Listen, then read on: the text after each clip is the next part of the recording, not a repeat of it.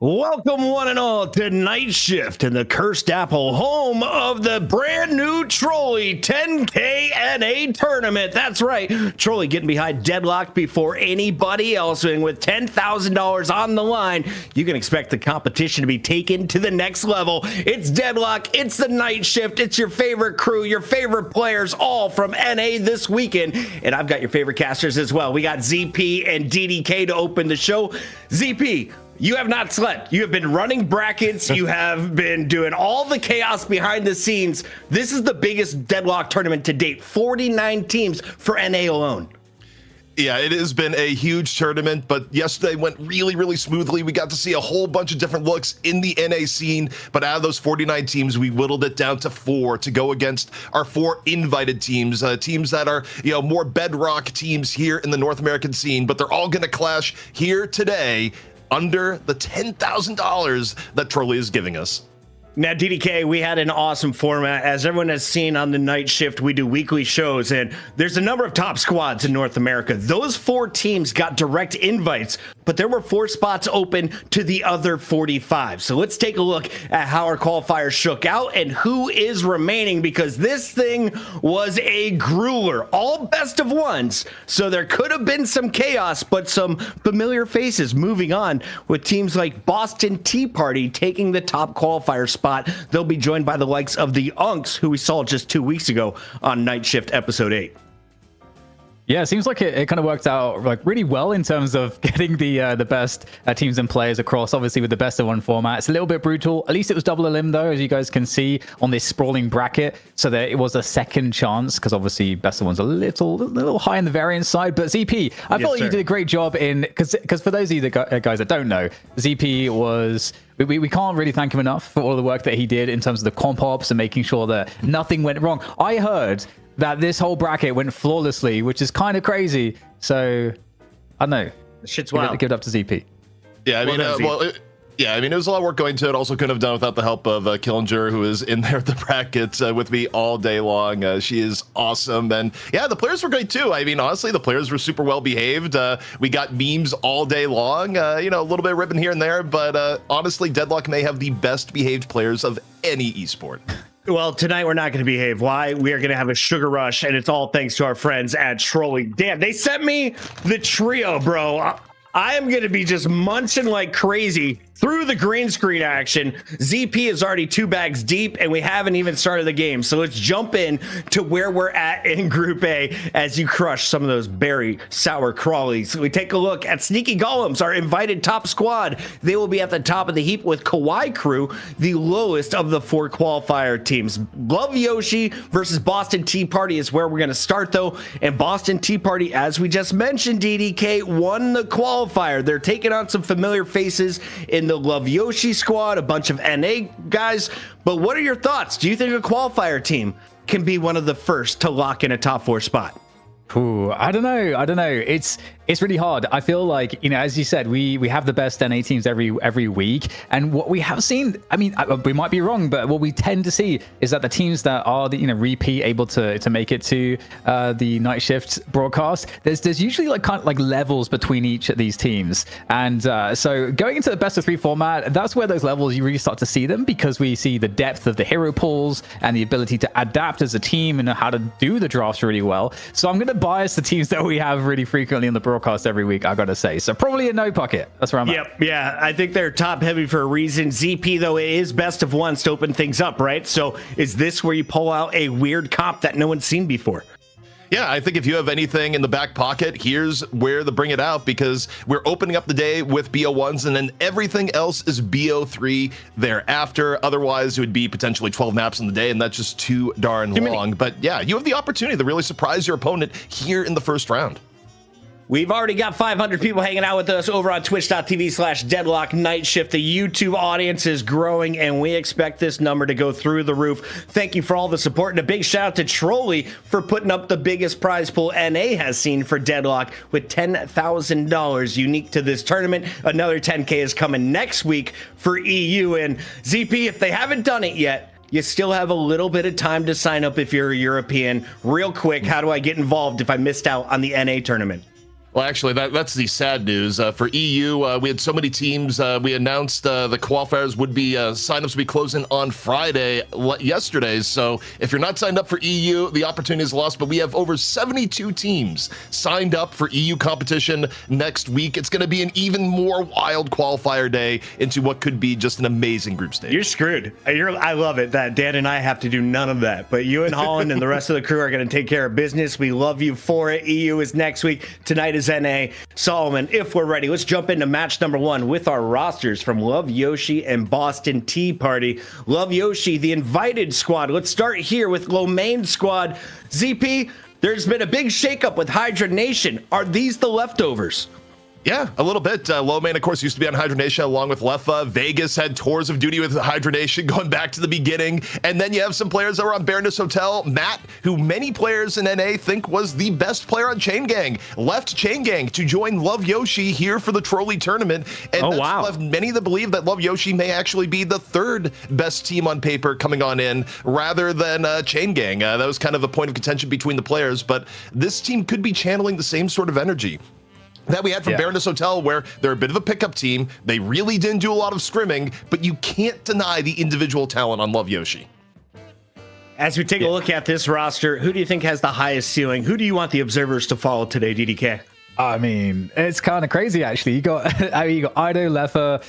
I mean, to be honest, it depends on the draft, obviously. But like Ido and Leffa, obviously, just 2 mega standout names. But at the same time, like Matt can be super potent on any hero that's got that kind of disruptive play style, and that's often like a playmaking person you're going to be wanting to follow early in the game. You know, Vegas as well is pretty versatile. I think we've seen a lot of development out of Vegas, and obviously a really big popular name too. So that you can't really go wrong. Honestly, all of these players have played at the top level in North America, and Ido is obviously such a fan favorite that it's going to depend on the draft pocket, but I feel like you can't go too wrong. Vegas, Leffa, Mott, Ido, and Zerbzy is the player I want to see today. Have not seen him on the night shift recently. On the other side of this fight, though, we have a new contender. They go by the name of the Boston Tea Party, and Boston is going to be leading the squad alongside Evil Kitty. We got Wick, I Am Learning, El Ninja Pro, and Jasper. Can the new contenders, our number 1 seed from the qualifier, cause chaos, ZP? If so, who are you looking at? It's very possible. And I mean, look, I got a chance to peek a little bit of what Boston Tea Party was putting down yesterday. And look, I liked what we're seeing from players like Boston, usually playing playmakers like Paradox, or as Jasper taking up the carry role. If you needed something like an Infernus, that was usually who was playing it. And they played RBR pretty darn tight at points in the upper bracket. And then they were able to come back, do a lower bracket run. And on top of it all here, Puckett, they have one of the best logos I have ever seen here in the Deadlock community. What is that thing? Is that a lash with a barrel? Yep. Is he throwing on tea, but it's souls instead? That's actually the Tea Party. That is actually dope. That is so cool. That is actually so cool. I was told it was hand-drawn. Definitely not AI involved. Shout out to everyone in the creative world. We struggle alongside you. Here we go. Match number 1 is loading up. We don't have any battles between Mo and Krills, but we will for the grand final, right, Zeep? That's right. The only way to do it here in a fair way for the grand final, Mo and Krill decide who gets first pick, but that is going to be tomorrow. Today, it's just the higher seeded team that gets their choice to first or second. Got to reward those who came in higher off the qualifiers. Now, in Europe, Kelvin was a must ban. If you were team 2, you had to get rid of your ban on Kelvin. You were kind of just out of luck. You wanted him out of the game. North America didn't seem to care about him, DDK, and Kelvin went on to have a perfect win rate. Do you ban him out here for your Boston Tea Party? Do you learn from last week's mistakes? Yeah, it's an interesting one. Obviously, we get to watch all of the Deadlocks, and so I mean, you gotta expect that the other top teams should see the same patterns that we do, and maybe sometimes you get a harebrained scheme where you're like, hey, maybe in theory if we let Kelvin through, everything will be fine. But no, with the statistics really speak for themselves. So I'm glad to see that we get that as the opening ban, and so all is well with the world. Big shout out to everyone in the stream. We are climbing right back up to 1,000 subscribers over on twitch.tv with Flint Snow kicking us off with the first 10 gifted, and then our man Enjoy Stuff back with another 10 gifted 2 weeks ago. 137 gifted on the sub, set a individual record. We take a look at our first pick though. Victor, prioritize ZP. You gave us the warning last week. You said Victor is the meta. Are you surprised to see him the first character locked in? Not at all. This was happening all day long yesterday, where if Victor was available, you took it. If Kelvin somehow was available, you took that instead. But Victor is the clear number 2 top hero in Deadlock competitive right now. There's no question about that. The reason why Love Yoshi did not ban the Victor here is because they knew that they could get it on the return. But Boston Tea Party coming back in with both Paradox and Furnace is very strong. And Furnace, probably the strongest carry type hero in the game right now. And in terms of playmaking, Paradox better than the rest. So you do get reasonable compensation for giving up the Victor. In Furnace, Paradox, not a bad opening. DDK, what else do you expect here from Love Yoshi's side? Oh, the Shiv? Yeah, there's a lot of different ways this could go. Obviously, someone we've been seeing get a lot of play on Mina is actually Ido. So I'm curious if Ido is going to continue along those lines. Also, you know, Doorman, I think, is a hero that we've seen get rise in popularity a lot. You can do a lot of different builds that seem viable. Usually we see kind of the hybrid build, but Calico coming out is still a pretty strong contender in terms of the bruiser category. So not too surprising. But Doorman is I'm curious. I feel like that's going to be something to keep an eye out for, especially for Love Yoshi. I don't know if Boston Tea Party, I don't know if you have any insight there, ZP, if it's really in their wheelhouse. You know, look at the drafts yesterday. I didn't get to view every single draft. Some of the last drafts I looked at, they did not have the Doorman. In fact, you know, what I would actually expect... They don't like the Doorman. Maybe not, but they were willing to play the Vindicta, picked later in the draft, more on the Assassinate spectrum rather than, you know, the full support Vindicta that you used to see. So Vindicta, again, a little bit of nibbles here in NA. We'll see if Boston Tea Party decide to go with that on the back end of the draft. Now, you said Matt was in here. Does he play the Ivy? That was the character that he had as his preferred hero on our roster screen. Is Ivy playable? Because she got bopped around last week in the NA tournament, ZP. I think Ivy is still playable, just she's a lower priority. It's more so like, okay, we need to pick up something to grab farm a little bit later.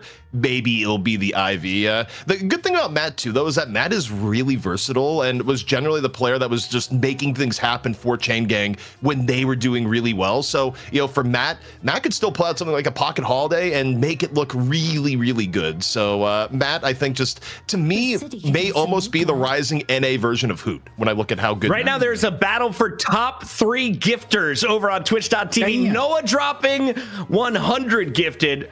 Swar Shu dropping 32. And then, of course, we have Flint Snow right behind him at 22. Another 24 coming in from Swar. This is ridiculous. I can't even read that name. DDK, do it justice. As Holiday is going to be locked in for Love Yoshi. Mina on the other side for that viscous combo for Boston Tea Party.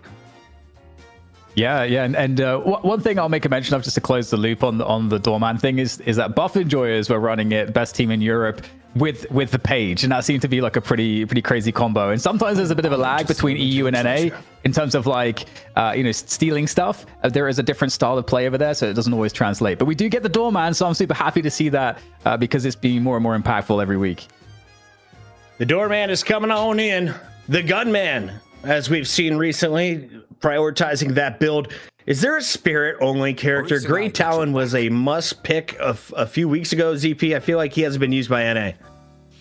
Yeah, I mean, GT, it's kind of interesting how the nerfs like eventually hit a point where people decide actually you don't want to play it. I think also it's partially because of people just preferring running some of the other characters in his stead.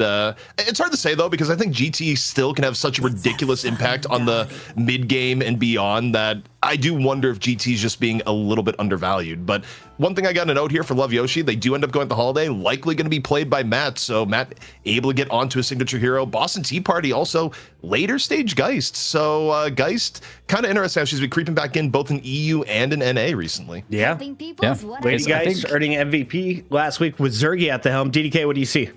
Yeah, no, I was just going to say with the Geist, I think we're seeing it partially be due to the Spellslinger getting incorporated into a lot of the builds for Geist, where you essentially get you know, because Geist has a really high amount of gun damage, like naturally, and then you get Spell Slinger, and because she can spam her abilities, you quickly get to like instantaneous reloads, and your rate of attack becomes like significantly sped up. And so it suddenly makes Geist not just extremely tanky, but the damage output late game is outrageously strong. And so a lot of teams have been going with that strategy where they just get Geist into the late game, and Geist has so much versatility elsewhere too that it's become like a lot more valuable, it seems.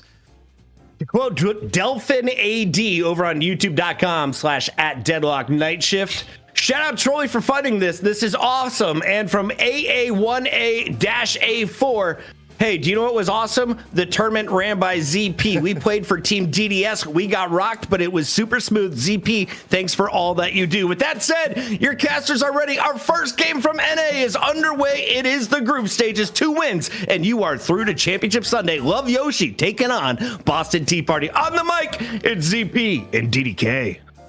Dan, I got real problems here. And the problem is every time I see this Trolli advertisement, I'm going to go for another gummy. And I only got so many bags, Dan. Like, I'm going to run out. We got 2 weeks. Yeah, check it out. The worms are everywhere. In the map.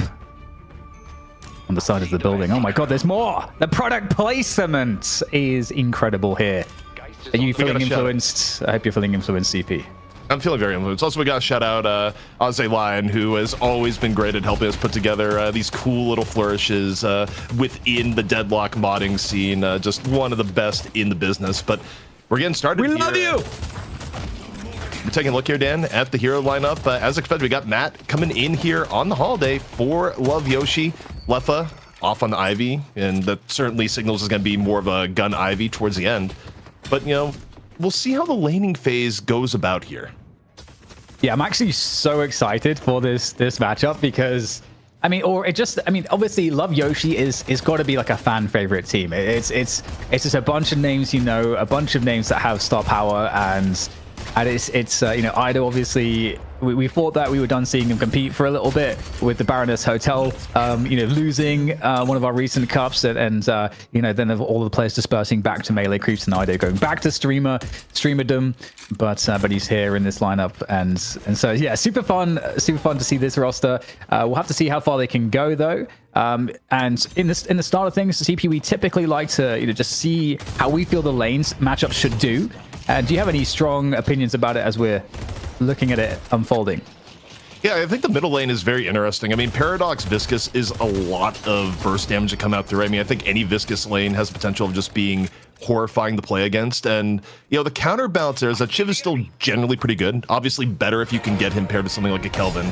And the early pressure of a Holiday. But as we say that, Leffa able to strike first in the Victor lane. And oddly enough, that's a Mo going down. Not the most common hero you see the go down early here.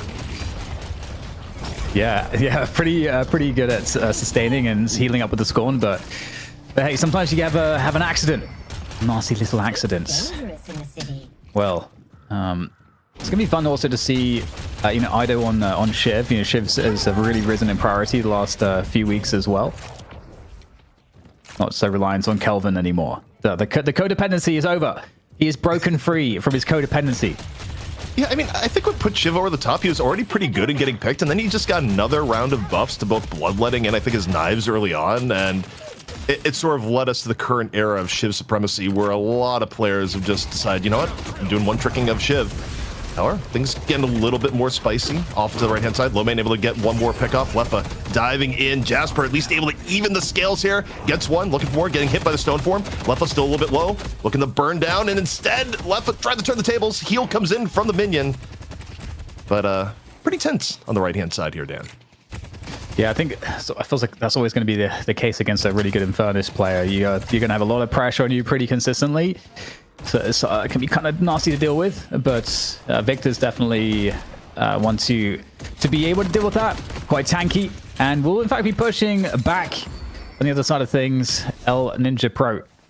And so, again, just looking at the overall tower pressure here, it seems like it's generally with Love Yoshi. On all 3 lanes, they're kind of pushed closer towards their enemies' Guardians at this stage, so they're kind of winning that initial pressure battle, but not too much damage when the tower's converted just yet. We go for a dive there, able to tank that with the parry.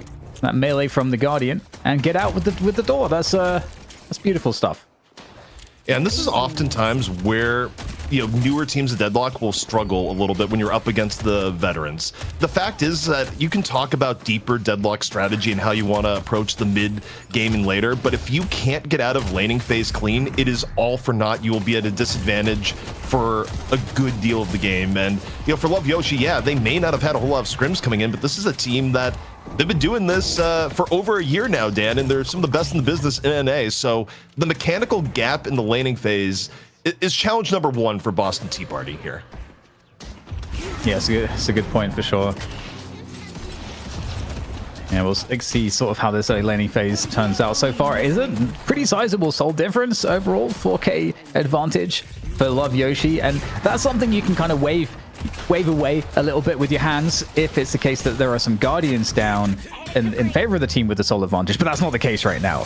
So that's just like straight up, just forcing your opponents off of the lane, getting lots of good denies, and so it's not looking too efficient so far for Boston Tea Party. Somewhat of an uphill struggle. So far, not a great answer to that initial test that you described. The upside for Boston Tea Party is that at least in lanes like middle, they've been able to hold serve to an extent, which, I would still expect from a Viscous Paradox lane. It's kind of hard to completely run that lane over. But the real danger would be if mid lane went completely wrong and then Matt was just free to start roaming on Holiday super early, which is, how left and right lanes can just get completely imbalanced. In the end, it's a 3K aggregate lead for Love Yoshi right now, but it could be worse as far as it goes for Boston Tea Party. But really have to look closely at what's going on left, because I think left may be the first one to break. Yeah, it's definitely looking that way. I mean, Doorman and Calico is actually pretty nasty from the pressure standpoint. Speaking of which, Victor pressure also pretty nasty as well, and able to really put the hurt onto Jasper on the Infernus there, forcing him all the way back. And some good, a bit of a scorn there from Mo to try to keep himself up, trying to keep these players at bay. But that pressure seems unrelenting here. And it doesn't seem like it's going to stop at any point soon. I mean, look, here comes the dive as well. Going for Jasper, you flame dash away. And it's like the Viscous will go down in mid during all of this CP. So yeah, it really is not too much going well right now for Boston Tea Party. I think where Boston Tea Party has gotten really the wrong end of it here on the right-hand side is that Jasper got super low on HP and has just been stuck in a health deficit for quite a while in lane. And it's let low main just be really greedy, really up in the face as Victor. And there's not enough that Mo is going to be able to do to turn that around, while Jasper feels like they have to play with like one hand tied behind their back because of just being low on HP. It's why we've just been seeing low main at the stairs the entire time. And you can even be more aggro once you have Shocking Reanimation up, which, just got used. Yeah, it's a great point. And in terms of that sort of early lane strategy, just the focus fire on to Jasper has been evident to create that scenario. So again, that experience of the veterans showing itself in respect to that. And that's with that said, though, we do get the push coming on through, and the Scorn is going to catch Lowmain, who indeed, off of the aggression previously, had lost the reanimation. So we'll get some tower damage in return. So this is actually a really nice turnaround there, a nice bit of chip damage off of the Scorn again. So, I mean, El Ninja Pro, you got to give it to him, really holding it down on the lane, whilst Jasper's been under such heavy pressure. So we get pressure. Left-hand side is about to fall. You take a look there. It's been the Doorman Calico, where, I mean, Calico, after getting buff after buff, one of the most dangerous heroes to lane against. Just because if you make a single mistake positionally against the Calico, she's going to dive and you're going to die. There's very little margin for error if the Calico just sees her win condition and dives in, and she's probably one of the most devastating in the game of doing that. And you're pairing with the Doorman, so you're getting bell pressure and a few sneaky door setups on top of it. Matt picked up Boston in middle, and middle just continues to be a downward slide so far for Boston Tea Party. I felt like I want Boston Tea Party to win just because of both the name and also the logo, but hey, at the same time, I can't be too mad if Love Yoshi, with all the fan favorites, take it instead. So somewhat of a win-win there for me in this game, but we do have the Sinners coming up, and they will be, and we'll also see the mid Guardian going down there. So Love Yoshi can start to create, I mean, it's kind of perfect timing again because the Sinners have just come up. Take that mid Guardian down, get the pressure on here in the mid lane around this tier 1 creep camp. Man, Ido so incredibly low off that, and Matt just able to make space with barrels walking forward. Kind of heartbreaking a little bit for Bossy Bear. It was like, wait, he's almost dead, but not really. It's the Shiv experience that you get currently, especially against players who know how to push the limit and also get a little bit of help from their teammates at the same time. Yeah, and right now, you know, we're getting to 10 minutes, and you can kind of see how minimal the damage has been onto the Guardians of Love Yoshi. They've been having a great time in terms of the defense of the objectives in that respect, and okay. Looks like Sanguine retreat here for Wick after the Nox Noxtra, and this is a dangerous situation here. Both Sanguines have been used, and Guardian's going to go down, so they've got to be very cautious there with that forward position. And, you know, 9k difference as we get to this 10-minute mark, and 15 seconds away from the first turn and also the 2 bridge buffs. ZP from I Found It 5476 on YouTube. Holy shit, Love Yoshi's team is so stacked. Is this just a bunch of streamers? How did this NA squad come together? Yeah, it was a little bit of, hey, we're some of the best NA players. We don't have a team. A bit of it was streaming. A bit What was is left that? I need to get another Trolli. Is that the mid boss? That is the mid boss. That's right. The mid boss I love you, is Ozzy upgraded Line. for this weekend. Mid boss looking like a snack these days. And Mo just falling right by the mid boss. Mo actually was struck by just how beautiful it was. That was no one else taking down El Ninja Pro. Nothing but the glory of Trolli. Worship it. We have an altar to the gods in the mid boss pits. All right, another Guardian going down in the midst of all of this, whilst the urn is being captured. The comeback urn. This could be quite helpful. This stage for this urn is kind of nice because it's really hard for the other team to actually have enough to really assault this position at this time in the game. So that comeback urn CP, it always feels like it's the safest and sometimes the most impactful to just like keep yourselves, you know, somewhat in it at this stage in the game. Yeah, and interestingly enough, I mean, you get the urn, you get a little bit of comeback cash here. I think there's a world. Like, there's a few comeback opportunities here for Boston Tea Party. The fact that they have Paradox, they're still going to have swap options as we get into the mid-game. You have the Mo, so you can be a little bit more aggressive at either invading or just punishing invades at the same time. And should you get super late game, I mean, Infernus is still going to carry a lot more weight than, say, something like a Doorman does at the end. But realistically, they need to be worried about, you know, making sure Lomane doesn't get super far ahead of the game, because Victor is a little bit of a win timer. Yeah, that's true. I forget who we interviewed. Was it from EU last Wednesday, where sort of just saying that Victor's way too good at the moment and needs to be dealt with because he just at the pro level in EU, it's so hard to get picks. That's having a character like that can just basically survive forever and then reincarnate and then use E shift like late stage in the game. It just becomes unbelievably strong. So we'll see if NA can harness the power as the EU scene has understood how to do of late. It's 71k to 62k between the both teams. Obviously, Boston Tea Party here working at disadvantage. No Guardians down for them, whereas Love Yoshi kind of has the run of the map here so far. So you're now at the point of how do you rotate around and create an advantage when, you know, you're a bit behind. And I think a lot of this, Dan, it may be a bit quiet until we get to the second urn, is how teams are going about, where neither team is necessarily going super aggro here just yet. Yeah, calm before the storm and all that. Okay, most of the neutral camps are cleaned up at this point in time, so especially with that 15-minute urn and those bridge buffs coming up, it feels like there's obviously a natural place to look to for what could be the next big team fight between these two teams. And it also presents itself as an opportunity. If Boston Tea Party feel like they're not confident taking a team fight, they could try to instead try to push an objective. And they still have 3 Guardians, actually, now that I'm looking at the minimap. 3 Guardians still up. That's actually crazy for Love Yoshi at this time in the game, the ZP. Yeah, I think Boston Tea Party, they have to ask themselves, how do we use our comp to create an advantage as we get into the next urn? And also, do you consider maybe giving up the urn and use that to get, some trades into the Guardians, just to get that part of the map going. Because the problem is that when the other team has all 3 Guardians up, the actual access you have to the enemy team's jungle is pretty limited, whereas the other team can more, easily get into your jungle, steal a vault here and there, steal a camp here and there, and eventually it just adds to the soul difference between both teams. And there we saw, one of those sinners getting stolen, like you said.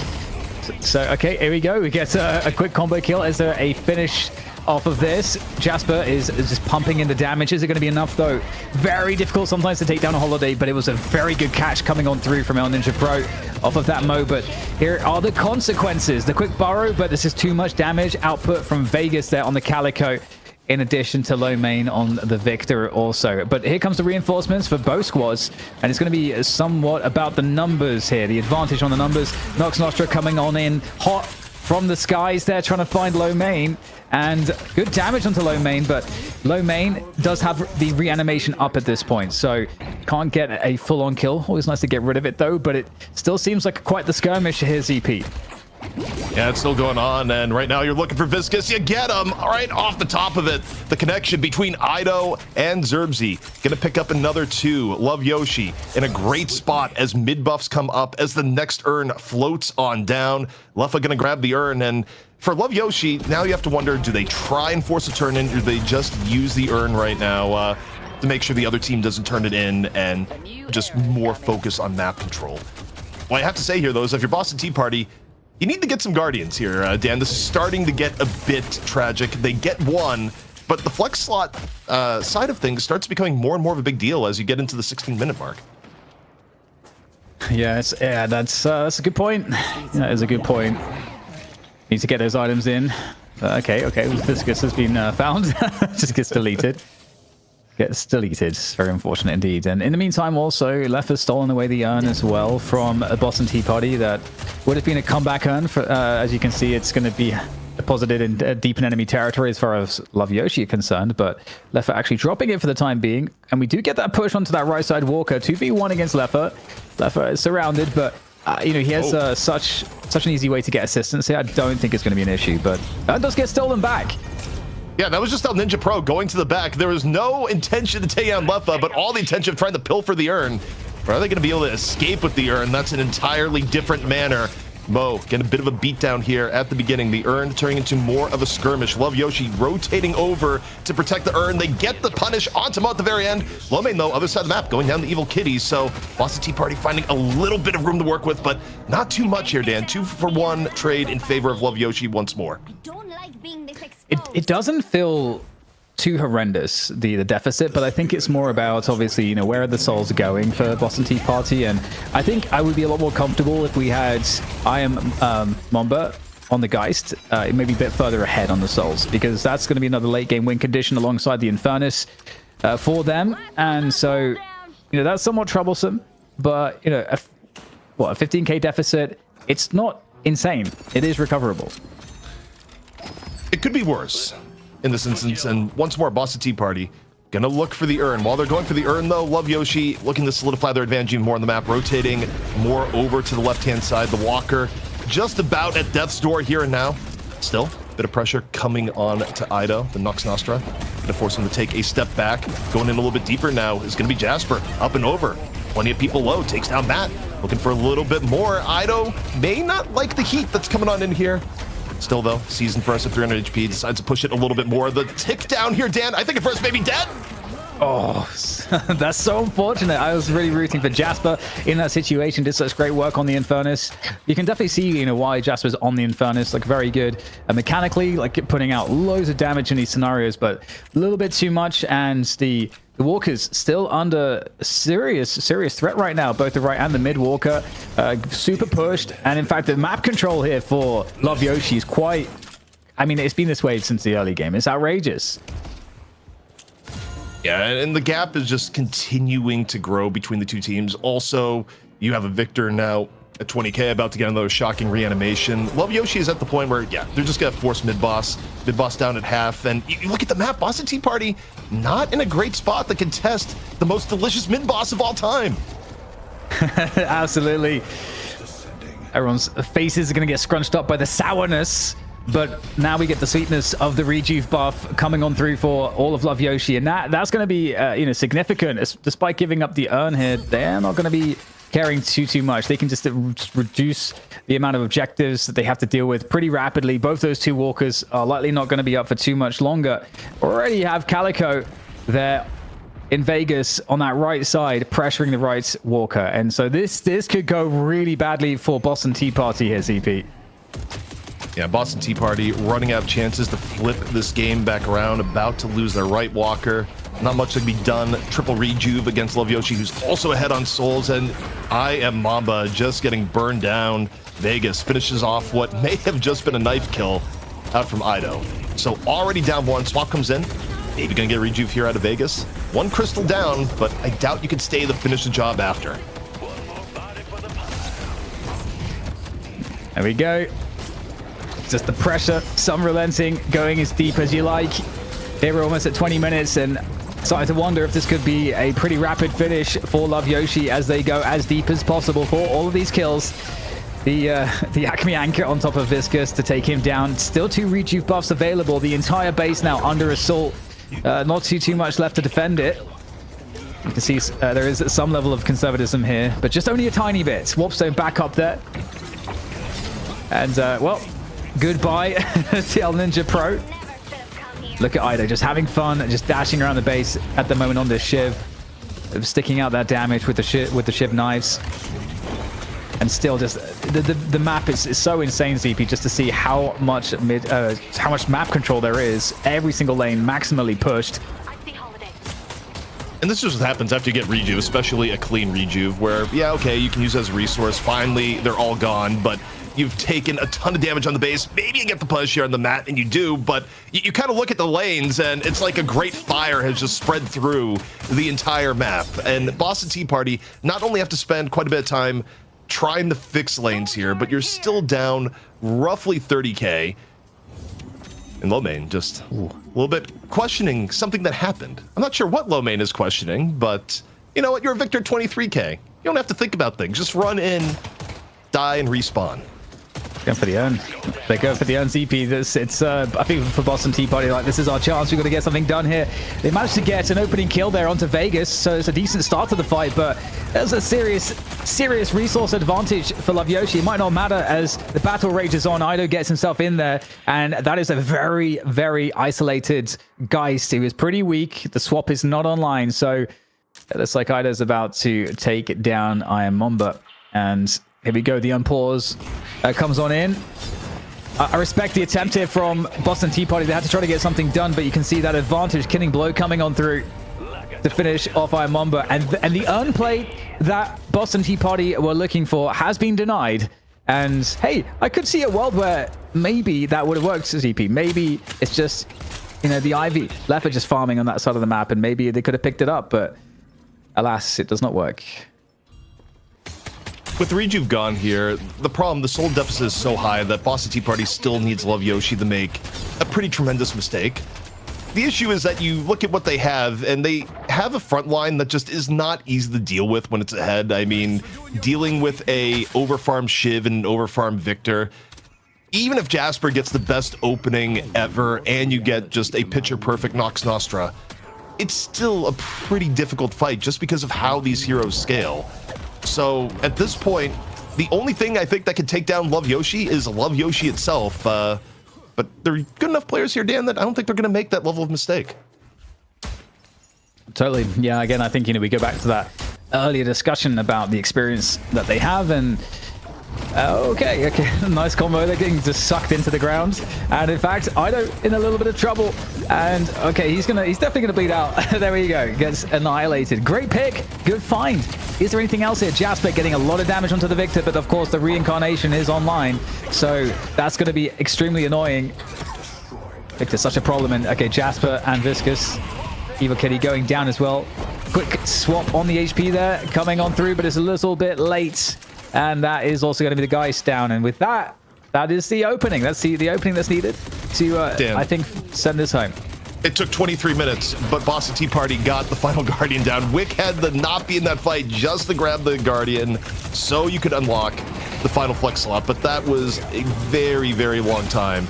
just to get the flex slot up. And of course, the end result of all this is that Love Yoshi has the run of the Boston Tea Party base. First stage patron, soon the fall. And on top of that, Boston Tea Party is going to be a tough spot to contest mid-boss, if it even goes that long. If you're Love Yoshi, you're far enough ahead here that you could just look to end it now. And they don't appear to be leaving, Dan. Yeah, I mean, especially with the composition they have, given how that, like you were saying before, low main on Victor is super tanky. There's the reincarnation. They've got Ido in there as well. Everybody's full HP, and they are just indeed going to go for it here, looking to move forward at the Trolli tournament here for North America. $10,000 on the line as the battle rages on in the patron pit, and it is slowly getting ticked down. It is happening right now, slowly but surely, at a snail's pace, but it is going to make its way over the line.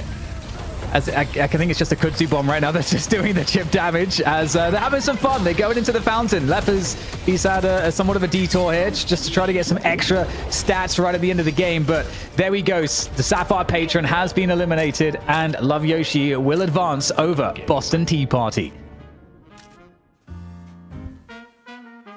It was a good fight, ZP, but the Tea Party was spoiled by low main Vegas, Leffa, Matt, Ido, and Zerbsy. I wanted to ask you about the Zerbs. What did he show you? Because I'm familiar with the other 5, but this was my first time really zoning in on his gameplay. Yeah, so I think Zerbsy is kind of interesting, where Zerbsy's kind of been the shadows a little bit in terms of players, but he's been on multiple teams, oftentimes as like a sub at times for melee creeps, or I'm trying to think back if he was subbed in for Chain Gang at some point. It's kind of one of those players that's been around the NA scene, but has yet to find a permanent home, but also a player that everyone else is still respecting enough to be like, hey, we're putting together a pickup team. Zerbsy, why don't you come on in and join us here? And Love Yoshi, I mean, mechanically, looked very, very good. Feeling good, Dan. Moving on to the advancement rounds. There, you got to win 2 to move through. You lose 2, you're done. And that is exactly what Boston Tea Party is starting to think about. They are on their last life here in our $10,000 tournament. Yeah, it's going to be very difficult to keep the spirits up, after seeing the this mechanical display of their opponents there. But I'm sure they're going to bounce back and give it their best here. But for us, it was a great sample to get to see that fan favorite. I feel like squad Love Yoshi that can actually, you asked the question, can one of these qualified teams do some damage? I feel like that's the team to do it. Big shout out to Jason Kaplan catching all of the community's reactions. ZP, I took to Twitter showcasing the love that everyone is showing for Trolli. The mid boss blew their minds. They thought they were just getting a billboard or 2 in the cursed apple. No, our team went all out, and it was awesome to see. What did you think of the new mid boss? Was it more enticing? Yeah, I mean, maybe go for a gummy mid-match is what it did, and I think it's going to be a big contributing factor as to why at the end of next week, I'm not going to have any bags of Trolli left, but of course, I will be buying some more. And yeah, again, can't say enough about Ozzy Line, where we just kind of went to Ozzy and said, hey, could you make the mid-boss a gigantic gummy worm? And Ozzy just said, not a problem, had it done the next day. That was what colors you want? Yeah, Dan, I finished half of my first bag. I've got 5 other bags left for our NA show, but we have 2 days. So let's get through our first day by taking a look at some of the highlights, the best moments from this first fight. Love Yoshi taking on Boston Tea Party. What did you like about Love Yoshi? They entered as one of our top invited squads. Did they live up to the hype? I think they certainly did. I think, we saw it from right away from the early lane. The fact that we didn't really see, I mean, you got to give it to Boston Tea Party because they managed to kind of hold on and give themselves opportunities. But if you looked at the picture of the macro and just the map control and how long it took for them to get any Guardians, just total domination there from Love Yoshi. So I think that kind of says it all. The fact that none of the Guardians could get touched on their end. Failed Vegas hate watch counter. Just one. There's one hater over on YouTube. Vegas wins again. Suck it, says our friend VNM196. Enjoy the highlights from my guy Shiv. Shiv, expected to be in a lot of games tonight? Or is this just going to be a one-off for NA? How often is he going to be banned versus in a starting lineup, CP? I think it's going to be a lot of Shiv, where Shiv isn't quite the level that it's going to be banned, at least in the first bans, but will be valued in the first half of the draft. Also, we do have an update on some of the other games that were going on, because not everything is going to be on stream today. And what you got to know is that the qualifier teams, they look so good coming into things yesterday. and yet they have met the wall of reality. All 4 invited teams won their first round matches. Sneaky Golem took down Kwai Crew. Of course, we just saw Love Yoshi take down Boston Tea Party. On the other side of the groups, Melee Creeps over RBR and Chain Gang over the Unks. So the invited teams living up to their hype coming into it. Great updates there from ZP and our awesome team behind the scenes that put together the largest Deadlock tournament we have seen for North America. 49 teams, and we are starting to whittle that down. 8 remain, but 4 of them are on their last life. We will be sending them home after this next matchup. Meanwhile, we'll also be focusing on the teams that are advancing. ZP, you built the schedule, so walk me through it. What will the fans at home be seeing next? What will they be watching here on night number 1 of 2? So the rest of the day, the schedule that's going on is that we're going to be following Love Yoshi to go against Sneaky Golem, the raid bosses of North America. Great call. Again, it's kind of the Baroness Hotel energy versus Sneaky Golem that is renewed and reinvigorated. And then we're going to be covering both tiebreaker matches that determine the last 2 teams that go into our playoff tomorrow. So it will be the loser of Sneaky Golem and Love Yoshi against the winner of Kwai Crew, Boston Tea Party. And then on the bottom side of the bracket, whoever loses between Melee Creeps and Chang Gang, and whoever wins between RBR and the Unks will be our either second to last match of the day or last match of the day. I don't know which tiebreaker we're doing first, but those are the matches that we're covering here on the main stream. Good esports morning to everyone who just rolled out of bed. We gained 500 viewers over on Twitch, 600 over on YouTube just during our first game. And DDK, that was the appetizer. Now we're going into the best of 3s. We're staying on board with the Yoshi crew. Give me your favorite player. We're not doing MVPs every match, but if there was a rock star to look out for moving into this next fight, who can take down Sneaky Golem? I mean, for me, it's always going to be Ido. I don't think I'm alone there. I feel like I am just the basic consensus right there. So Ido is a fan favorite. I mean, first known for being maybe the best pocket in North America, and since then, it's, has obviously one of the biggest streams and is just really fun to watch and tends to play heroes that have big impact on the game. Speaking of impact, you see what Victor was bringing to the table. He's going to top assist, looking at objective damage as well as healing. The new character is expected to be in every lobby unless he's banned out. And we got to give a shout out to all of our new subs. We've got a ton of new primes being dropped on our heads, as well as brand new memberships as the members are growing over on our YouTube channel. TikTok content is popping off, and ZP, you've been putting out some builds. Anything on this screen that you think the audience might get a little helping of in your next sample of videos? Yeah, it's going to be a little bit Victor focused, where Victor is the new hotness. He is a top hero now, but what good is a hero that is at the top of the heap if you don't know how to build him? There's a lot of trash Victor builds out there, but True. We'll have you covered this week with some updates on the best Victor builds, whether it be from low main or some of the other teams here in the tournament. On the other side of the fight, shout out to the Boston Tea Party. They are going to fall short of their first fight, but remember, they will go down and have a second battle coming up. We'll be covering, though, the winners, and this is one of the players to focus in on. He goes by the name of Ido. He is your MVP from the first best of 1. The kills from the Shiv, devastating. Double digits to go with just 2 deaths. Also drops the double digits in assist. A double-double with 27,000 player damage. Let's take a look at some of his best moments, ZP. Yeah, and I mean, for Ido, what I gotta say here in the laning phase, Ido not only punished Paradox and Viscous and was honestly a pretty difficult lane, but also got a ton of help from Matt to get the ball rolling on the Shiv. I think, again, maybe I'm just glazing a little bit too hard here, but just talking to multiple different players from multiple different teams, the one consistent thing that people have to say is that Matt, really good player that like enables things, and the difference between him being in the roster and not, pretty big, which is why teams were a little bit bearish on Chain Gang, which may not have been entirely the right thing, as Chain Gang, of course, was just able to dispatch the Unks. But I think the laning combo between Ido and Matt worked out really well in the middle and just gave Ido a great ramp to take over the game as things progressed. DDK, what was your favorite part of this man's game? He has so many highlights here. I mean, for me, it's actually also the incorporation of the movement, because you tend to see that with top players on Shiv, where you use the right click, you get extra momentum, and these are just like all these tiny extra tools to just make the plays happen, and that's one of the things we see out of Ido as well, finding like really good spots to be super mobile in ways which I think, you know, we will probably talk more and more about over time, because Deadlock is a game where it has insane amounts of mobility options that I think makes it super compelling, and most games tend to dumb it down, but Valve, they know better.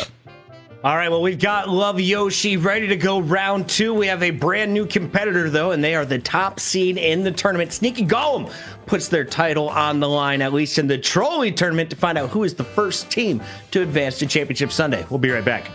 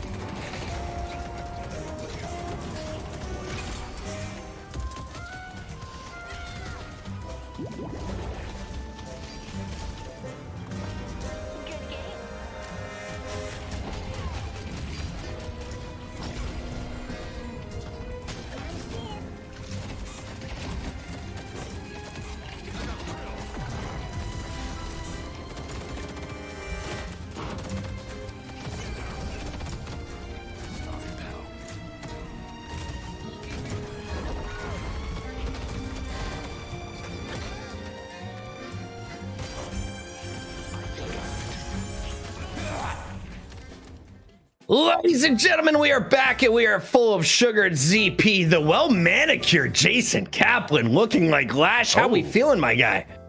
Feeling like I really hate golems. I really hate robots, and I hate people that put bombs on other people and knock them away. Just to hook them back.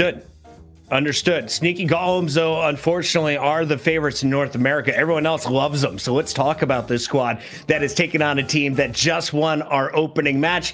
ZP. Hydra Nation was the best team in North America for since Deadlock came out. That team is no longer a thing, right? Why is Sneaky Golem the new hotness?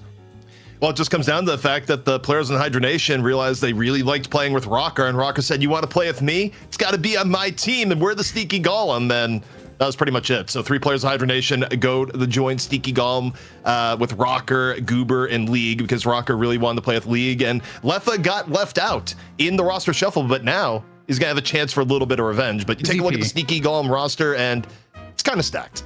How good is Rocker that he basically retired from the game and then comes back for 1 week, and then he breaks up Hydra Nation and convinces 3 other players to come with him to another team? I don't understand what this guy's got, but he's got some aura to him, Puckett. I just gave my daughter a bag of Trolli. She just broke in, stole the candy, and now she's leaving. I'm excited to see this squad. Hydration, of course, is my favorite player. I've been watching him since the Overwatch League days. He was a hard carry DPS. Now he seems to be more of a team player, but he's always got that pop-off potential. We also got to keep our eyes on AVG. On the other side of this fight, though, let's take a look at the competition. The Love Yoshi squad that just took down the Boston Tea Party. I think I hear your daughter screaming for more. She wants more candy. I can hear in the background. Yeah, this Team ZP, I mean, what do we come to expect? You have, funny enough, 3 people who were on Hydra Nation at some point, with Lomane, Vegas, and Leffa paired together with Mott, Ido, and Zerbsy. A very strong team, and I think there's definitely a lot of potential, and they do have, I think, out of anyone else in this group, the legitimate chance to take down Sneaky Golem, the best team in NA.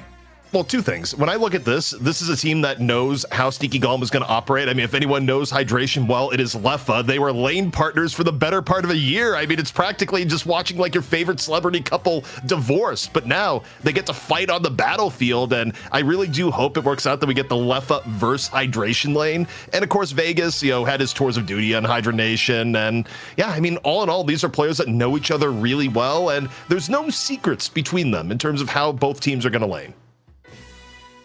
Here we go. We've got Love Yoshi. We've got Sneaky Golem. It is a best of 3. What do you learn? What do you do to alter your play style? Do you counter a certain carry like we've seen on recent shows? Do you get rid of the Viscous, or do you let Goober fly with all of his greenness?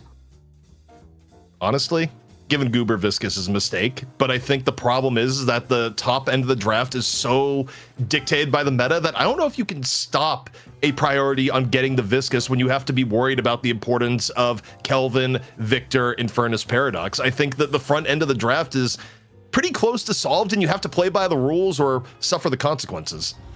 I think one thing we are seeing Goober do, though, that we've not seen any other Viscous player out there, is incorporate Majestic Leap into his build, and he assassinates in the backline, but just popping into the team, double splatter, a punch, and you're dead. And you have to really react to that and respect it if you're one of the players who's going to be relatively squishy in the back. Though I don't know if we're ever going to see the Viscous actually come into play for him this time. Good luck to you and your do you see the first time chatter here over on twitch.tv? The original Thymu has rejoined us. Welcome in, my favorite Finnish man.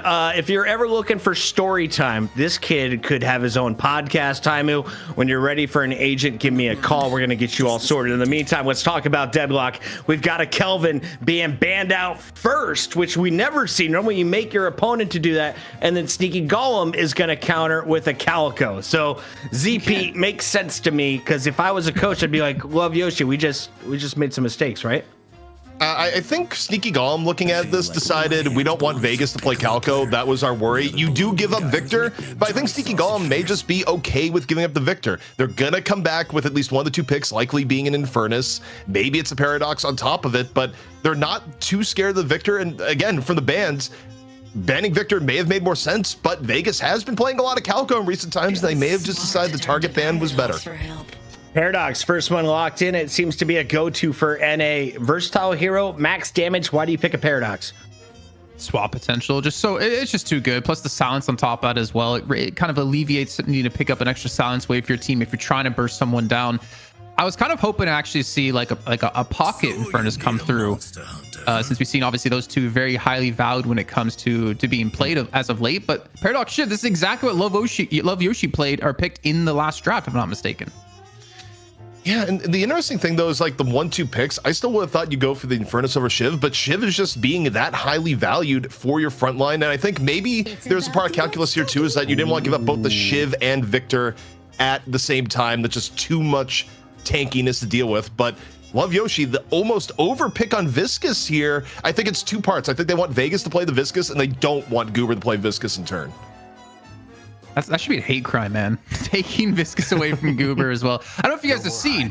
So we obviously know Goober plays Bebop as well. 7 other heroes. He has a Viscous Bebop skin. I don't know if you've seen that puck. I don't know if you've seen that ZP, but it is phenomenal. It's a big blobby green Bebop, which he put up for download for people, since he got it actually commissioned by our boy Ozzy Lion. So we do see a pocket being picked up for Love Yoshi. I'm kind of digging off the bat here for Love Yoshi. Like, you have pocket dive in the back with the affliction. You have Victor, who's gonna be soaking up a lot of damage and whittling people down. You have the cube out of Viscous as well to provide a lot of safety. And obviously when Victor gets towards his E shift, that's when he becomes such a major threat for these enemy teams. Rokane, low main. I got work to do anyway. Who's stronger, ZP?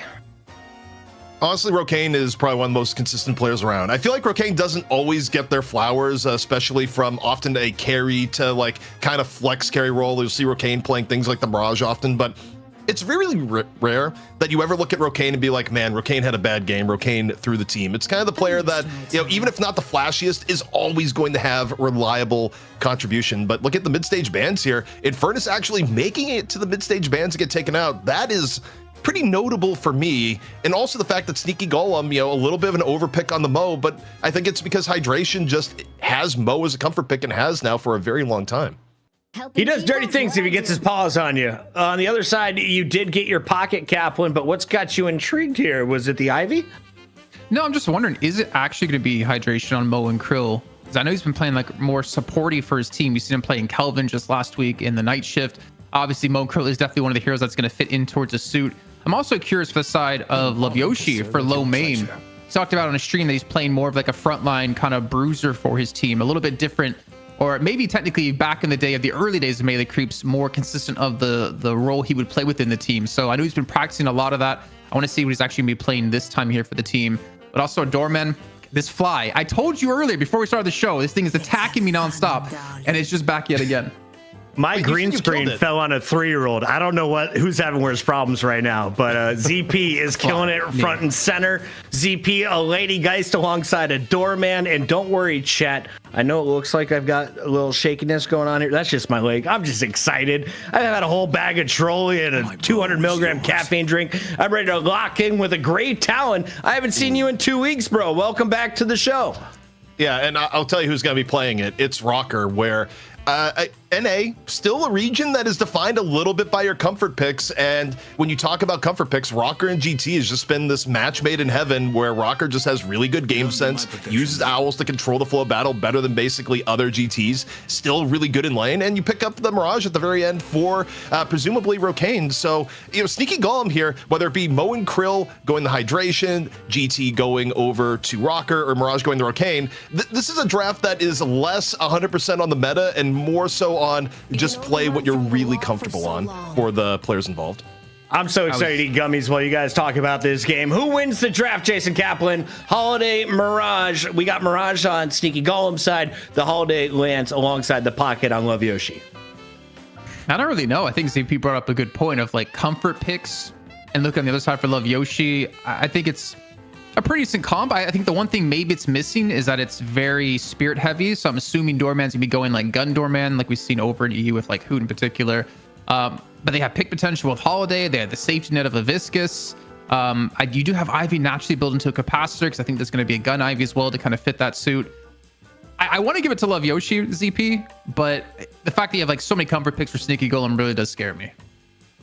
Yeah, and I mean, honestly, in NA, the team that gets their comfort picks usually does have a leg up. It's oftentimes reflected in the laning phase, and just as the game progresses, you just kind of see the element where you get a little bit more out of the hero if it is the hero that you spent just hundreds of hours of game time on. But it's also hard to deny the level of meta power that you're getting out of Love Yoshi in turn. I think Victor is still a very tough pick to give up if you're Sneaky Golem, and on top of it, Matt is going to be playing the Holiday again, where I think getting Holiday last pick still may be a bit of a bargain. I'm still very firmly in the camp that I think Holiday is a bit undervalued right now, and if you can have a really good player on Holiday, I think you can get pretty big benefit out of it, getting it on last.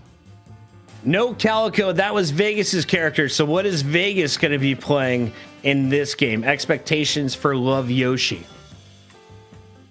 I don't know. I haven't been watching his stream enough lately to know what he's going to be going for here, ZP.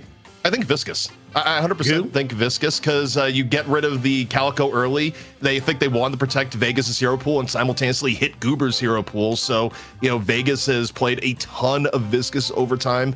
I would probably expect that. Though.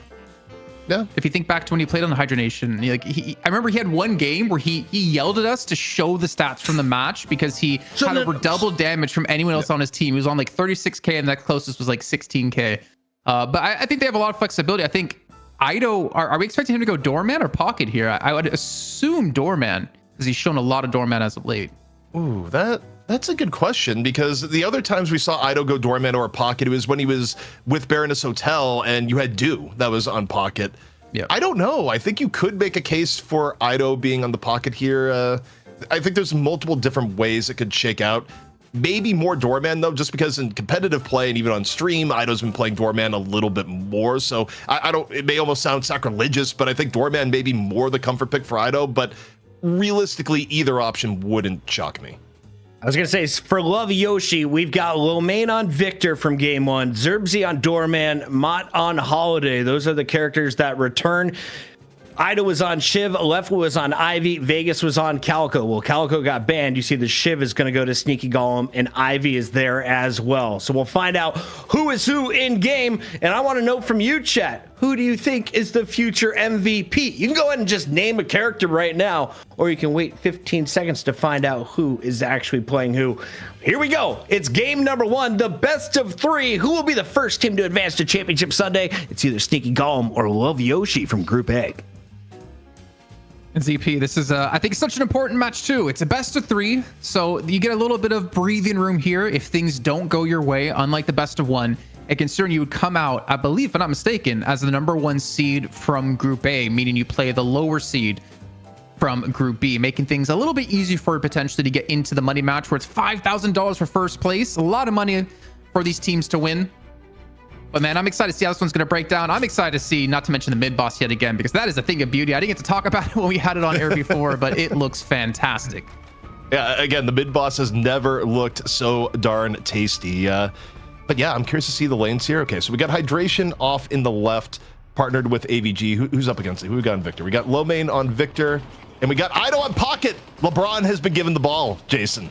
Yeah, and there's this clip. I don't know if Crayon's watching this game or not, but there's definitely a clip of him playing the LeBron Abrams skin where he missed every ability possible. So, I mean, you could definitely give him the ball if you want to see him make some slight mistakes. He says he was creating space, and I'll go with that because I've had some bad plays as well before in the past. But when you see a lane swap coming in here, ZP, I know we have this more often NA than EU, I believe. As we're going to see the Shiv and the Moen Krill being sent over to the right-hand side with Greytown and Ivy being sent to the left. Yeah, it's a pretty big lane swap too, and I'm trying to think the full reasoning to come about it here. I think the GT Ivy lane is actually surprisingly a high amount of damage. I think, well, part of it too is that Pocket was over in the left, right? No, Pocket is over in the right now, so there's full swaps coming across the board. Yeah. I think maybe they wanted to get the GT versus Pocket lane, but they're not quite going to be giving it that easily. I love the lane swap just, though. The teams commit to it here in NA. Yeah, I mean, I remember seeing this back in the day in League a ton. And luckily, if you play your cards right, you're able to push out at a good time to make sure you don't miss out on too much. This is a lot of damage that Rocker's already taking down to 200 HP. So, I mean, oh my God, he's down to 50 HP with a quick little pain battery coming through. And Rocker's got to respect this, forced to go for a healing right off the bat. That's never a fun feeling where you have to go your first item. It's like, what item am I going to go? And you usually want to go something like Monster Rounds or Extra Charge or Mystic Burst. And you go, I will sadly be picking Healing right as my first item because I got torched in the first minute of lane. You know, it's a shame too, because Lee can pick that up, put his Watcher's Covenant up, and then heal the teammate with Healing right on himself. So you can kind of do like some double dipping of healing there, but because he already bought Monster Rounds, it's not going to be happening for him. So lane-wise, Leffa is on the Geist, and Leffa is laning off in mid. So we did not get the dream Leffa versus Hydration lane they were looking for, but we'll see where those combos land a little bit later. I love the fact that this game just kind of has the NA history grudge match aspect to it here, Jason. You know, former teammates now against each other in multiple ways. Former teammates turn into enemies, turn back into teammates, and then the enemies once again here, at least in Leffa's case. He's had a long history with him and Hydration in the past for sure. I do like seeing though on the left hand side, like low main is just, he's feeling very confident to be so aggressive here. And why wouldn't you? I mean, up against the Ivy and the GT, is able to at least, you know, regen a lot of this HP that he might be taking in terms of poke, and they're keeping the pressure on here. Maybe looking for an early Guardian, though it hasn't taken too much damage yet. Yeah, I mean, Victor, especially with the changes, will often you'll build like extra charge early on, use jumpstart to just get in people's faces, and just speak of getting people's faces, Rocker's face about to get ripped right off. And his teammate's not. League's gonna go down. And Rocker, well, I mean, you kind of have to go back to base here, but you don't want to miss out on the wave either. He's still very low on HP and honestly very diveable for Love Yoshi if they want to go for it here. But a fantastic start. And keep in mind, this is a best of 3. It's not like one match is going to send you through into the finals tomorrow, into Championship Sunday. But this is a fantastic start, ZP. I do wonder if Sneaky Golem is going back and saying, do we really need to remove Calico from Vegas this much to deal with low main's Victor being in our face? And oh, the cart! Up and in from Zerbzy, trying to be the savior. Now, more damage here on the Rocker. Rocker able to get the snipe on the Romaine, but under difficult pressure. The Spirit Snare once more, just cutting things down, but still not enough to save from the call bell at the end. He's used a door to get away, but he gets sent, I believe, into enemy territory there. And he'll be fine. Yeah, some great play out of Zerbzy off the bat here on this door, man. Looking fantastic. I think that's what's so great to see as well, is that when we first had Dorman come around, we weren't really too impressed with what we saw, but we always theorized, give the player some time. The high skill ceiling of a hero like Dorman and the abilities you have, we will see it in time. And I think we're starting to see what he can really bring to the table here, like fantastic door use, some good burst. And he's not even going the normal, well, not the normal, the route we've seen before of going into that door very early on for the extra barrier, for the extra fighting potential in the lane. So, taking a quick look.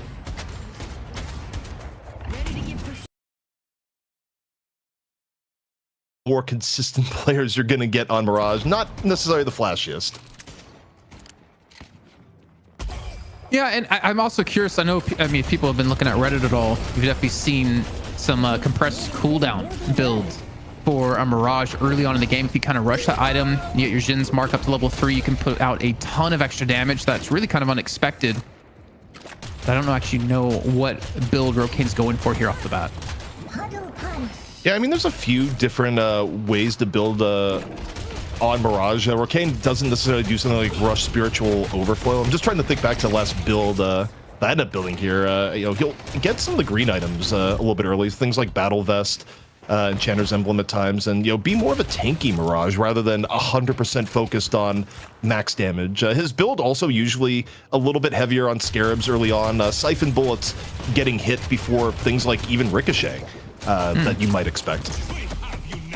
Oh, this is a good initiation out of the combo. No chance to cube up here, and Vegas is going to fall. A very quick kill coming through out of Sneaky Golem, completely catching him off guard, now forcing Idol to back away towards his own Guardian.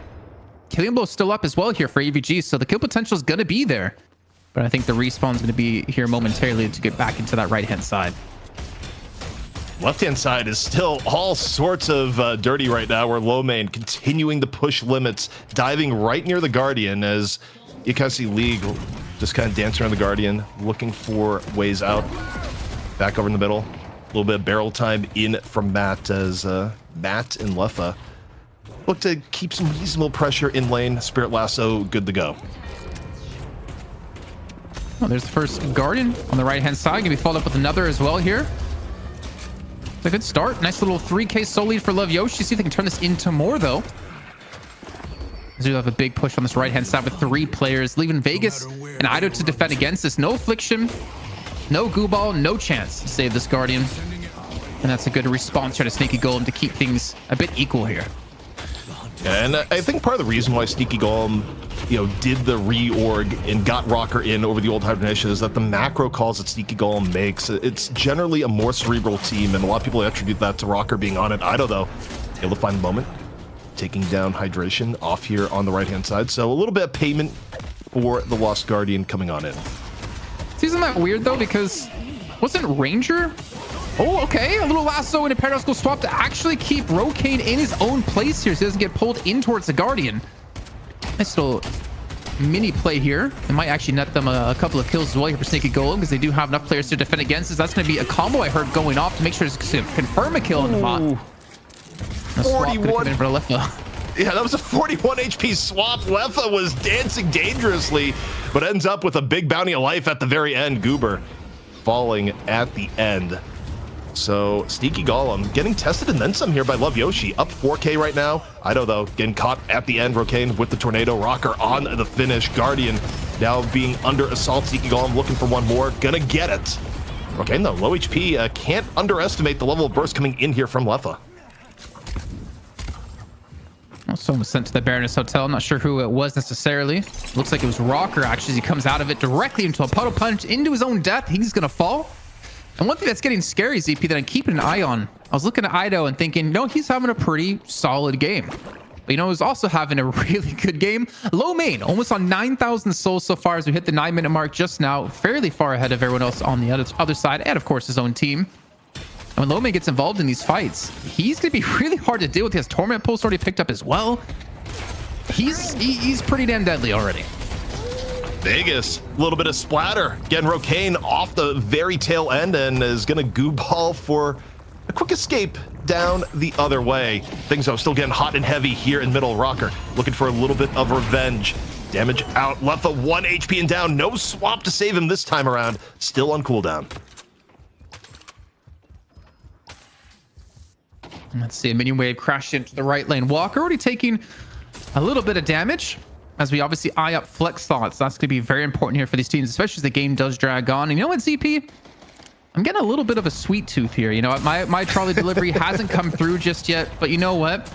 Maybe I don't need my delivery. Maybe there's something delicious over in middle that can quench my hunger. I think you're bringing into existence here, Jason. And Jason, you have all these magic powers and you just use it to summon deliciousness in the middle. What else can you do? That's it, ZP. That's the limit of my power, unfortunately. That's all I ever wanted in my life, and you know what? I'm pretty happy with that decision. Does one thing, but he does it well. Speaking of doing things, though, we got the Urn in rotation from Sneaky Golem, who are a bit behind, but not so far behind that they get an Urn in their own territory. So gonna have to fight this one evenly, and something tells me, Jason, I don't think Love Yoshi is gonna be giving this up without a fight. So I would hope so. I mean, using the Urn to actually pull people away from Love Yoshi to make sure you can get that guard on the left-hand side, and that's flex slots now unlocked for both teams. But Sneaky Golem, they already have 2 players here to defend action on this right, where the Urn turn is gonna be trying to defend it. It's all gonna be on AVG, who's the most furthest up. Low main is gonna be teleporting over, but he just might be too late. I'm not sure if there's anyone that can really stop him. Well, you got Viscous up over the top, and Vegas going for a bit of delay, buying time for the rest of Love Yoshi to come on in, make this more of a fight. And you see Lome able to get to the back, gets the killing blow. AVG goes down, the Soul Urn turned in by Love Yoshi. Pretty big, Jason. That's massive right now. And if you're Rocker and if you're League, you're looking for that Walker on the left-hand side. I think Lefa should be able to defend against it. He's going to have a good amount of wave clear as well to keep that Walker relatively healthy. So a big turnaround here and maybe a big mistake. And honestly, maybe Ido is the kryptonite for Sneaky Golem, man, because it's looking like already having the potential of a first match victory in this best of 3. Yeah, and I mean, this is dangerous. Sneaky Golem coming in as the favorite, but Love Yoshi, there was a lot of hubbub going into this here about, hey, Love Yoshi is number 4 seed, but they're really, really good. There's a lot of teams, I think, that weren't all that upset about not getting the number 1 seed because the idea was that Love Yoshi could be way higher than expected just because of the roster swaps that they did coming into this. And, you know, Jason, no scrims, no problem. Yeah, and I think at the end of the day, right, it doesn't matter if you're first seed, fourth seed, whatever, because you still got to beat the best if you want to be the best. And if you want to take home the $5,000 for that first place, not to mention the title being the Trolli Open winners, an AVG. I'm happy to see him on more of a playmaker with Shiv here, as they get the goo ball trapped and locked down into a combo kill. But I was always sad to see AVG playing like these weird little roles. I think back in Melee Creeps, he was so good on, you know, heroes like Yamato or heroes. I kind of want to say like Geist a bit as well. I want to see if he's going to continue playing more of like a pseudo carry role for a team, though. Obviously, Shiv is more going to be a bruiser in that sense. You're forgetting the greatest one of all, and I'm just biased, but the AVG Warden era. But Warden maybe a little bit in the trash can at the moment. Zerbzy gives out the free visit to the Baroness Hotel and is punished for the generosity. And now at the pickoff here, 15-second moment for Sneaky Golem. Not quite enough to go mid, but we'll see what they rotate for in turn. 66k to 72k. Love Yoshi still working with an edge here, Jason, but a lot to be said for the next urn coming down in a minute and a half. Yeah, and I think both teams are going to be wise enough to know as well that if you can get a decent fight, let's say over urn, you kill 3-4 players in enemy team and you have majority of your players live, or just, you know, I would say like 5 or 6. The mid boss is going to be a very realistic chance to be taken by a team. And looking at Love Yoshi's side, try to think about the contest power. I think it kind of mostly comes into Zerbzy with the doors. Obviously, Vegas with the puddle punch could be very effective as well. But I think that's when teams like this, who are so experienced and so tried and tested, they have to be very careful about fights in these situations. That if you're going to take a fight, you got to take down, you know, at least half the team to prevent any sort of mid boss shenanigans happening. Yeah, and also speaking of mid-boss shenanigans too, one of the things that's really interesting in Deadlock is, especially if you're going into a fight where you may be at a disadvantage, there's good places to lose a team fight and bad places to lose a team fight. A good example is that people may wonder, why do you see the walkers like on the left and right get focused a little bit more by competitive teams than the mid-walker? And the reason is that if you go for, say, a mid-walker push and you die at mid, well, the rest, you've now died in a spot where everyone else is 2 feet away from mid-boss and have a much better timing window to go for it than if you die in far left or far right, especially at the mid part of the game where the respawn timers, you know, are more 25 to 30 seconds. So where you actually fall in team fights has a huge impact at this point in the game. Let me have you work your magic here, ZP. If you were to name the Trolli mid boss, because I don't want to call him Trolli mid boss, like we got to have something a little bit more special. If you were to give him a name, what would you give it? The Trolli mid boss, what would I name it? I'd have to think a little bit more, but it'd be something along the lines of, you'd have to give deference to how sweet it is, like, you know, either sweet or delicious. Maybe the delicious demon, if it would work in that way. You know, Delicious demon. I like that. The good old double D with the delicious worms. I mean, there's like 4 worms all conglomerating into one. Yeah, I don't know if that's a word, but we'll make it a word for now, because we did see a push come out of Sticky Go on the right-hand side, looking for that pick, using hydration with that warp stone and the improved duration to make sure to lock someone towards their death. And also like the use, I was going to say, of these doors out of Zerbzy, throwing one over towards the left-hand side of the map to potentially use as an escape. But the Urn going to be spawning the buffs as well, ZP, and this is where we're already seeing Love Yoshi. I think they get the position on it, but they do get a catch as well. Cube coming in early in response to the combo. Hydration under the gun. First one to fall. Low main able to find it. Now Rocker looking to even the scales. Dropping the owl. Hits 2. Up into the sky. Rain of arrows good to go. A few more power shots left in reserve. But it's a bit of a retreat here from Sneaky Golem. And instead, the Urn going to be in control of Love Yoshi. Still, though, time for Sneaky Golem to recover here, Jason. You know, as it goes to the left end, we got ourselves another pause.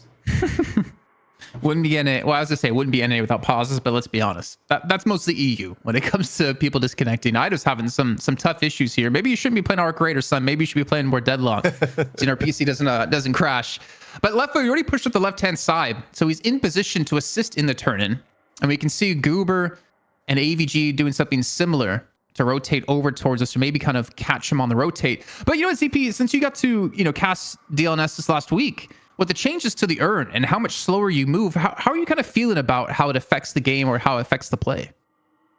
I think it's more of an investment for the person that has to go and actually rotate it around. And also, you just have more time to react. I think when the urn was a little bit faster, you had more areas where you could just grab the urn, and the rotation across the map was so quick that if you had lanes to actually deal with, you couldn't actually fix them in time before getting the urn. But this is slow enough that without doorman shenanigans, you have the ability to go in. But there may be some doorman shenanigans here, maybe. Okay, keep an eye on this and cut me off when it comes into it, because I'm seeing some names come through for the mid boss. His name is Steve. Name it Wiley. Name him Jeremy, Wiggly Sam, John, the Sweet Worm. Worm G, I don't know about that one, but we do see they're going for a turn in here, and actually Mott gets it right in the face of his opponent, so he might not escape with his health down to 70 HP, has Jin's mark on him. I don't think it's enough to burst him down. Oh, it's so 16 close. HP. The Jin's mark just not quite as powerful at one stack. AVG, though, putting low main down for good, or at least for 25 seconds beyond the shocking reanimation, so you get the urn turn in here from Love Yoshi. Sneaky Golem, though, getting a little bit in turn as also lower right. This is very good for Love Yoshi. Ido just picks up the walker, and also only one there gets all the proceeds, but Sneaky Golem, they're looking for a little bit more. They want a bite of deliciousness down here into the middle. The mid boss immediately dispatched, and look at the map. Love Yoshi, they're just going for walker trades, Jason. And base guard is on the right-hand side. If Ido can get another flex shot being taken, this is actually really big, but they have to be careful because they could be caught on the retreat.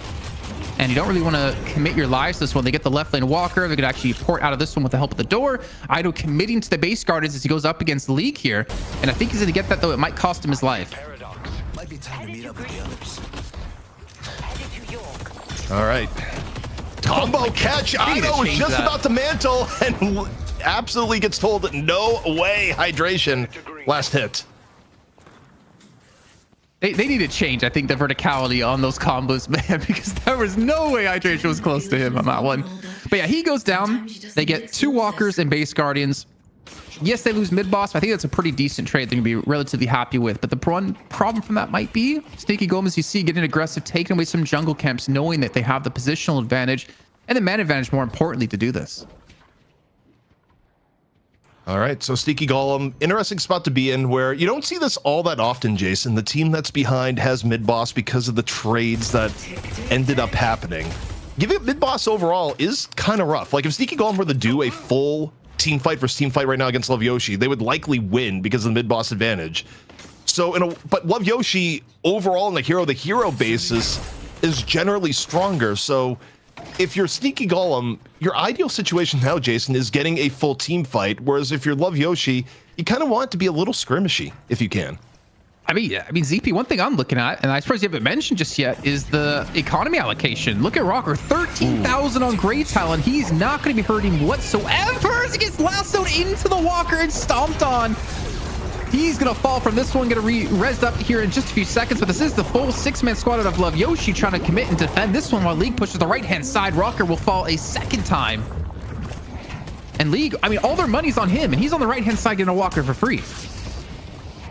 Off on the left-hand side, Sneaky Golem trying to make most of this fight. Still 2 Rejuve crystals, even with Rocker being down. Trip to the Baroness Hotel. Doled out here by Zerbzi of Love Yoshi as Love Yoshi looks to slow down. Rescue beam towards the very end. Another Rejuve crystal out. All the Rejuves here are gone. And Love Yoshi ready to deal some permanent pain. Knockdown out towards the end on the chase down against Sneaky Golem. Sneaky Golem looking to retreat. Mott unable to get away. Leffa, though, on the trade out to AVG.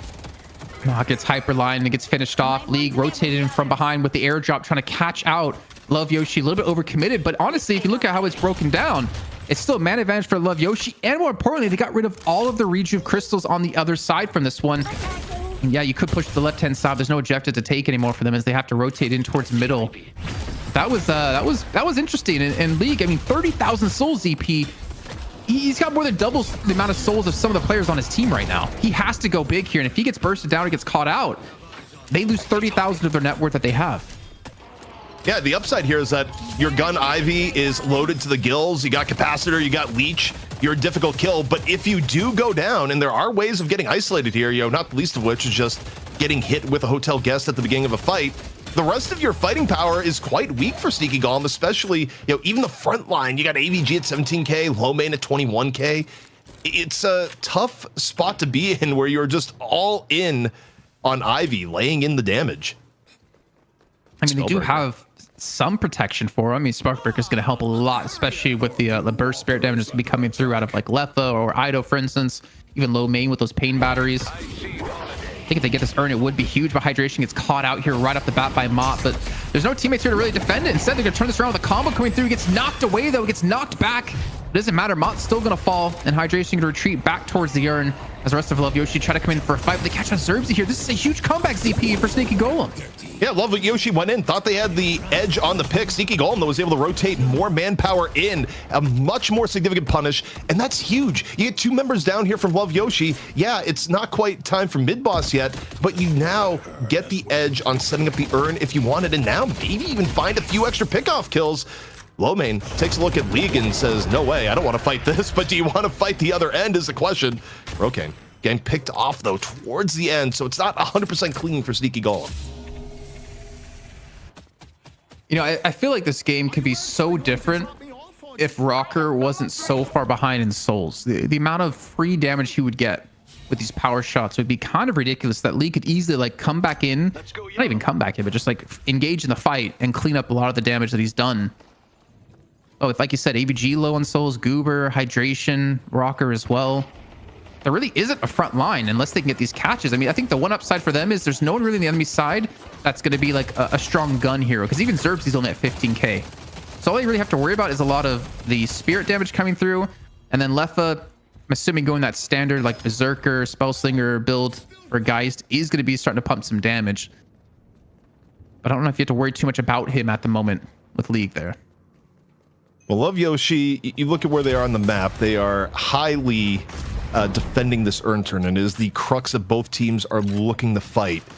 And for Sneaky Golem, you kind of have to approach this and wonder what is your ideal engagement, and part of it involves you want to get a pick off with Paradox and not give Ido the affliction of dreams here, and then also get to a spot where Lowmain can't run at multiple people and get value. So I think the positioning challenges here for Sneaky Golem are actually pretty intense, because you have 2 big threats that you can't clump up for between both the Pocket and Lowmain, and you still have like other things to work around like Lasso. Matt, though, super low here, in a bit of danger, gets caught by AVG. Massive pick by Sneaky Golem. I mean, Lowmain, he does the Eve shift now, which is going to be a massive power spike for him, but he's already very low on HP.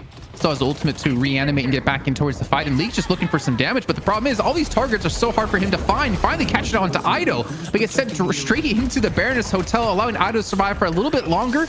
At 1,000 HP. Eventually, League going to be thrown back into the fight here, and this is where Love Yoshi have to quickly hurry and turn these into kills. You've done a lot of damage, son. You've gotten 3 kills through, but League is back into the mix and immediately respawns onto Ido. League was out of the fight, though, for so long that 3 members of Sneaky Golem end up going down. Ido gets punished over at the end. Lowmain's still alive, and we got another DC. I think Ido's just, because he's dead, he's reconnecting, though, so. Yeah. Or no, they're just gonna pause. It's Arc Raiders, man. Just infesting his PC here. No, yeah, I mean, he is dead, it is for sure. But yeah, I mean, I think you see the game plan for Love Yoshi. I think Zerbzy, even though he might be low eco right now, a very smart play by using the Hotel Gaston League to keep him out of the fight, where they quickly turn that into 3 kills. But you kind of see the power that League has with this 37k. He gets right back into the fight, and then he's able to chain them into a couple of kills. And to be fair, as Lowmain is saying, he does have Affliction up, so maybe he did DC in the middle of the fight. Well, we did see him running for his life a moment. I guess it's hard to say. It may have been the auto, just like run back to base, where, okay, this is like what, the 2nd or 3rd time Ido is DC'd, by the way? Like, Ido, what did you do to your PC in the last week that it is just exploding over and over again? He was opening up a bag of gummy worms from Trolli, and the sugar that was in the bag got into his PC, and it's causing some issues. So it's user error on eating a delicious bag of Trolli, where the reality is that you need to get all the sugar inside you, not into your PC. And I need, Ido pretty good at the Pocket, but I guess right now, this is a little bit worrying. I do wonder if this is internet or something else, because Ido is still disconnected, and it looks like his own team is wondering, where's Ido? Yeah, where is Ido? Where in the world is Idorian? That could be the new Carmen Sandiego for us. We're dating ourselves. We're old enough to know that show. We are old enough to have played it in at school where you have the the school computer lab. And Armin was hot, bro. I mean, it did teach you a little bit about geography, which truthfully most of us probably forgot because we're Americans and who knows how Europe works. Yeah. Europe's small, right? Like Texas is bigger than Europe, I think. That's how it works. Yeah, something like that. Okay, I was back in. But I think we did identify one big problem. There is no whole W mouse one carrier for Love Yoshi. And League has hit that point of over 35,000 souls that he is a major threat, that you have to throw him into the hotel guest to deal with them. And then even if you take down 3 players on his team, you still end up losing 2 or 3 more after. So it's tough. And I just don't think Love Yoshi have an answer for that. Also, I see chat giving be a little bit of crap while we're waiting in the pause of 9th pause. It's the second one. Yeah, it probably was the second one, but hyperbole is king when we're trying to fill time in the middle of a pause. That's broadcasting, chat. Yeah. You know what? Make you it guys a little can bit do more in chat entertaining. while we wait for that. I mean, I guess we're going to be in a second. Is give a big thank you to Trolli, man, coming in massive. It's so great to see that we were able to have a 10K NA and a 10K EU tournament, and then to have 49 NA teams sign up. I mean, ZP, some weeks we struggle just to get 3 teams for the night shift, but 49 North American teams, amazing to see. I love the grassroots aspect of this, and I'm so happy we're able to work with them and put this whole thing together. Quick reminder, don't trust snakes, but do trust worms. A boy 7 years old was bitten on the head by a python during a birthday party this week. Don't play with pythons. Get Trolli worms instead. Back to you, ZP. They would never bite your head. One is life-threatening. The other is threatening only to your enjoyment of other foods because Trolli worms are that delicious. But yeah, 139K, the 149K. Love Yoshi still with a lead overall, but take a look at Min Boss, and what do we got The here? sugar crystals at the bottom, man. Like, that's what does it for me. Like, act as little feats. Yep. Hilarious. Also, I want to propose something. Can we call them sour toes? Sour toes. I mean, Back to you, toes or ZP. sour toes? Look, No, that's the sour stuff at the bottom of the bag for sure. I'm going to One of these propose something days- radical. With how far ahead League is and how you have to expect Zerbzy is going to be using every hotel guest on League from here on out, would it be too diabolical to go Refresher Doorman and just give him the double stay at the Baroness? But hold the phone. We got a combo here on the low main. Shocking reanimation going to be thrown out, and that is a wide AoE. It's going to come out. It's going to stun hydration right after the cart. Low main, though, immediately punished after the revive right on after. And here comes League, low HP, but definitely dishing out the damage mid-fight. Gonna do a stone for him. Still a bit of pressure. Gonna back out just a moment as the rest of the fight taking place in middle rocker. Looking at the opportunity here for shots. AVG on the punish into Vegas. Ido turning the tides though in the hydration at the same time. Seeking Golem still up 1. It's something to do with League. I mean, luckily for them, doesn't have a lot of HP left. You see Ido going in towards the backlines for the kill on towards them, but he gets actually just completely dislodged and dismantled. As he falls from this one, he picks up his own E-shit, which is going to help quite a bit into taking League down. And, you know, ZP, I like the idea of a refresher hotel guest, but my boy has 17,000 souls. Like, you're asking to take 6.4K of his 17 for a refresher. It's tough times for him indeed, but it is definitely a viable solution, I would say. But we do see mid-boss once again. Wiggly the Worm. Man, we gotta find a better name. I like Wiggly though. I do think when you brought up Wiggly, Wiggly is a good shout out here. Like Wiggly, we could start with that. Workshop the rest later. There's a little bit of pressure coming in the mid boss here. You see Zerbzy throwing down the call bells, but how much is Love Yoshi actually going to go in? The spirits there, a big deterrent on top of the crystal. Matt though finds Goober at the beginning. Here we go. We see the parries, we see the melees. It is pandemonium here on the crystal. First crystal off the way of Sneaky Golem. Second crystal there, and the last one also Sneaky Golem just immediately taken out. So a full rejuve take by Sneaky Golem, and they get Love Yoshi players at the end. Jason, the tides have turned. Yeah, I mean, those silency waves as well on the left completely shut him down in that fight, though. He's going to be doing a lot of M1 damage. You obviously want to be able to use these abilities. They do get another set of base guards for Love Yoshi, yes, but you're going to be losing a lot of your base. You're going to be losing the urn. You're going to be losing, actually, they already got the base guards on the right-hand side. Potentially some shrines, unless Ido can play off a massive play here. And he does have Affliction up, but he's got to be so careful. If he falls, I feel like they almost just lose the game here. I know, have to be careful. We got some minions going on down on the other side of the map. Those are Love Yoshi minions. They're taking the shrine the task, although it's a kind of a slow process here, Jason, but they might actually get it. No one's actually there to deal with the minions. I mean, Goober's going to respawn. Yeah, Goober's respawn back in. He's going to stop that one from going down. But so close. As you see, the last walker of the game go down in favor of Sneaky Golem here in towards middle. So one remaining for them to defend in their own mid lane. Oh, they got the shrine? How? There was too many minions. You know what? I think that wave in particular picked up a couple of extra gummy worms on the ground. And they got him amped up and ready to go to take down that shrine. And League, I mean, he needs to be taken down here. Crippling headshot picked up as well, and Frenzy knockdown being thrown into him. But you know what? He can stone form out of this one, but he's kind of locked into the enemy team. 500 HP left and remaining, and he will fall. But that's just the rejuve crystal being taken away. Can they do it a second time is the question. They're looking for it. Low main still deep in the fight, still shocking reanimation. League though back off of the rejuve, punishes Mott in turn. 5 on 5. The jump start here from low main, maybe a disengage on the way here from Love Yoshi. Sneaky Golem back up to full strength, coming up and over. And AVG looking buff, looking toned here, Jason. That's a 4K HP Shiv, still ready to rumble. Gets luggage cart though, off into the side, counterspell right on after, into the call bell. And we got 2 different fights taking place here, Jason. Yeah, the way to deal with AVG is just send him away with the cart and try to stay alive long enough that you can finish off the rest of the team. Left again being hit with the silence wave, but you know what? Sneaky Golem, if they had their region, they're going to be down 3 players. They being forced to back away. League is still going to be alive. There should be no way he's able to pull off a 1v5 here. As AVG on the right-hand side as well. He's still deep in enemy territory with a lot of members of Love Yoshi around him, trying to get away from this one. Lee's going to be joining the fight once again here, trying to stay away from the enemy team. Going to go for the chase down of Xerxes. That's the doorman going to be following. And League, he is making these souls that have been given to him at 48,000. Worth it. Low main, trying to chase him down. Stoneform used once again to buy him some time. I think Lee's going to clutch us out. It's not impossible here.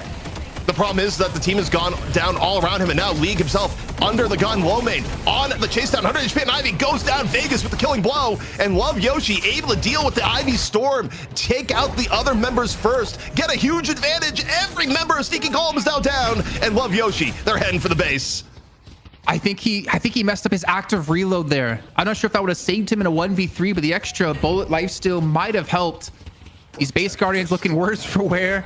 These troopers, well, not Winions this time, as Lowman's going to clear it out. But what can Love Yoshi get from this? I mean, Ryuju's up in 30 seconds, so they can position for it.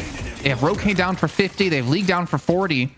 But realistically, all they can really do is farm out jungle, push these lanes, and fix them. And maybe set up the next mid-boss. Yeah, the downside for Love Yoshi is that, okay, you get a good team fight, you even things out souls-wise, you get to set lanes to your advantage for the most part. But because of the timing, you don't get mid-boss, and Sneaky Golem is going to have multiple extra attempts at this, but you get a little bit of earn control here. Coming in from Love Yoshi. We'll see how Sneaky Golem potentially goes to contest. Lane's still not fully reset here for Love Yoshi either. The left lane's still a bit of a tough spot. Jason, I saw a comment over on YouTube that said Victor was designed off of David Carradine. True or false? I don't know who David Carradine is. ZP, do you know who that is? I do, but only from memes, and I'm just not going to touch that one anymore, but it could be the case. But yeah, overall, this guy. Take a look at things here. It's Bill. Hey, Matt just doing a little bit of gambling on his side of the map. Double vault, getting the extra stats here on Holiday. So ZP, but, I just realized that our mid-boss timer is a little bit off there because I'm assuming because of the pauses. So we thought it was gonna be up in 30 seconds, but we can see we still have about 50 seconds left. So it didn't really matter in the end for Love Yoshi, since obviously Riju was picked up for Sneaky Golem right before that. At least they're able to fix their waves more importantly and buy up some big items. Plated armor secured for low main, making it much more difficult for League to deal with them because I don't think he has the armor penetration just yet to deal with that.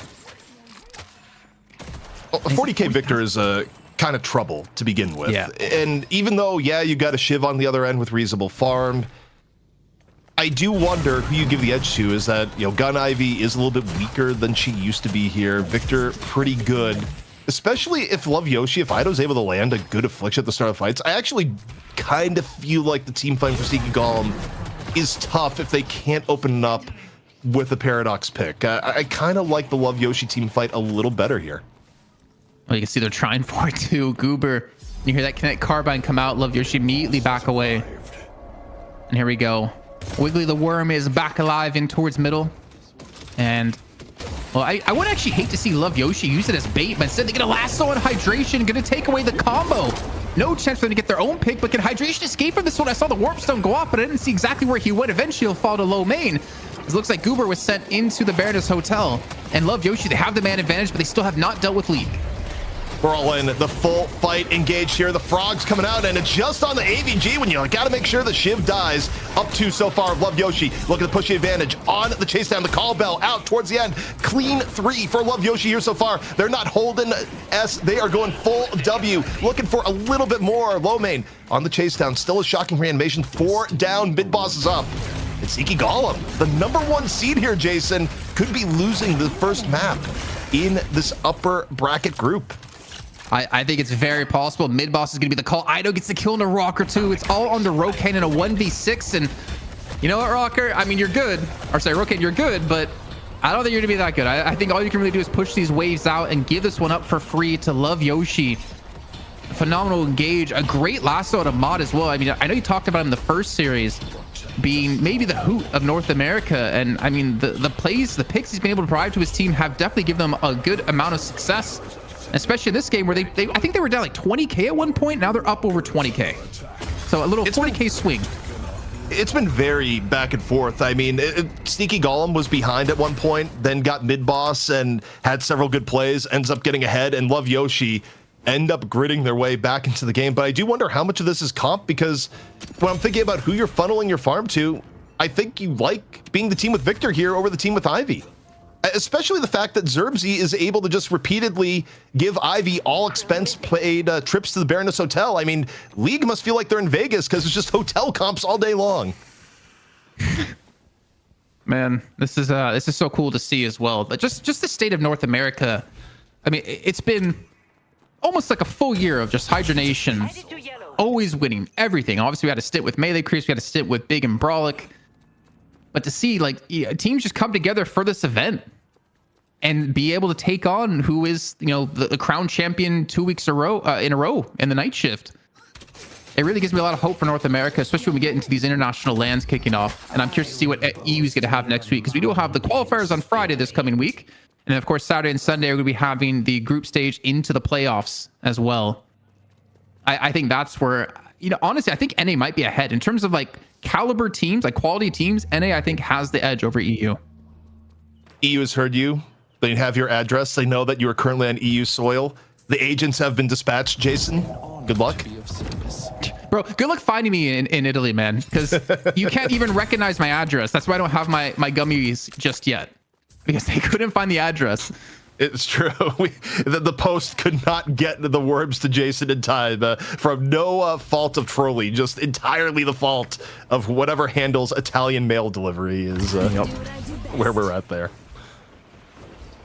Oh, Mott's looking for another catch here, as they actually just really go straight into the base, and what? Rocker goes down and a pull into Goober.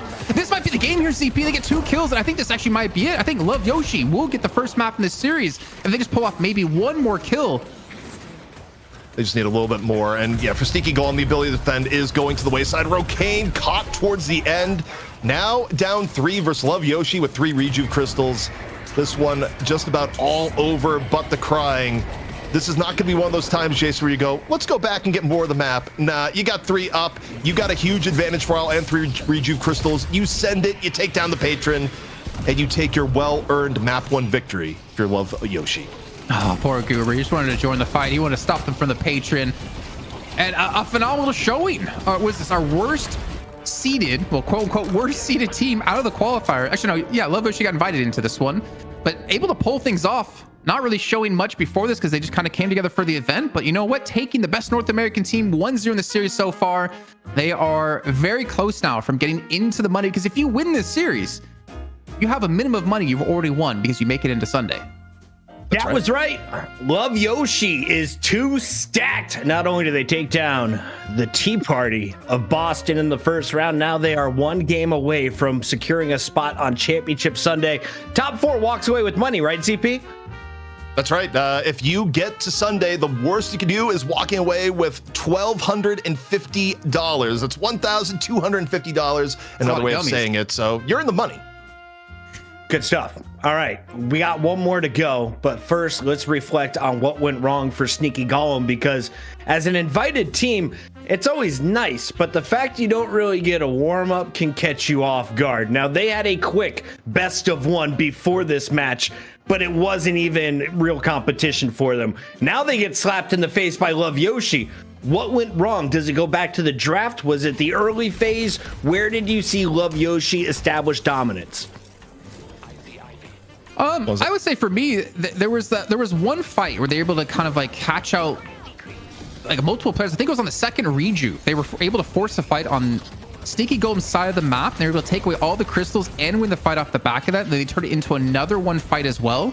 I think a lot of credit has to be given to like Zerbzy, Ido, and even Low Main in particular of really kind of keeping League out of these fights and keeping away from doing too much damage. They're able to get on top of him and get him low enough that he couldn't just decimate the entirety of Love Yoshi. As I look at it, I think there are two areas where things could have went a lot better for Sneaky Golem. Number one is that just going draft wise, I think Victor may be too difficult to give up. I mean, yes, you could play around it, but it's hard. But the thing that really made things so difficult was Zerbzy on the Doorman, because so many of these fights where you do have League set as a certified weapon of mass destruction that is continually stuck in a hotel room. The fact that all the major fights were basically going down with Zerbzy getting hit with Doorman ult at the beginning made these 6v5 openers kind of untenable for Sneaky Golem. And to me, I kind of feel like maybe you don't let the Doorman through if you're going to try and put 50k of souls on your Ivy. Lock up their best player, at least their most fed player, as Ivy was kind of shut down. I felt like Rocker never really got things rolling in this game. True or false? 1,000% true. I mean, we talked about him earlier on. I mean, he was at like 15,000 souls when League was on like 25k, if not a little bit more than that. He really struggled to get into the game. I don't know if that was whether to, or because they weren't giving him farm in particular, or it was just League taking everything. Because look at the soul discrepancy. You're looking at, a 32,000 soul difference between League and Rocker, if I can do math right. 22,000. And then even Rokane had a lot of farm. AVG had a lot of farm. I think there was just too many players, ZP, on Sneaky Golem that kind of needed that farm, or they needed more momentum earlier on to have everyone really power up to the level they needed. Jason, I think that's a great point. Just the idea of like too many mouths to feed. We've brought it up in the past, but yeah, you look at it, you need your Mirage to have a good amount of farm if you want to have him to have a high impact. Your Shiv, one of the greediest characters around. Rocker on the GT, ideally you want your GT that farm, and obviously League was a black hole consuming farm the entire way through, but that's effectively at a bare minimum 4 characters you want to be farmed, and not all of them are going to get that. It's fine if your Mo and your Paradox are a little bit more broke by comparison, but yeah, I think it's a great point for Sneaky Golem that just the comp they went with, almost necessitated that they need to be far ahead of the game to kind of get max value. Dad is already clamoring for MVP to be the Winions. It's a best of 3, so we're not crowning one quite yet, Mr. Kaplan. But I have to say, this is the first time I've seen the little guys take down the big things. What happened to that shrine? It got obliterated as quickly as a bag of Trolli gummy worms around ZP. Bam. True. How many are left in that bag, ZP? Be honest. I'm going to be honest. I started the day with the full bag, and I think it's down to about half. It's going quick. He's down 2 bags. Dude, what is going on? I'm feeling great over here. I am vibing. I hope you guys are all enjoying the show. Shout out to everyone who is tuning in from around the world. I saw a guy from India who is checking out the show for the very first matchup. Now we've got a bunch of Europeans chiming in saying, what's wrong with North America? Where's their Mina? Why is there no Mina in NA? Why do we not prioritize her like they do? CP, that's you. Yeah, no, I know. For Mina, overall, it's kind of hard to say. I think Mina is still absolutely ridiculous in laning phase. It is still a big threat. I think teams have maybe gotten off the gas a little bit on her priority in NA just because maybe they're valuing the fact that her objective damage got nerfed and they're like, well, she's not quite as good. I think maybe part of it, though, is just, again, kind of the early meta where you want Victor, you want Infernus, you want Paradox, and you have these other characters that maybe are a little bit more defining in Mina, so you end up picking her towards the latter half of the draft is probably where I'm viewing it right now. Goober, I know you're in the chat right now, and I don't want to call you out, but your win rate when you're not on the goo ball seems to be dropping. We're going to a break. When we come back, we'll find out. Can he secure his Viscous, or is the other team going to roll around in the green glory? We'll find out. Don't go anywhere.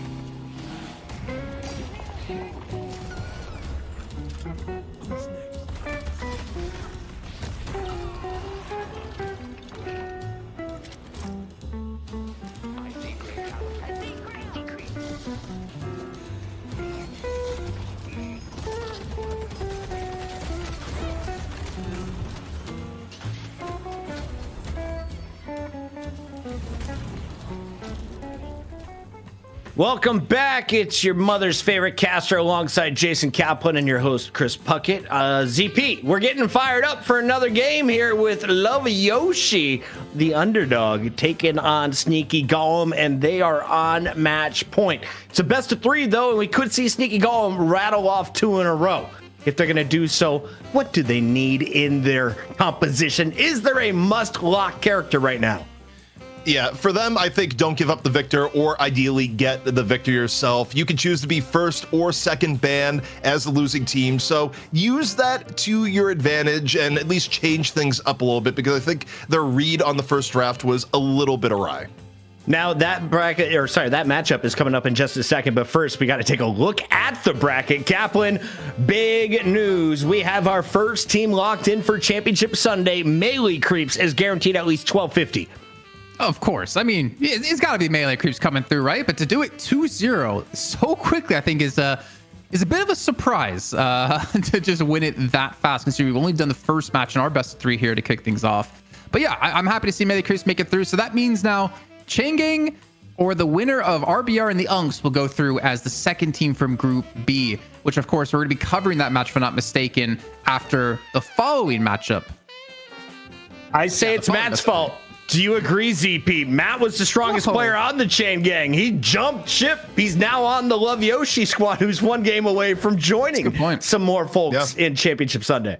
I think the storyline is Matt. I think people are just realizing, okay, Matt's really good. Not only is Chain Gang seemingly taking a hit in their power by how quickly they got dispatched by Melee Creeps, but the fact that Matt is here on Love Yoshi and they just brought it to Sneaky Golem.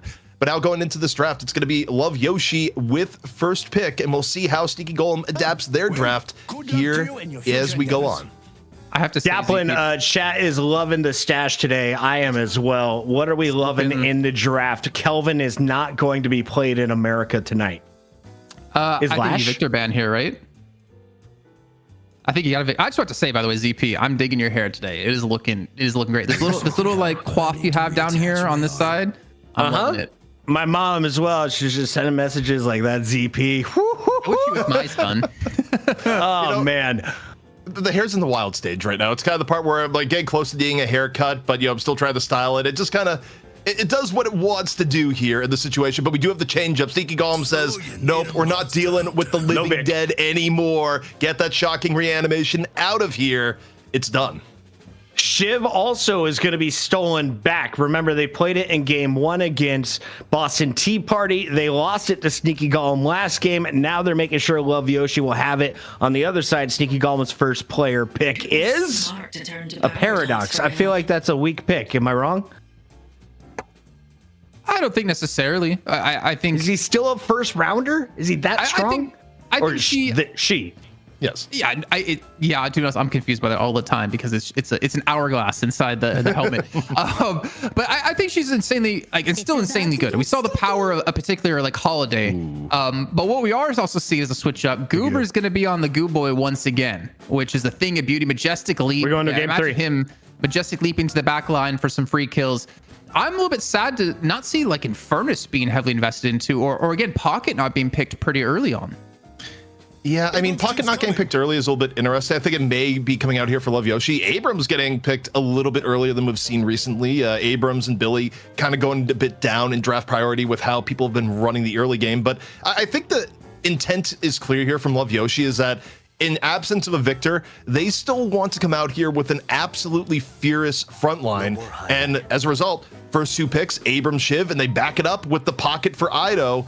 I do kind of like where Love Yoshi is going here, but in terms of comfort heroes, Sneaky Golem, they got the Goo Ball for Goobers. So, both teams making some adjustments. What do you think? Icky. Puckett, Paradox. What do you think Viscous tastes like? What? Viscous is going to be... It's more of a base than an acid, believe it or not. Okay.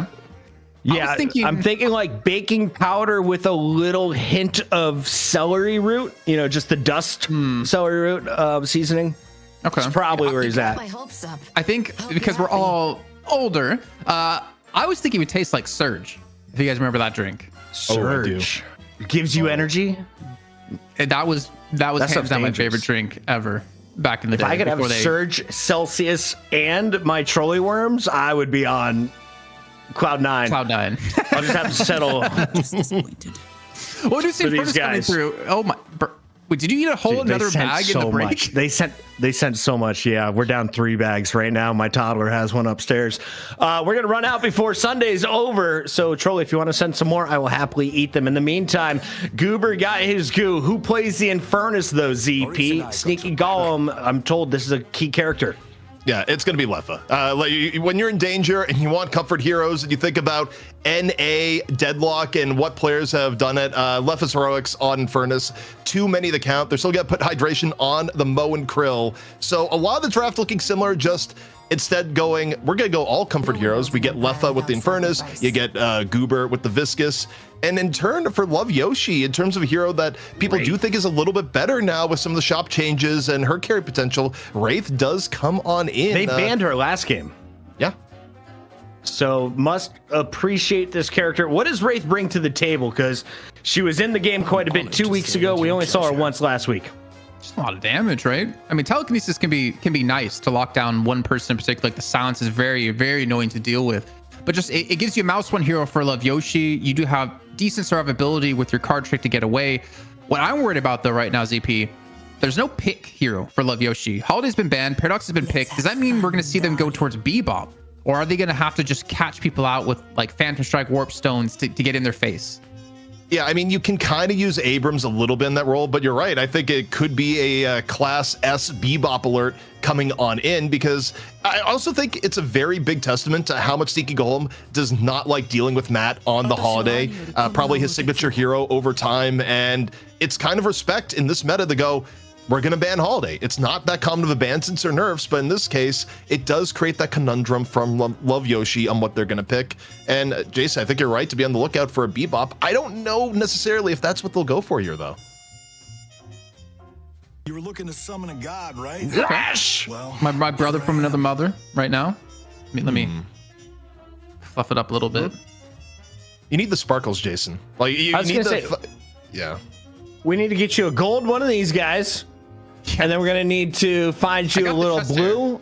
Well, yeah, you got the chest hair. I don't need to show it on camera right now. You got. Is that like a wrestling onesie? Is he rocking, or is that like just a low cut tank top? I think he's just got monstrous pecs, but yeah, I think it's a little bit Monstrous of a low cut tank pecs. top. Yeah. Got it.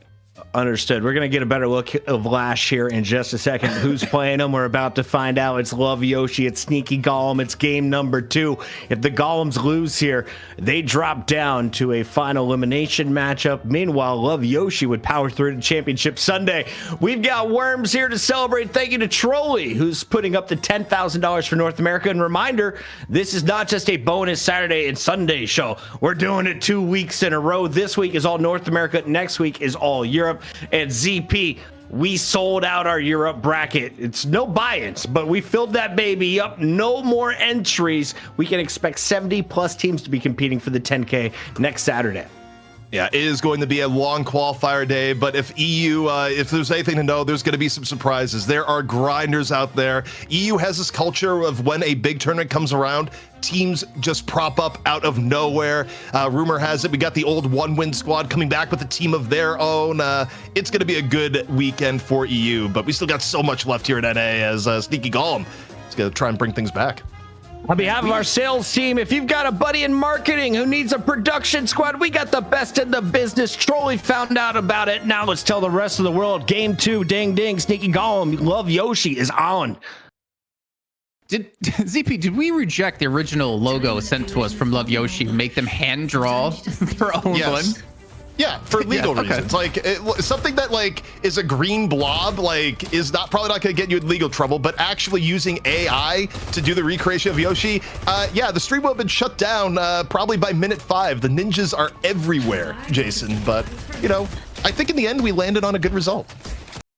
Yeah, I like it. I think it looks better than what they originally sent in. To be perfectly honest, and you know what, they got money there, and to be fair, they're one game away from getting in the money, so there's a very good chance they could be making that logo come true. But we do see our pickups for everyone on the in this match. AVG on Yamato, and I wanted to ask you this question while we were in the draft. We had Yamato, I believe, pick banned 7 times in Night Shift this last Wednesday. Where the hell did that come from? Because she was not that heavily prioritized just a week before. Honestly, it's hard to say. I mean, on one hand, I think Yamato's kit has always been good. On the other hand, I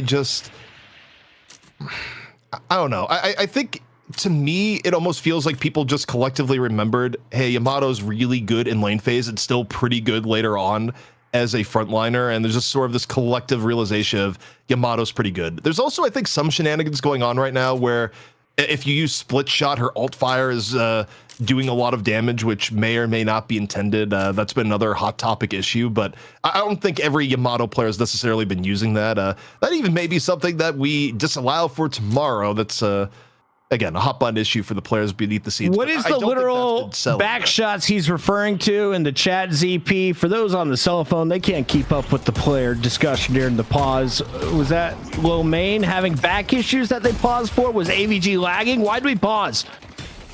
Honestly, it's players in Deadlock. They will pause for any given reason. Any pub game you play in, you'll just pause it. Like, I had a guy pause the other game and just be like, I want to talk at you for 30 seconds.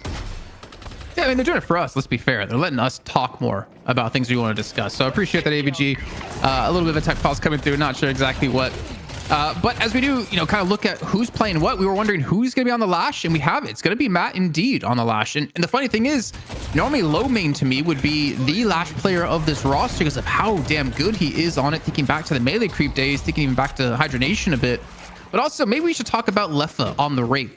It's not very often these days we get to see Leffa playing one of these like heavy mouse one carries. And if you think back, I mean, just even a couple months ago, we know that Leffa is the most mechanically skilled player in North America.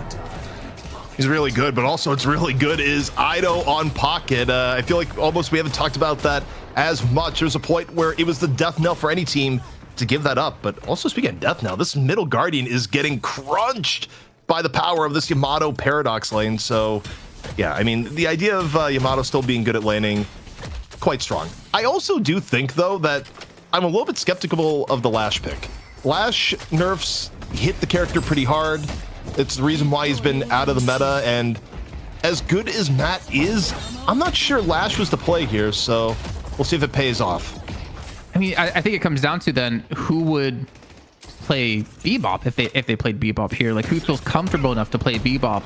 And I think that's maybe one of the downsides you're to get with the team coming together for events is that you don't necessarily have the flexibility in heroes where you might need it, or maybe they just don't value the Bebop as highly as the Lash because they did need some sort of engagement. And I think Mott is going to be able to provide that, especially if you get into those positions. But also, I really like the Lash Pocket combo together because you have 2 heroes that can just fly in from anywhere that you really have to keep your head on a swivel if you're Sneaky Golem. Well, right now, looking at the lanes, 14k to 15k, relatively even so far, aside from Goober again cut down. But the big thing, it's not the soul allocation right now, it is what is going on to the middle Guardian. Jason, it's nearly 4 minutes and it is just about dead. Yeah, I honestly don't really expect like a Doorman and a Shiv to be able to do too well here. There's just a lot of poke coming through, some decent wave clear as well. I mean, Shiv's not really going to excel until it comes to these fights, into these duels. You can see also the monster rounds being picked up for AVG. I'm not sure if Rocker has one as well to continue to shove these lanes out. But what I do worry about is I can think back to melee creeps, man. I can think back to a game in particular where AVG, they got the first tower in the beginning and he was left to farm, and his Yamato came into this match flying, striking across the map to completely cut down all of their opponents, and they will get the Guardian on the next push. And this is very dangerous now for Love Yoshi. They have to kind of force a response somewhere. Oh, Jason, look at Rocker. Rocker's not wasting any time. Rocker goes, okay, mid lane down, right lane, come on down. Rocker heading for the rotation. Pocket and Lash both on the menu. The 3-on-2 potentially from Sneaky Golem to the right-hand side. But for now, maybe thinking otherwise, Jason, as the wave starts crashing in the middle once more. So I think they're freezing the lane. So if Rocker leaves like that, actually, I don't know if they're freezing the lane necessarily or if it was waiting for Vegas to get back to lane after box running. But I could actively see Zerbzy was not attacking the minions there, just waiting for his teammate to get back. At least some decent damage being done here. You can see Rocker down to half HP. And even a little bit of a skirmish breaking on the right-hand side between Ido and Goober over the initial buff that spawned in on the right. so Sneaky Golem working with a pretty big edge here. And this is one of those things where you look at the souls and you go, it's pretty even. Having mid Guardian down, I think the most important Guardian that you can get on the map down this early can create such good opportunities to start shifting the game in your favor. The fact that Rocker can just leave at any point to go left or right, this is so precarious for Love Yoshi to have this sort of start. And Matt, by the way, is not having a good time on the right-hand side, just living by the skin of his teeth. I mean, I can see on the right-hand side, Ido, again, just getting aggressive here. Another push coming through to Sneaky Golem, looking for the left lane Guardian. And Low Main off to the side, up on the high ground. And it's 3.9 thousand souls, but this Guardian's taking a lot of damage. And Sneaky Golem, I feel like they're completely playing this next match so differently from what they did before. Taking the fight in their own hands, and a great little shoulder charge comes out of Low Main. The backup's going to be there as well out of Xerxes. And they will get the kill. And Low Main, more importantly, will escape. Gonna go heal. Then I'll be. Yeah, Low Main just barely able to get out of the danger, but the Guardian's still in a rough spot for Love Yoshi. Hydration, just gonna take it down. So a bit fire back here, but the Guardian going down in turn. And, you know, for Love Yoshi, you look at the map and you go, okay, we're down left, we're down middle, right has been getting beat up. Xerxes, quick little hotel guest being thrown on out.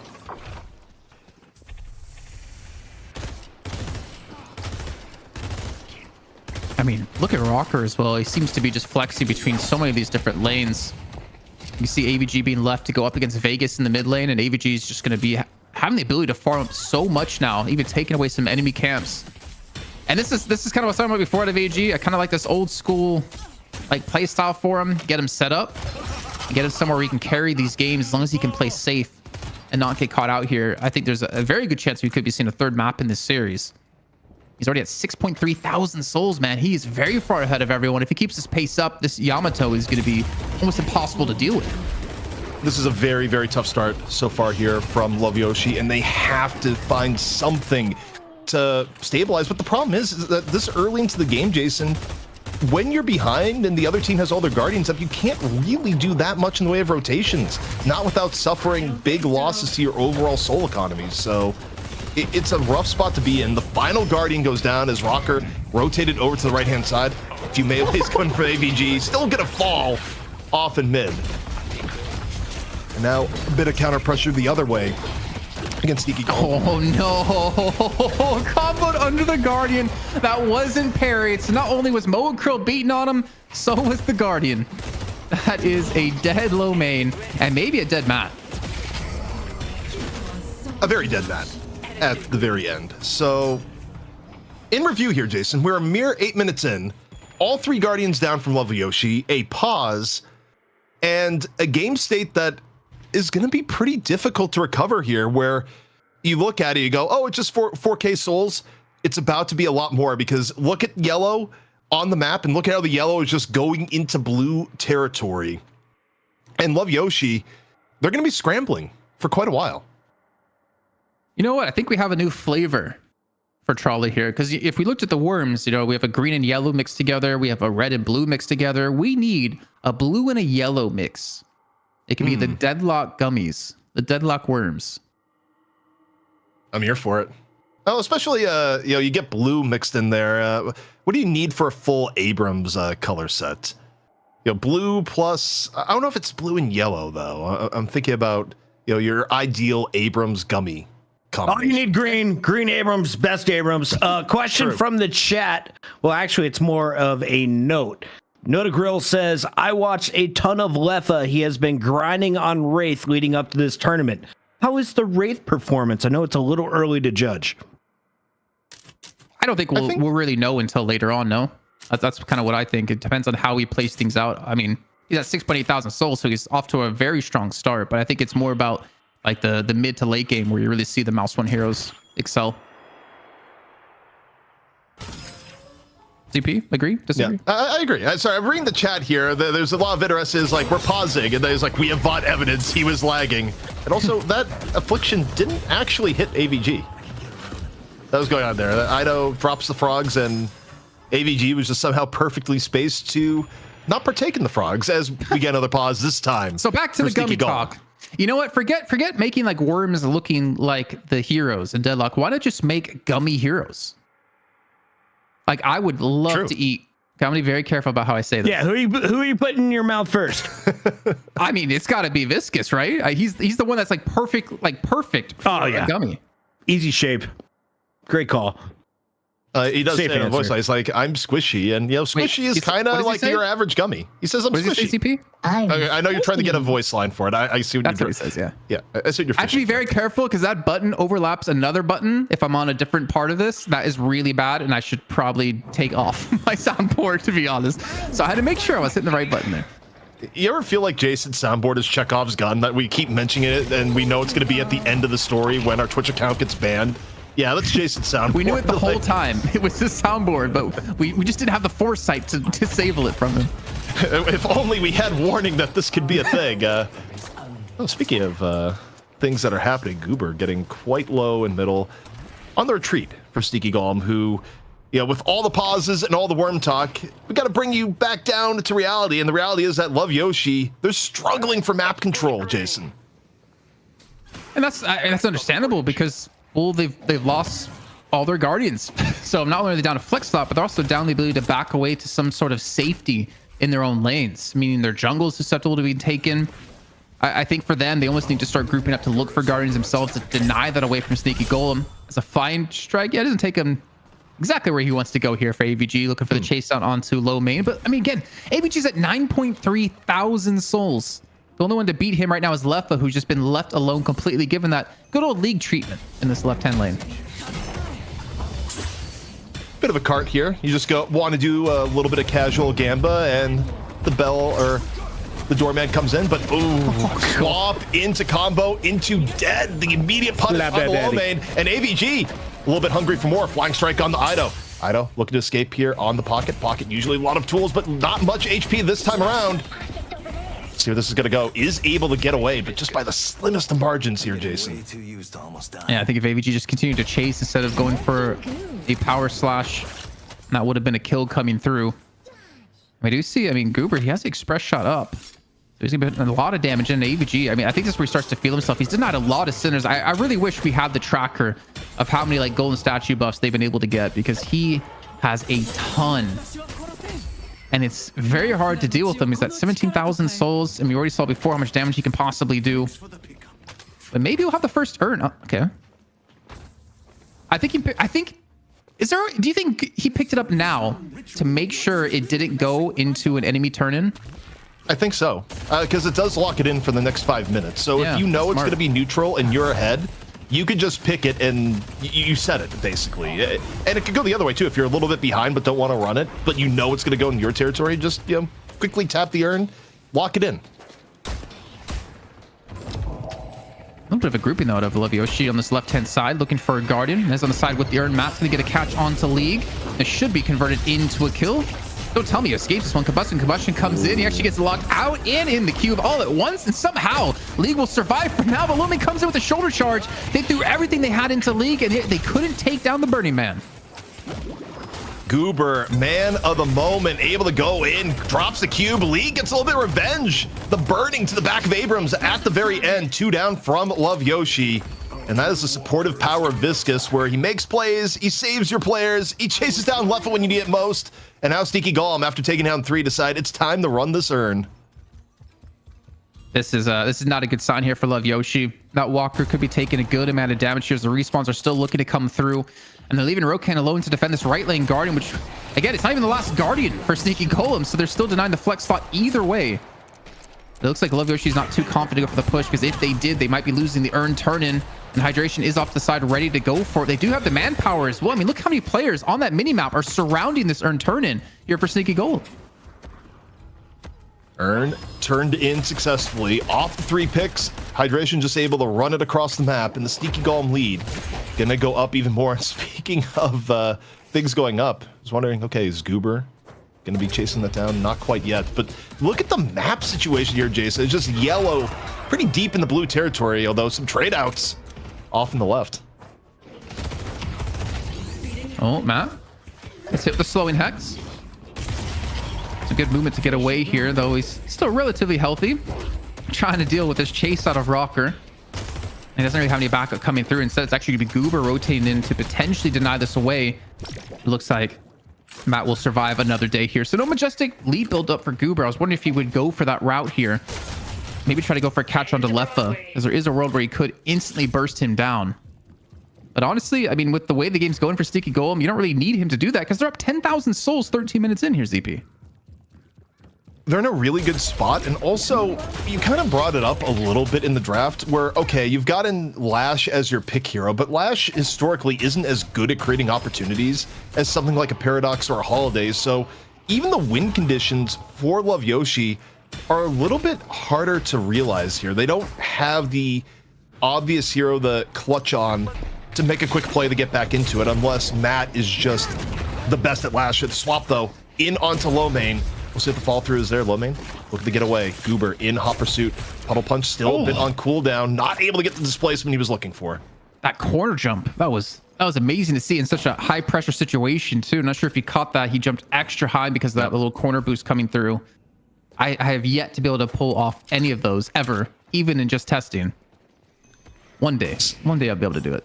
Some of the movement you can do, I think it's Leaf on YouTube, like Leif, something along those lines. It just has tons of movement videos in terms of, you know, tech you can do, some of the jumps that are possible. And even at the highest levels of pro play, there's definitely untapped potential for just how to truly navigate the map in an unreal way. Yeah, very true. And we had a was it an interview, I believe, or was it a graveyard shift? We were talking to some player and they were saying, I think it was maybe, I want to say Listic, that movement is the most important ability to learn in the game. Or maybe I was just watching a Poshy Pop stream, I don't remember, but it holds true. And what a parry coming through out of Rocker. It's not going to save his life, but maybe can facilitate some kills for his team as Vegas gets locked down in a combo that quickly turns things around. As he's being chased down by AVG and he does not have the health to survive this one. He is going to fall. And Sneaky Golem, they take down 3 members just like that. AVG is looking absolutely scary at this point. When you got Vegas as a 12k Shiv and a 16k AVG walks up, the result feels a little bit obvious. And you made a great point there, Jason. We talked about, yeah, Rocker, the parry doesn't save him, but it buys a little bit of extra time for the rest of Sneaky Golem to collapse on in to make it an unfavorable trade for Love Yoshi. And you know, as a result, this lead is just getting added onto by Sneaky Golem, where for me, Jason, it all goes back to the lane phase. The lane phase was nothing but a disaster for Love Yoshi with how far ahead Sneaky Golem got. I swear, every time we cut over to AVG here, he's taking more Sinner Sacrifices. I really wish we could see how much bonus stats he has so far. I feel like he's just been farming these almost independently of his entire team. We do have to point out, League is at 19,000 souls again. Definitely being gifted a lot of the farm for his team. Interestingly enough, I think when it comes to how you apportion your sacrifices, the vaults, and the bonus stats, Yamato is one of the best carriers of it in the entire game because you're getting all the stats in the game effectively. You're getting gun and spirit at the same time and ability cooldown.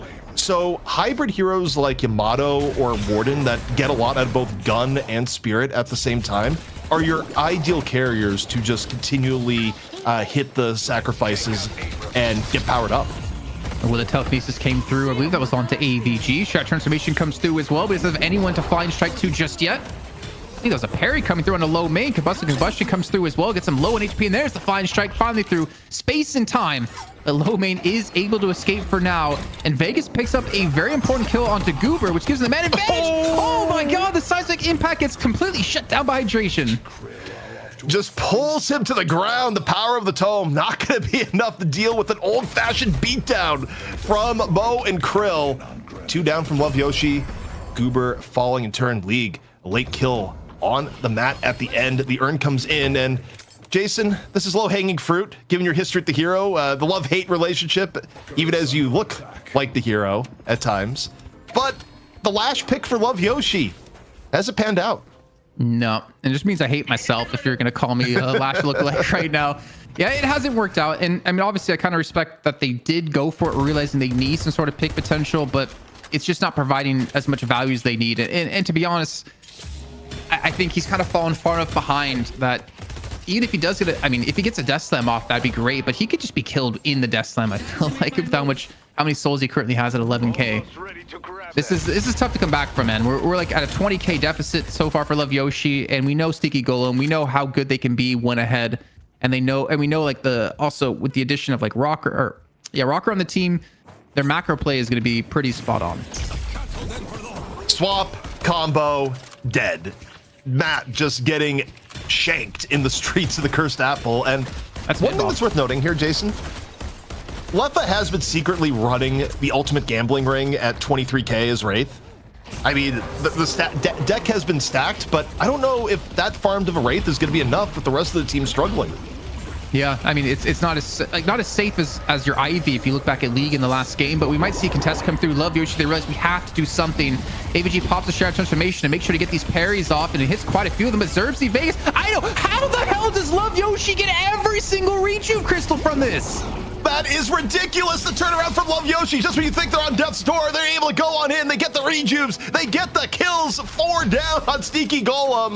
And that is a disaster for Sneaky Golem, who is otherwise in full control of the game. And over here, League, the trip to the Baroness Hotel comes complimentary with a shoulder charge from Abrams as you exit. Why? Who knows? How do they steal all 3 with a Shadow Transformation Yamato? You remember back in the day, we would say, obviously it was only 1 crystal at the time, that is the most secure thing you could possibly have to guarantee that you get the rejuve.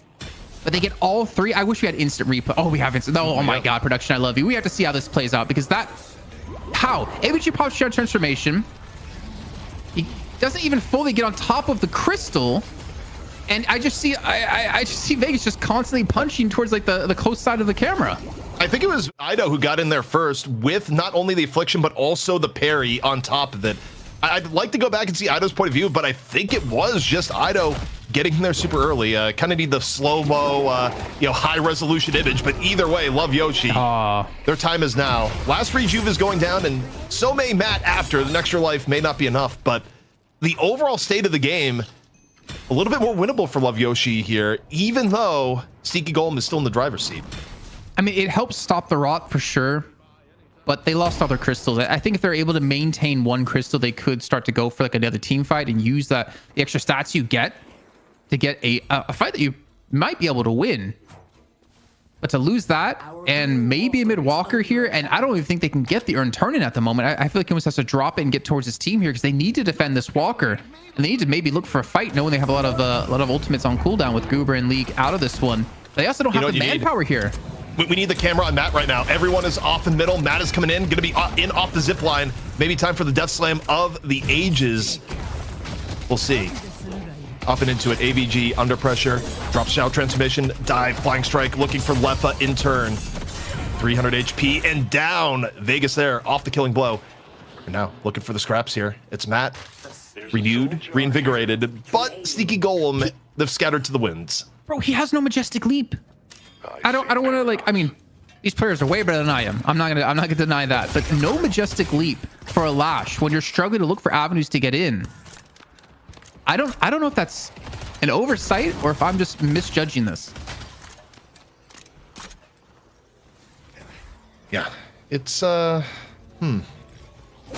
we're looking at here, Urn is controlled by Sneaky Golem, but they would have to go in the enemy territory. Still working at a general power advantage. But I will wonder here, how big of a threat now is Leffa? About to hit 30k on the Wraith. And, I remember talking with Lightbringer about where Wraith is right now, where Wraith in the late game, some people may be sleeping on just after recent buffs and itemization changes, just how good Wraith is as a late game carry. So you do wonder if the combination of Doorman CC, Leffa room to work with on the Wraith, if this could turn into disaster for Sneaky Golem. But they're still nursing such a healthy lead, Jason, that I think it's going to be difficult for Love Yoshi still. Yeah, I think that was just a little bit of a stall for them stealing away those rejuve crystals because they didn't accomplish much after that. So Swap comes in on a low main. He needs to survive this one. He needs to escape, and he'll be able to do so with the help of the cart out of Zerbsy. And even with the initial kill they got in that last fight, they weren't really able to push and gain anything off of it. Just to farm up these waves, a Walker would be ideal right now. I don't know if they feel confident to go for a team fight at this point. I mean, they do have a decent engage, I'm trying to say, with Matt. But you really depend on Ido and Leffa to carry the fight with the amount of souls they have allocated to them. I kind of want to go back, though, and think about the draft. Sneaky Golem banning the Holiday, I feel like was the smartest thing they did back in draft, because I think this game is significantly more Love Yoshi favored if Matt was able to be on the Holiday. But Affliction again drops here on AVG. See if AVG is able to get out. Flying Strike up the other way. Instead, look to punish Ido, saying, you're going to throw some frogs at me. I'm going to throw a Power Slash at you. Down the 2 HP. The swap comes out. Ido shakes some of the pressure here, Jason. Still alive. Yeah, missed swap. I mean, I guess the Shred Transformation wouldn't have allowed the Flying Strike to come up quick enough for it to catch on towards him. But that's a massive survive. Massive escape out of Ido. They honestly needed to, because I can see that Walker going down if he falls, as the Ern actually has been picked up at a low main, trying to go for the turn in the league. I thought was trying to go for the chase on top of this, but you can see the rest of Love Yoshi going to be retreating back to make sure they could go for the turn in off the back of this. And some much needed souls going to be going their way, and they also defend the left lane Walker at the same time. So Love Yoshi, man, even though they've been down, you have to give them credit. They've not really slipped up too much here, and they've kept hanging on, and eventually this lead is that Sneaky Golem had it's dissipating. Misery comes for you. I'm still a little bit mind blown that Ido was able to get out there. He was so close to just getting cut down by the Power Slash, and that swap from Rocker might have just missed by the slimmest of margins there, Jason, but it does create this window where Love Yoshi gets a little bit more of the map. They were able to get a pick on the hydration, and at 151k, the 146k, it's anyone's game. Yeah, it really comes down to some of these engages, some of these catches that might be coming off here. And speaking of catches, low main might be the one who gets swapped back in once again, using that seismic impact to escape. And that's a death slam. It's only on to one, but you know what? All you really need is that one kill to get things going. It's going to be Rocker going down with the killing blow coming through, but low main has been stunned up and he falls. So a quick little 1-for-1 exchange breaking off. And even a combo here towards the high ground. Not sure who that was on, but you need to look at left lane. I think it was actually on left lane. He's going to fall before he has a chance to do any damage here, ZP. Hydration taking down his one-time lane partner with the combo. Take a look at Vegas. Low HP, dancing, diving, gets the Guardian Ward from Doorman towards the very end. Looking back over in the base. It's Love Yoshi down 3. Sneaky Golem only losing Rocker in that exchange. League just barely able to get away, and this could be a dangerous table dressing here for mid-boss, Jason. Up in 19 seconds. Sneaky Golem could decide to go for it once more. Yeah, I think it's very possible they go for it too, knowing the timers that they're up against. Ido's got to be so careful in this pocket, as AVG just really go on the hunt. And honestly, a smart play out of Sneaky Golem here. I think they take the Earn to mid-boss, no? Take mid-boss and then turn it in? We'll see. They grab Earn. Mid-boss is up, and once more going in for the sweet and sour here in the middle. And for Love Yoshi, Jason, do they have it in them to go again? Zerbsy was a big part of it last time with a little bit of the doorman pressure. He won't be present for this mid-boss. Ido, though, lurking in the wings, has an Affliction good to go. Up and over go, low main, over and in. But this time around, Sneaky Golem, they get all 3 rejuve charges, and they punish Love Yoshi as they dive in. Massive parries out of low main, to be fair, but I don't think it's going to save them, as a chase going to be coming through. You can see Vegas just look for a kill, but he doesn't have a chance. He gets taken down before he has an opportunity to go for anyone. And Sneaky Golem, well, they kind of redeem themselves from the last rejuve take. They have Earn in hand as well for the turn, and even a movement buff on the left-hand side. And I think we're finally starting to see some semblance of this game potentially ending soon here, as we most certainly going to see a siege on this left lane Walker, the last one of the game here for Love Yoshi. Love Yoshi is in a really, really difficult spot at the moment. Their best playmaking potential, again, comes down to Matt on the lash, which is easier said than done at this level of play, especially when you start getting this late in the game. I haven't looked, but I assume there's probably a few counter spells that have been picked up at this point from the Sneaky Golem end, and there's just ways of working around Lash. And as good as Lefa is, you're still staring down League on the other end with a 39k in Furnace. Yeah, it's a very scary thing, honestly. And I haven't actually caught what League has been building, to be honest. I know he had a Cultist before, he had Tesla picked up, so I imagine that's gone into Capacitor already. Not going, I guess, like a standard Spirit kind of build. Well, I say Spirit build, not necessarily Spirit build. AVG is apparently stuck in a wall, as League is just looking for a hug. One of our observers wanted to take a picture of that. I could tell. They're like, let me grab this. Let me screen cap it. Yeah, can we get the photo? Can we get the camera on AVG? We need to see the unstick journey. right now. We see I saw him there AVG for a through the second. wall. Yeah. AVG is free. Honestly, for how much Yamato messes with space-time and flying strike, I think Yamato deserves to be stuck in a wall just for messing with the laws of reality. That's pretty fair. Meantime, Rock was able to get base guardians, another flex shot unlocked, and Leffa, I mean, he escapes directly into Rokane. And Matt coming with a death slam. It could actually be good because they have the rest of the team here to support this one. The only one missing is currently Ido, and they get a kill onto League. This could be massive. He's so low on HP. But look at Rokane, just left to the side, completely ignored. League is still alive too. League was able to shake the last bit of the pressure, and now Love Yoshi could be in danger. Zerbzy down, Vegas punished. 2 rejuve crystals still left here for Sneaky Golem, and Love Yoshi, no rejuves of course on their end. 3 down here so far. Rokane, a bit of finish towards the end. Love Yoshi down 4. The lead now nearly 40k souls. And Jason, we are heading to the beginning of the end, and could be a final map 3 on the horizon. A Sneaky Golem, they have bounced back and then some in the second map. Yeah, I think I don't see Love Yoshi coming back from this one. I respect the attempt of a fight there too. They realized before in the last game, they did the exact same thing. They forced a fight against a rejuved up Sneaky Golem. They got rid of all the crystals and then won the fight off the back of that. Just not going to work out so well from this time. As Leffa is not able to put the damage, and Ido, I don't think was there at the beginning of the fight. So the entire base is going to be taken away from Love Yoshi. Sneaky Golem to take the first stage patron as well. And they will back away with still 1 minute to go on their rejuve. So still a lot of time to play with here and a lot of jungle to be taken away and denied. You just have to keep asking yourself here, Jason. You know, if you're in a quiz right now, you have to come up with the game plan to get Love Yoshi back into this game. And you look at the math, you look at the equations. Can you find the answer? Let's go yellow. Me, no. Never. I don't know any answers other than we're going to see a map 3 here at this rate. AVG has Divine Kevlar picked up as well, ZP.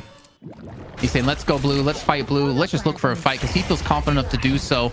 I mean, you get a silence wave onto Goober, but he throws one back himself, and it's not like he's going to care too much as he buys enough time here for the cube to come up. For Love Yoshi, you're looking for the miracle, but I think on some level, Jason, you're thinking about next map. Sneaky Golem just need to execute on fundamentals here, and the map will be theirs. Congregating right now between right and middle. And here we go. The Veneers Kevlar up in from AVG. A little bit of power slash. Eating quite a bit of damage on entry, but for Sneaky Golem, just we're going to go back a little bit here, Jason. Take a little bit more farm and plan what could be the final assault on the base. Yeah, I think AVG's got to be a bit careful too when he goes in so deep. I think as you saw there, Vegas with the killing blow can just eliminate him from these fights. And when the AVG flying strikes in like that, you know, he's not really going to have any backup for his team. He's going to have at least the successive Goober and the cube, but then again, you have to worry about the capacitor out of Leffa that's going to be there. Man, I don't necessarily want to call this map, but it is definitely feeling Sneaky Golem's way, especially with mid-boss coming up in a minute. I don't imagine we're going to see a team fight break out. And I think if you're Love Yoshi here, this is a perfect time to get the urn, maybe scrap together a couple of items that you need for your team, and then you have to look for a fight on mid-boss. All right. Love Yoshi with the urn.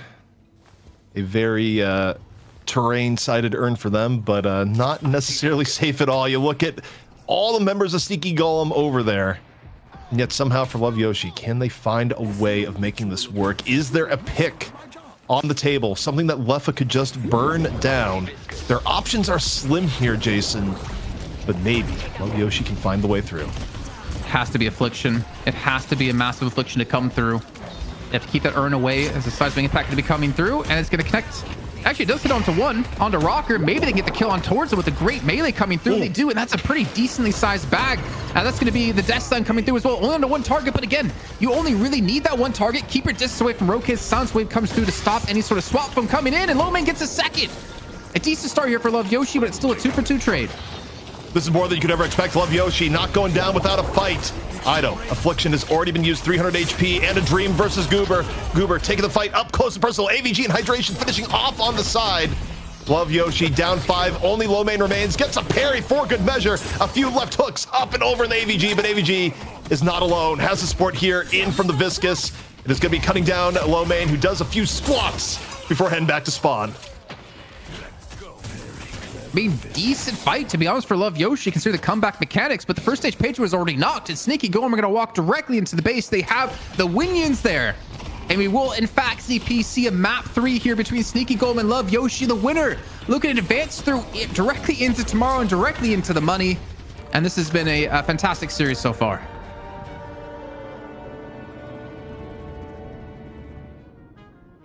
Whew. That is a game there, Jason. We are going the 3. Wouldn't have it any other way, especially the history between these two teams. But Puckett, I know you saw some things that are pretty sweet in this last game.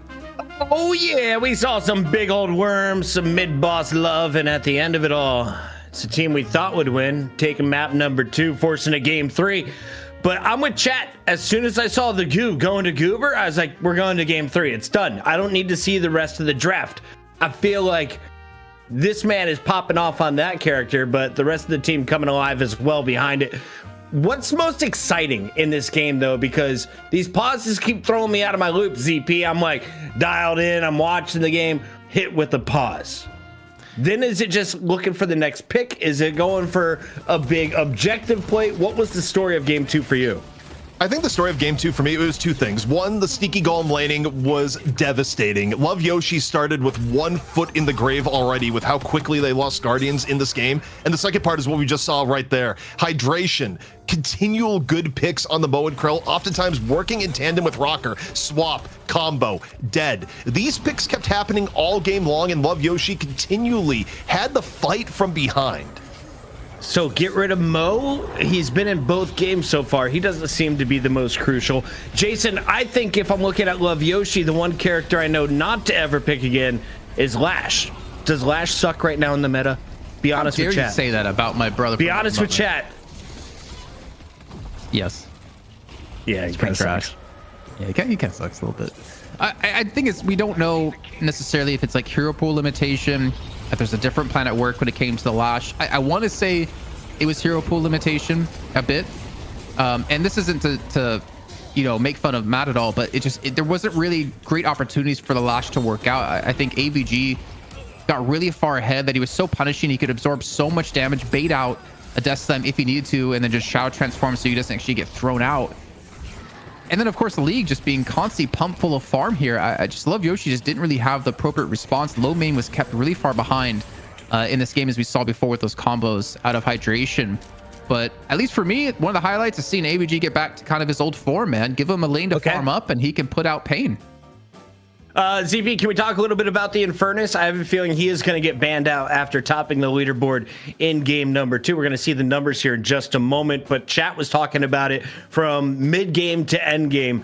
Infernus is a problem. Someone's saying, though, this pro build seems sus. Are they saying like they wouldn't be able to run it in their own games, or it's too good that they might be cheating?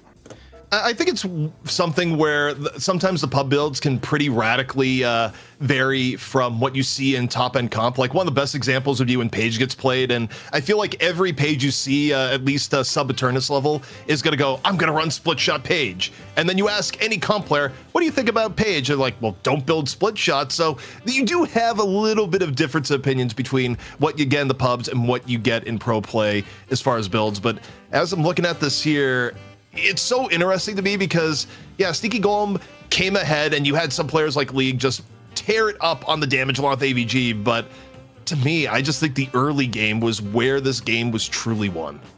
Mm-hmm. Yeah. I mean, even like looking at how League eventually built out, because he knew he had such a strong front line of AVG with Hydration and Goober, he ends up going Ricochet just to sit back and just get his procs on every single player on the enemy side when he needs to. He also had a Ethereal Shift for extra bit of safety if you wanted to get aggressive, paired with Leech and Capacitor. I think he played relatively smart here, knowing that he didn't have to be the big playmaker for his team. As long as he just pumped out some decent damage, their opponents would easily fall here. And then looking at Ido, obviously Majestic Lead picked up, but the 42k damage, it's not really backed up by too much. I mean, even Leffa was only at 32k. I think he had a bit of a struggle in these fights, but then again, in the beginning, I'd say like the first half of the game, he wasn't really involved because he was mostly focused on getting that farm. But yeah, some tough times here for Love Yoshi, and I think ZP hit the nail on the head. Relatively bad early game for them, laning phase, that just kind of snowballed into a loss. Any bad builds on the losing team for Love Yoshi, or you simply didn't have the souls to spend what you needed on? ZP, I'm still not a huge fan of like no majestic leap on a lash. I don't know your thoughts. I mean, I know you don't need it, but I think it just gives you so much extra mobility. I think the problem with leap is that unless you are absolutely getting unbelievable benefit from it, like you do on something like a pocket, leap is a lot of souls for essentially a barrier and a bit of green stats on top of it. Like leap is a pretty big investment, and you know, for Lash, Matt went a build that was more so I want when I go into hurt. It's why you prioritize Tank Buster early on. It's why you have extra charge. But I also just think I don't think Matt really went into this expecting to need to play Lash to begin with. I think the holiday mid-stage ban actually caught Love Yoshi a little bit off guard, and the response going into the next draft is going to be Love Yoshi will pick Holiday before mid-bans. I kind of think that's where we're going. All right, I saw hashtag show your skirt. There is a demand for Paige and Mina picks coming up. Will it happen in a game 3, or is that not NA's play style? So far, we haven't seen either ladies in the competition, Kaplan. Yeah, I mean, I don't know if we'll see it. I'm you know, I don't want to say anything on this because I'm just going to get myself saying really stupid stuff. And yep, it's a sponsored broadcast. To be safe, we're going to go to a break. Don't go anywhere. When we come back, we still have 10,000 up for grabs for the best teams in North America. It's Deadlock. Night shift.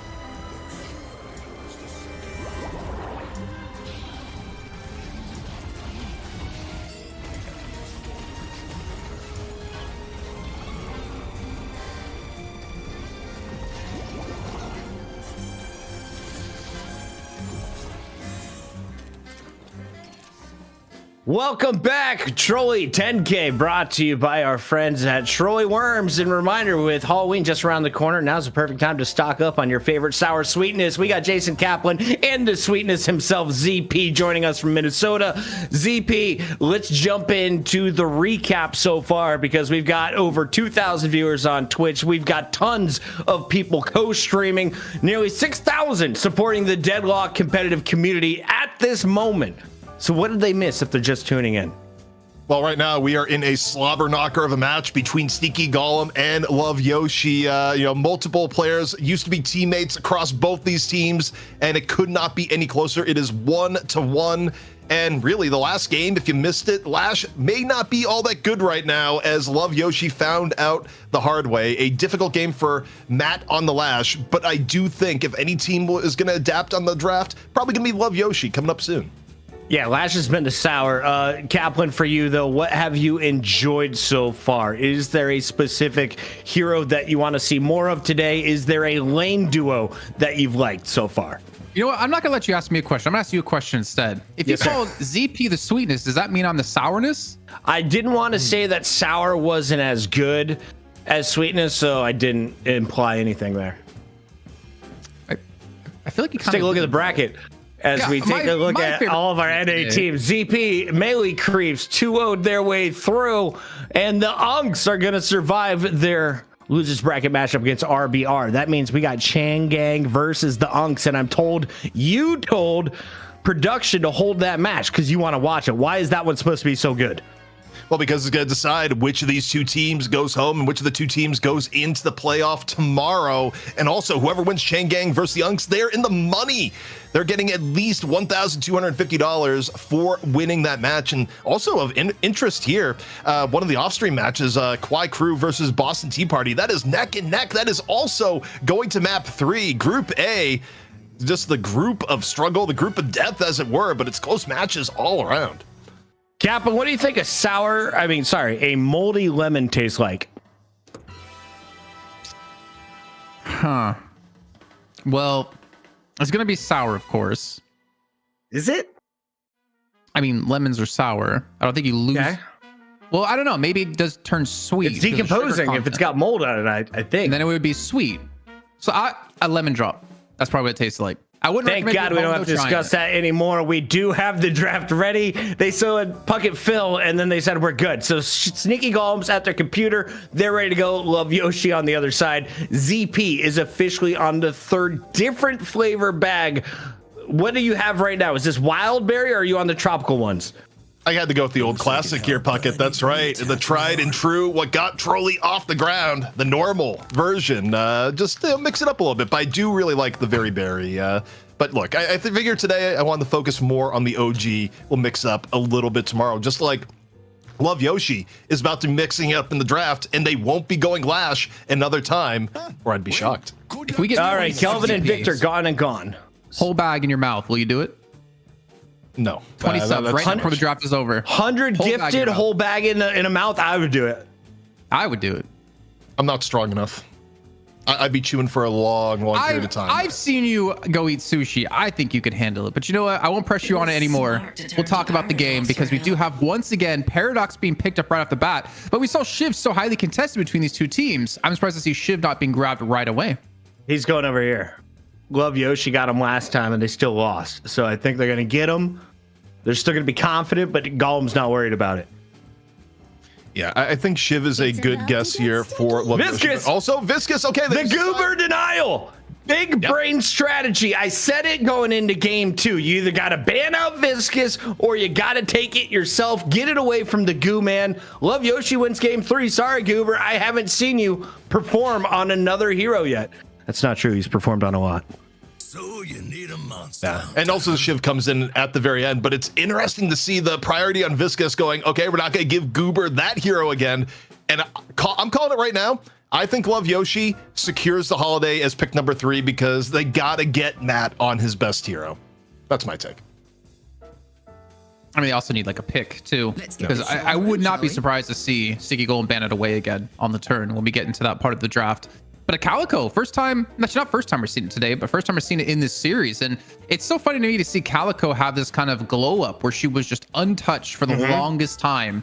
And then some slight buffs to like her gun damage and like the gloom bombs. And now all of a sudden being played all over again. Don't worry, I got you. Infernus locked in. Okay, so they've got the damage they've been looking for. What's the front line that Sneaky Golem is going to go with? On the other side, you got Shiv and Viscous. Some tanky boys.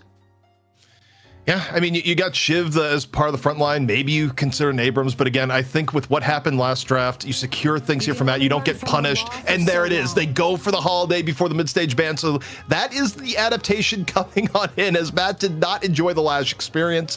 Lash is not going to be picked by Love Yoshi as a result, but in turn, you do wonder what is given up here as far as other options. They already had to give up the Calico and the Infernus, and Sneaky Golem may try and hit them a little bit harder on carry options here, ban the Wraith.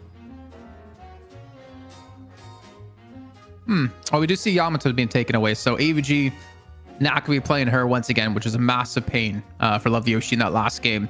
But that'd be interesting. If we do have Wraith taken away, do you kind of force Love Yoshi to go back to like the very spirit heavy build that they did before? The thing is, Pocket's still open as well. What was I thinking? So they instead go for the Pocket to take away, meaning that you still could see the Wraith picked up. But I'm also curious, what would Ido be playing? Because he did play Shiv, I believe, in the first game of the series, or first game of today, not the series. Doorman. Bring in the Doorman. Even Gunman already? I was going to say, I don't think Sneaky Golem's going to steal it from you, are they? Let's have fun. They might, darling. but okay. Lady Geist, okay. Switching things up. They're trying to take away pieces from Sneaky Golem's successful roster game 2. Well, it's also like Leffa, one of his comfort, I would say comfort heroes nowadays, because he played a lot Geist? of Geist. They played it in the first game as well. I think they like kind of share some pretty similar pools like between these two teams, to be honest, as we are kind of seeing. But obviously with Mo and Krill still being up, I'm kind of surprised to see Sneaky Golem not go the Mo and Krill route, because that's been Hydration's bread and butter so far in the series. Do you just grab it here at pick 5? Or do you not need Mo and Abrams? You could grab both. Like, there is a possibility you grab both, but you already kind of have your playmaker in Paradox. You have one of your frontliners in Abrams. You kind of run Calico as a quasi frontliner. So the Mina comes in, much to the fanfare of chat. I've been wondering, where's Mina? Vampires at Halloween. It just makes sense. Mina! There's a high demand for the skirt. She has been high flying. She does massive damage, and she can just farm like crazy. On the other side, we got Love Yoshi with their 5th pick. ZP prediction, the Doorman is in.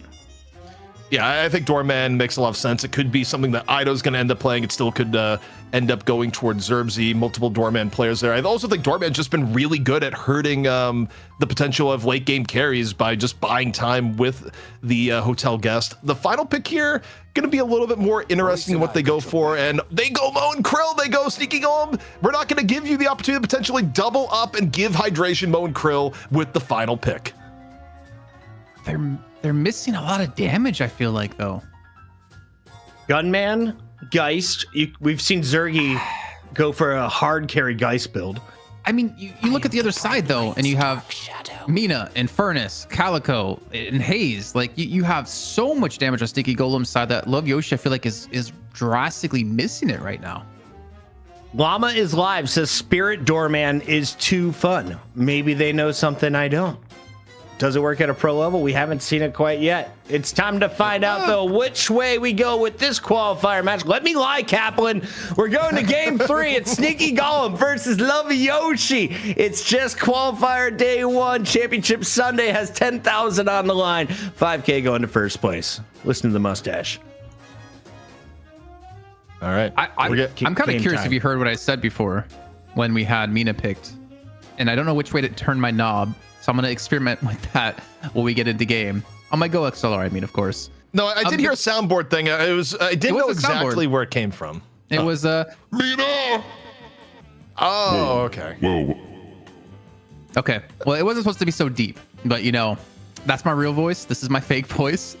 And Puckett, now I know how you feel when you want to get in the game and you're not there yet. So it's just you know, it's so close. It's just NA. You know what it is? And they're like, bathroom break. Sorry, guys. Chad, Need an extra 2 minutes. I have the other cam on Puckett that he doesn't even know exists. And the reason why Puckett is feeling a little bit nervous right now and wants to go to break is that his kid just came in and took all his remaining bags of Trolli. And, you know, on one hand, you may be like, oh, that's that, you know, does the kid want to eat all those bags? Is that, you know, Imagine my a good offspring. thing? And it's like, it is a good thing. The problem is that Puckett wants to eat those bags of Trollis. So True. Puckett just desperately needs the break to, you know, chase things down. Yeah, sorry, I don't know why I got excited just assuming the game was ready. We can keep talking about this draft. Hayes hasn't been seen tonight. Why is she in the game now, Kaplan? well, I'm assuming it's going to be more utility-esque Haze. So I would assume we're going to be seeing, I mean, especially with like, I think Ranger's still coaching Sneaky Golem, if I'm not mistaken. I believe he's been moved from like active player to coach, and we've seen him play like very selfless kind of heroes as well in the past. So I would imagine it's going to be like a silence wave or slowing hex coming through to help facilitate some of these kills. Not very damage oriented because you really don't need the damage out of Haze in this one. Yeah, I feel pretty confident saying that. I don't think you need to see like a surge of power Haze at all. Hey. Guess what? All players are done doing their business. Now it's time for the real stuff. Clock in. It's the night shift. Trolli 10K. On the mic, it's ZP and Jason Kaplan for the Decider Game 3. Jason, I still love the Love Yoshi logo. I know that sounds a little bit redundant when you have the love in there, but that logo's just, it's good. It's perfect. Honestly, it is better than anything AI generated ever. And I hope we keep seeing some hand drawn like logos for some teams. Also, something of note here is that if whichever team gets knocked out here, just so you know the stakes of where this goes, is that the team that gets knocked out here, the best they can do if they win the match after is they have to go up against melee creeps first in the single elimination playoff bracket tomorrow. So even if you get to tomorrow, winning this game is important because it means you don't have to face against melee creeps until the grand finals. Yeah, it's a very good point. Like seeding is pretty damn important in this one because what you go from what, like 1250 to 2500 from third, fourth to second. Yes. So that's, double your money. I mean, you double your money. And that is a lot of extra bags of Trolli you could buy. And I think Puckett might have to go to the store to do that because his kid might have eaten another bag while we're waiting for the next game to start. But as we break into this game, maybe we should start to take a look at as well, like some of the heroes being picked across the board. I mean, I think Love Yoshi, pretty expected. But on the side of Sneaky Golem Goob, we're going to be going the Haze.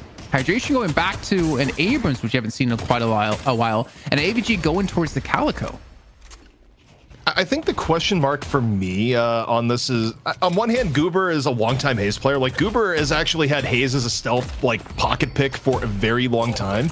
But in terms of the meta, I'm not 100% the biggest Haze believer. I think you still need to have a really good mid game on Haze. So the timings for Sneaky Golem are a little bit interesting. Love Yoshi, you know, you bring up a reasonable point in draft and saying, like, okay, the carry hero and there's no ultra clear carry hero, but their front line, especially if Leffa gets farmed and Ido gets farmed, is fat, like incredibly fat. So I think Love Yoshi is okay in the late game if their front line is able to get, you know, some of the love. I mean, that's a good point as well. Like, we know how damn farmed and how much damage Leffa can do for sure. Oh my, okay, that's interesting. Sleep dagger into shoulder charge, but I don't know, man. I still don't know if I'm like a believer yet because you need to funnel the farm to Ido. You need to funnel the farm to Leffa, which leaves you with a Doorman, a Holiday, a Mo, and a Viscous to fight. And you have a decent survivability, you have decent catch, but you don't have decent damage in those 4 remaining heroes. So then you're forcing Ido to be there or Lefa to be there in these fights. I mean, they're not getting the farm. I don't know. I'm heavily leaning towards Sticky Golem when it comes to the draft in this one.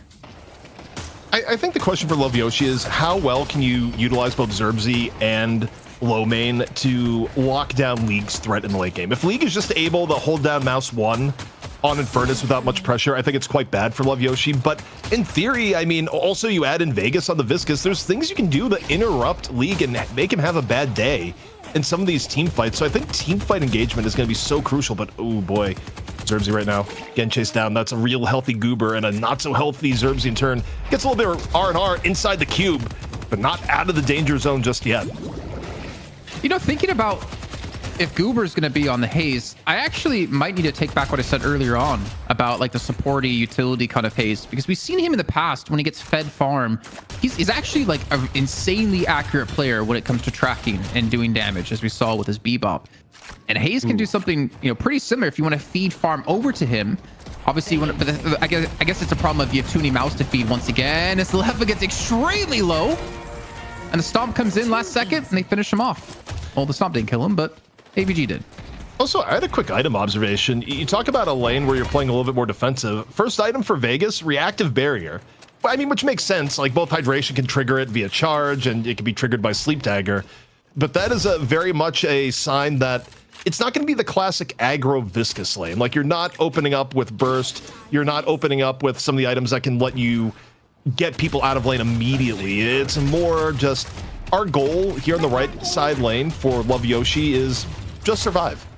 Yeah, and I don't think if you're going to be paired with the Doorman, with the way we've seen Zerbzi build, because he's not build gun Doorman all night, at all today, I think it makes sense to just play safe and play for survivability to make sure you just don't die. And they need to make sure to keep the lane shoved out so they keep their Guardian alive as well. But, you know, to me, that kind of makes sense. Back to what I was saying before, though, I think there's a lot of mouse to feed on Sneaky Golem, which is something we criticized a bit when it came to the first match of having like 3-4 players you need to get a lot of farm to, which eventually ended up leaving them to lose out in the game, right? Thinking back to League with his 50,000 souls, he had all the feasting for himself. I think you run to something similar if Goober does go that DPS route for Haze. Yeah, I think this is going to create a pretty interesting mid game. Looking at the early game, though, neither team's super far behind in the early Guardian struggle. A much better early game so far from Love Yoshi, unlike last game, where I think by this point last game, they were already down mid Guardian, Jason. So yeah, a bit more even across the board. I think even a swap might have gone off in middle, but it's actually going to turn on its head as Matt gets the kill. It's back towards his Garden to get the minions as well. So a decent start now for Love Yoshi, getting the first kill of the game. Combustion came through, and low main's going to fall. That one's out of League. The knocks Nostron over the top of this, and Ido. I mean, we know how squishy Amina is, and Ido would love to feast on Mina and turn these into kills. Ido just licking his chops right now. But yeah, on the same note, Mina still a pretty squirrely character. A little bit hard to lock down early on. I have to say, though, as things have been looking here, I do enjoy what we're seeing out of mid, where, and this is maybe a little bit biased because I've also been just, you know, on the character a lot recently, but I do think Matt is kind of reminding people, yeah, Holiday is still really good, may have gotten nerfs, but once she comes online, gets extra barrel damage, you know, you build extra charge, you get something like headshot booster, it can be really difficult to deal with the damage she's outputting if you put her with even a mid-level laner at the same time. Yeah, I mean, she used to be a part of one of the deadliest duos. So when it came to the mid lane with the amount of poke you can do, it was really punishing for teams knowing you'd have to deal with her in this lane. I think in like Holiday Yamato was always one lane combo that was very, very deadly. But yeah, I mean, a much slower game. And I mean, effectively turn this into a best of one once again for these teams. You lose this match, you're out. No one wants to make any big mistakes here early on. Combo is up and ready to go here for low main. He's trying to go for the track, forcing them back towards their own Guardian. And if they can catch Rokane, there's a very real possibility they can get the kill onto this, especially with Ido there for the finish. Yeah, I think putting the Mo against Mina makes a lot of sense. I mean, combo is one of the few abilities that can, you know, put Mina in more of a bind. Sanguine Retreat not going to be quite the same, but Ido just burned down, caught in and amongst the afterburn and the flame dash. And now on the 2-on-1, that's where Mo can get some real danger. Combo up not mattering at all, and just a quick walk down by League. Yeah, I think I think there might have been a misplay to low main there in that one. I think Ido was expecting a combo to come through so they can go for the kill and then have a 2v1. But it just took too long to get it because of the way Rokane played, using the bats, the Sanguine retreat, just to get into the sky, so there was no combo chance to come through. And they comes out with 2 kills. They also get a kill into Vegas over towards the right lane too. Meaning, Sneaky Gold, even though they lost the first death of the game, they're up now 5,000 souls and starting to put some pressure on these Guardians. Yeah, even the middle lane, which was looking good to begin with, they've gotten forced back for some of the pressure, and middle may be falling here in just a moment. Sneaky Golem adding another Guardian to the pile. Meanwhile, though, looking off over here, combo in on it to Hydration. Hydration, a little bit of trouble. Doorman pressure coming in, followed up by the Mo. Off to the left, the call bell, ding, ding. Enough to take down Hydration here on the right. Yeah, he survived for so long, though. Like, there's a missed cart to go into the wall. He was able to bait out a lot of abilities. I mean, I guess the upside for Love Yoshi is, well, I guess for Sneaky Golem, is that in the end, it really didn't matter. They were not able to close into a second kill, though. I do talk about Goober being very low in a very susceptible position. Eventually gets punched out and finished off. There's something a little demeaning about the quick hop double quit light melee. It's like you could have parried one of these, but you didn't. You just took the goof fist to the face. Another parry coming on out. Hydration, no rougher spot. Zerbzy looking to just run away with a bit of grace here, Jason. Yeah, some good movement yet again. Even Matt coming in to rotate to help out to make sure there's no chase potential coming through. Cold Front comes and does some decent damage back once again to Rock, but now he's being chased down with the Sleeve Dagger coming through. Goober from behind. This should be a dead Holiday. And there it is. Goober closes it out at 7.1 thousand souls. Off to a phenomenal start. He's got... Wait, what is he building into? I mean, he's going for the attack speed, but the high velocity bullets as well. It's really a lot of early harass. I mean, if you're going to go both Mystic Shot and Headshot Booster, it's straight up I'm going to bully lane build. I'm going to continually get poke damage. And then you throw in Spirit Shielding, which allows you to be even more of a bully because you get hit by a Spirit Nuke and then you just roll forward while you have, I think it's like the 7 seconds of barrier to go along with it. It is pure lane bully build by Goober. It's not actually even reflective of what he may be building into for the mid game and beyond. Well, I mean, it's been working out for him so far. Leak again, continuing to farm up to 10,000 souls. ABG almost at 10k himself in the mid lane. No one even approaching that on the opposite side. And we're almost at a 10,000 soul difference at 10 minutes in. In Love Yoshi, they look good at the start. They don't look quite as good here as Willy the Worm. Willy the Worm. I'm down with it. Also, a bit of a fight taking place here near the right centers. Both teams getting into it. Vegas in a bit of danger. Combo out from low main. It's going to be enough to take down Rocker. Rocker's still reasonably healthy here on the Paradox. A 2-on-1 down. Get it out of here. Subway territory, and no, they decided not to chase it down. I swear that's going to haunt me in my dreams tonight. You know what? We need to get a mid-boss with all of our faces on it. Oh, that is cursed. You're like, actually... You talk about summoning the patrons, you're just summoning, I don't know if evil's the right word, just a monstrosity is what you're summoning, Jason. Yeah. It's a mid-boss of 1,000 faces, and it's just all of our faces. That would be actually a really sick, like, patron reward. If you get, if you're like one of our $250 subs on that, you get your face on the patron. Not the patron, sorry, the mid-boss. Yeah. Or either, or I mean, maybe we can spruce up the patron a little bit, but Sneaky Golem in control of the urn. Love Yoshi off some of the pressure and skirmishes a little bit far back to give up the urn for free, and the soul deficit continues to widen a bit here, Jason, as Love Yoshi maybe trying to trade out the urn for Mid Guardian, but I think this is enough time for Sneaky Golem to have something to say about it. Nox Nostra being thrown in. That'll be the Guardian going down, and it looks like Vegas will escape with the help of the Doorman, but maybe not Zerbzy, as he does get the card away to keep Abrams and Hydration away from him. But I don't know if Low Main's going to be so lucky here. The Mole Man being chased down. He's actually wasting a lot of stamina. I can say my words right, out of his opponents. Stamina. I think you said stamina or something. It's like there's Stamina. There's extra N's and A's. Stamina. It fits, right? Yeah, stamina. Huh? I'm down for it. Ido, though, caught at the end of the last skirmish. It's Sneaky Golem just in all these little fights here. Even when it's a trade out, Jason, they're getting the better end of the trades. They're getting more of the map. And progressively, more of these fights are just taking place on the Love Yoshi side, where, take a look at Hydration, just gonna help himself to 3 medium creeps, and not much to be done about it. Yeah, this is just them taking the macro game to another level. Just take away everything. It's basically double dipping, right? Because not only do you deny it away from your opponents, but you also gain it for yourself.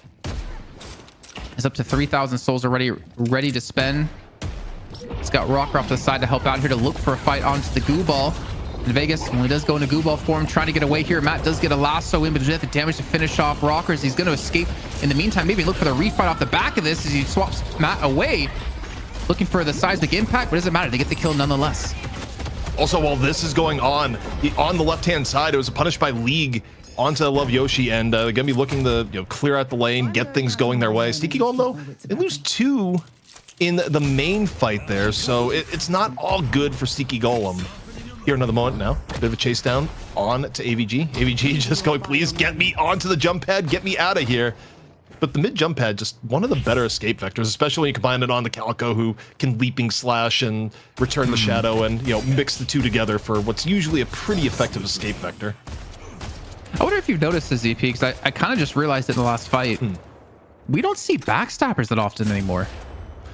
No, it got nerfed. The nerfs it had on paper, you go, oh, that's a small nerf. This is like 1 extra second on the cooldown. It effectively got nerfed by like 50% because it went from something like 4-second cooldown to like 6 or 7 now. And I think the item as is was a little situational to begin with. It was just more good in the early game, but the cooldown nerfs, I think, really hit it quite hard.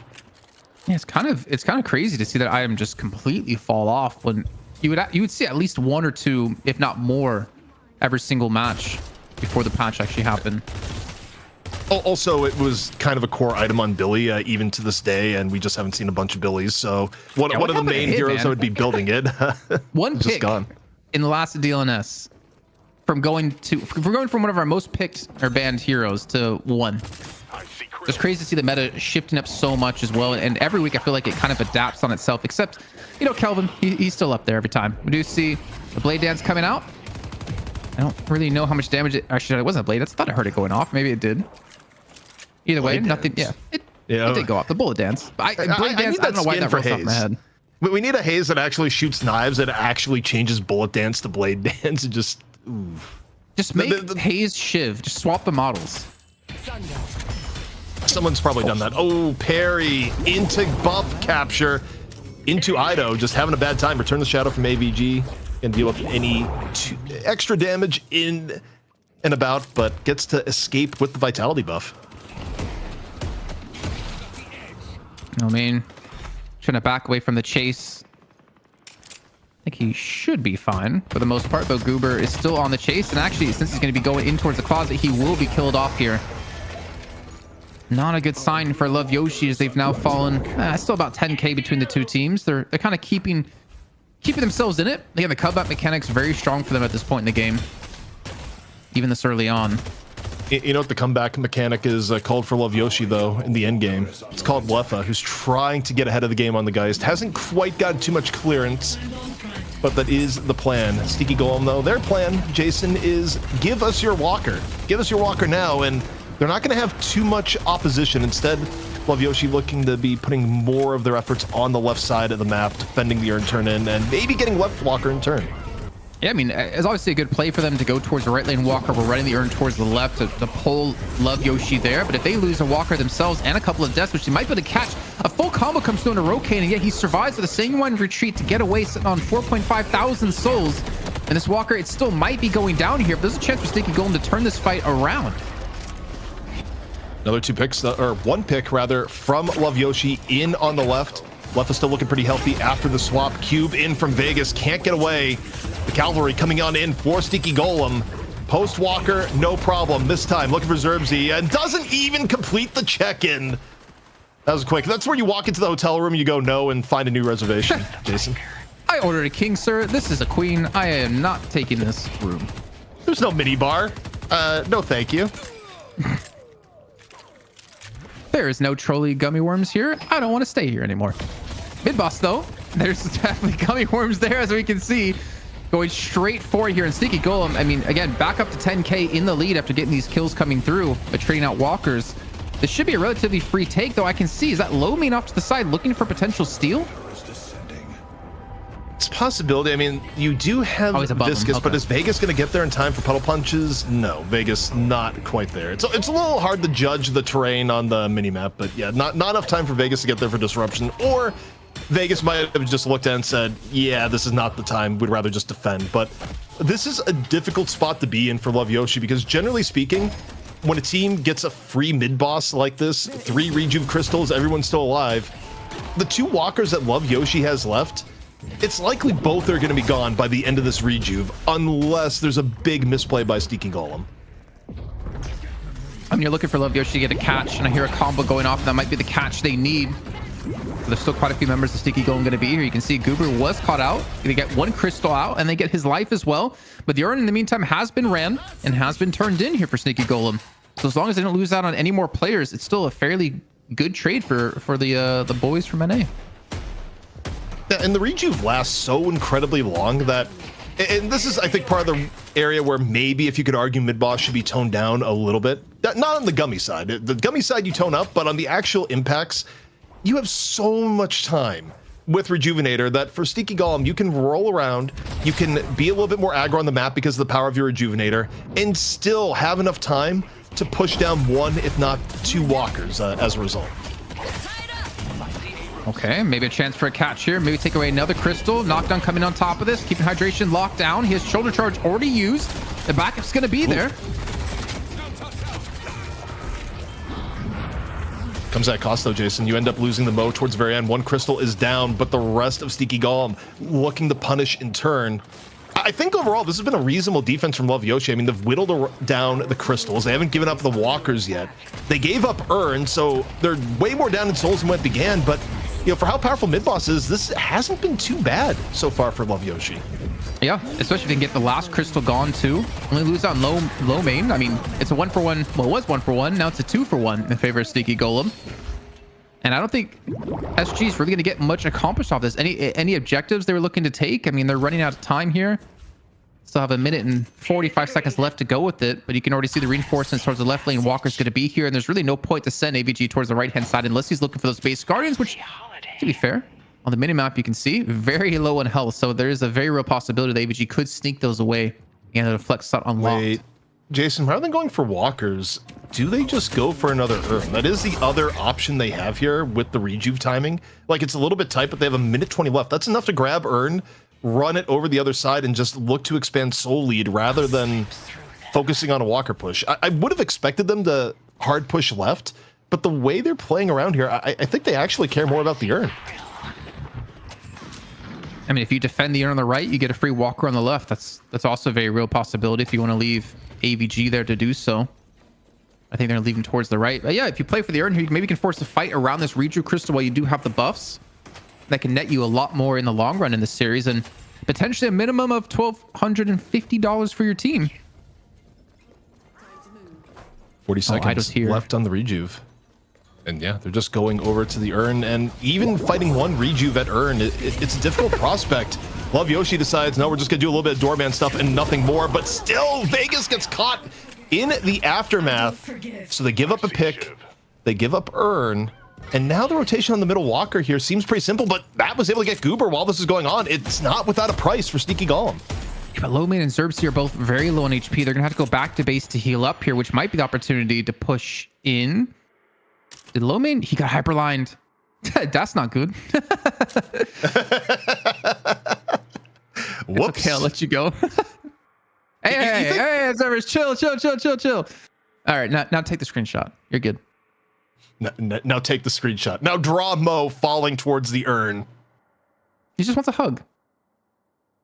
Do you think Krill is mad at Mo when this happens? Because I think it's Mo that's generally in charge of holding on to things. Krill's just like, Mo, what are you doing, Mo? No, Krill, you could just shut up, okay? That's what I would say, because you're getting carried around for free on his back the entire time. He's doing all the hard work for you. And what do? You just shoot a gun? Come on. Well, shoots a gun, also like shoots the electro taser thing that gives Mo free punches. Like, Mo actually isn't that great of a one-on-one fighter except when fighting other Mo's, but hey, you get a little bit of electricity from Krill and they don't fight back. It's just, punching bag. You know, Ozzyline, if you're still here, Give me a Mo and Krill skin with no Krill and Mo's carrying the Tommy gun. I would be happy with that. Where's it gonna be shooting from though in the model? It still comes to the time as Mo just like, pull a Goro from Mortal Kombat, get 2 extra arms. 2 extra arms, or his head becomes a gun. Oh boy. Anyways, looks like we're ready to get back into this one. Low main did get hyperlined. I don't think AVG is gonna help defend this one, or go for the kill on this one. Just some gloom bombs thrown in, to be fair. Even Zerbsy got low off of that one. I really enjoyed the Das not good from low main. That's a comedic timing we need from the portraits. I think that's actually, in terms of the polish of Deadlock, the chat bubbles underneath, so underrated relative to the normal, just kind of generic chat you get in the average game. Mm-hmm. That's not good. We need like an emote or something for that. That's not good. Well, the dust is settled from the Rejuvenator here, Jason. 2 urns for Sneaky Golem, a 20,000 lead. Things are looking tough for Love Yoshi, but it's not 100% out of the question yet. They still have pick potential with Matt. They have the follow through with Low Main, and also the disruption and isolation of Zerbsy. I mean, there's ways for these fights to be set up for them, but it's difficult. I mean, what I worry about with them being 20k behind is they're already lacking damage before, at least when it came to the calm. The farther you fall behind, the tanky the enemy team is going to get, and it's going to become that much harder to get any kills. But we do see a little bit of a semblance of a fight breaking out. Goober going to be rejoining the fight. You can see League isn't here, so Sneaky Golem have to be careful about this one as they look to retreat away, trying to go for the catch on to Vegas. And they get a catch on them back in their own tier 2 camp. And Vegas will fall. They get 2 kills just like that, even after not having 2 players there. Zerbsy tried to break things up with Hotel Guest, but immediately got punished during the attempt. So 2 clean picks from Sneaky Golem off of the initiation onto Vegas. And once more, Love Yoshi, I mean, the next 30 seconds here, Jason, they're just going to be giving up a lot of what remains of their jungle. They're going to be giving up lane presence. And, it's hard or easy to forget because of how long the last rejuve went for, but mid-boss is already back up again in 1 minute. Yeah. And I think the lead that Sneaky Golem have, I think they would welcome a fight too when it came to mid-boss if they can force it. Unfortunately, it looks like Love Yoshi, with the way this game is playing out, they're going to have to go into the elimination match, which will be happening not next, right? We're going to head over to the Chain Gang versus the Yunks match. Yes. If I'm not mistaken. Cannot wait to imagine Wander snorting into his microphone like he does on his stream all the time, and what gun character he's going to be playing this time. But at least I can't hate on Deathy because he won't be playing Lash. It's true. Swap, not connecting this time around from Rocker. And I think, Jason, we've hit the point of the match where Love Yoshi is on their last life, not only within the series, but I think one more bad fight, and it's out of reach. Like, they're out of mulligans. I would even argue that we're kind of... I mean, I think you're right, for sure. I think when it comes to this next mid-boss, I don't know if they can really contest it unless they have a really good fight, or maybe just a really good catch like that onto AVG, which could open up a potential comeback here. I mean, that Walker is very low in health, and I still don't think, even with that 1 kill, Love Yoshi really want to force a mid-boss fight right now. No, you do. I think you slam mid. You have Doorman, you have the pick. If you can get to mid without anyone else getting picked, I actually think you like the action, and you like this even more. You get the combo on the Goober. Matt on the follow through, 2 down for Sneaky Golem. You absolutely bring this middle and dare Sneaky Golem to come in and contest. Combo's not up, so they can play aggressive here. A lot of these serrated blades being thrown in, though, as the goo ball immediately gets exploded. Now being down a man, we can see Sneaky Golem, they don't want to let this one go for free. They're going to feel confident enough to go in towards this one. They have Nox Nostra up and available to silence away as many people as possible. I don't know, man. I feel like Love Yoshi, you cannot go for this. You just were given a lifeline here, getting those 2 initial kills. And if you lose this fight, you lose your advantage and you lose mid-boss. I don't know why Vegas went goo ball like 1v5 down, the reverse Indiana Jones. It didn't feel like he had the backup there. I feel like there's a miscomm. Now you don't have Viscous here for the mid-boss disruption, but we'll see Ido taken on down. Love Yoshi perhaps biting off more than they could chew, just messing up the initiation. I think the logic of the shot calling was sound, but the actual execution, it's a bit lacking, Jason, and it may be sending Love Yoshi down to the lower bracket. Yeah, this is going to be, I mean, this is free now for sure with Lo Ming going down. Going to get all the tasty deliciousness, sugar crystals, sour crystals, whatever Puckett called it before. We're gonna have a worm, a worm apiece. I wonder if we could have modded the Reju crystal to be something else, just a worm that falls from the sky. But, The anointed worm. The holy worm. And this is Sneaky Golem, 3 Reju crystals yet again here, approaching a 40,000 soul lead and an earned turn in. Yeah, I don't think you come back from this. Yeah, I just think the setup getting in the mid boss room and the subsequent fight was a little bit rough from Love Yoshi. I think the instinct to go for it up 2, especially in the game state, was right, but it was still going to be a difficult fight, and you can't make mistakes around Sneaky Golem. Now 3 Juve and 3 crystals, Jason. We're near the end. I think the amount of options for Love Yoshi to bring this back, it's very limited. Yeah, well, we do have a last one go off. Maybe one opportunity to get back into this, but you still have to pop the crystal and then pop them a second time, and they weren't able to do any of that. As now Love Yoshi forced to get back in towards their own base. The thing is, they have to force the fight somewhere. They can't just let Sneaky Golem take their entire base. Because if you let him take your base, you're not going to get out of your own jungle anyways. And you have to put up a defense somewhere, and maybe not when they have the Reju crystals still up and ready to go, but as we see them powering up, Ricochet picked up here for League at 42,000 souls.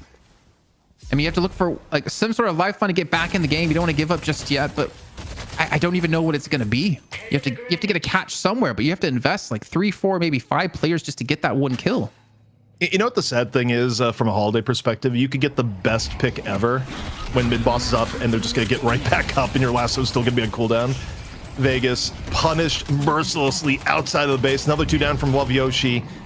The inevitable is on the way here, Jason. Sneaky Golem about to secure their entry into playoff Sunday as the #1 seed of Group A, unless Love Yoshi pull the miracle of miracles. Yeah, anything short of Nintendo coming in here and, you know, copyrighting Sneaky Golem because they were going to do a Clash Royale game as well or something would be like the one way to do it. But either way, first base stage patron's going to fall. And Sneaky Golem, why not stick around? You still have 2 Reju crystals. You still have a ton of damage behind this. And you have 3 players left to defend. Now 2. It wasn't the cleanest of ways to get themselves through into Championship Sunday, but they get there nonetheless. And they get themselves a minimum of $1,250 now into tomorrow's games.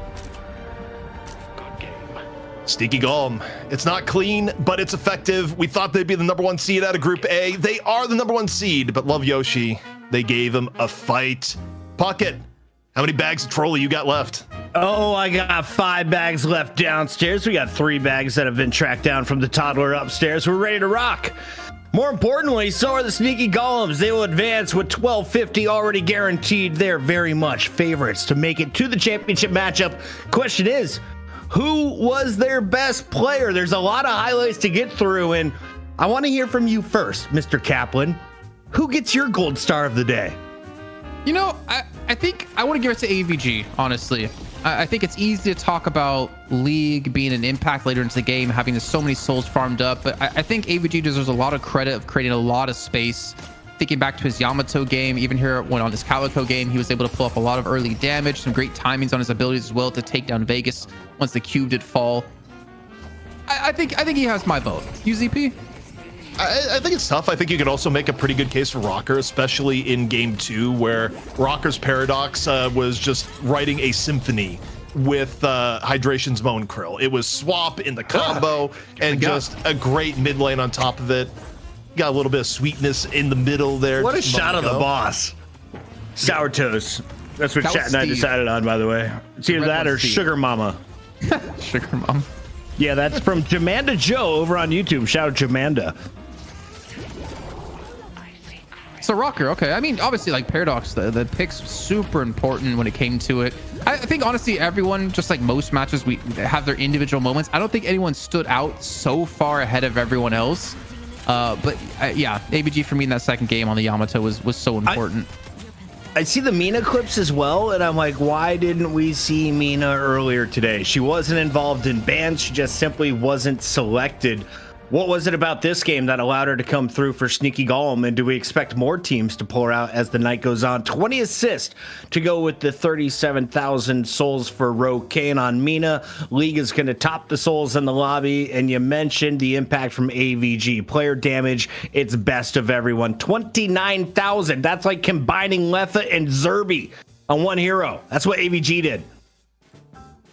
Yeah, it was overall. I mean, you take a look at AVG, Calico just outputs raw damage. I think Calico fell out of favor for a while because unlike other frontline options like an Abrams or a Billy, you're not getting a lot of CC, and she's not as tanky. But with all the buffs Calico has gotten, Calico could just be in the right place at the right time. She could be a real terror to lane against, and her ability to just mess with your idea of when you're safe or not is basically unparalleled. You have to be pretty recklessly aggressive with her, but if you have the right game sense like AVG does, you can really make her work.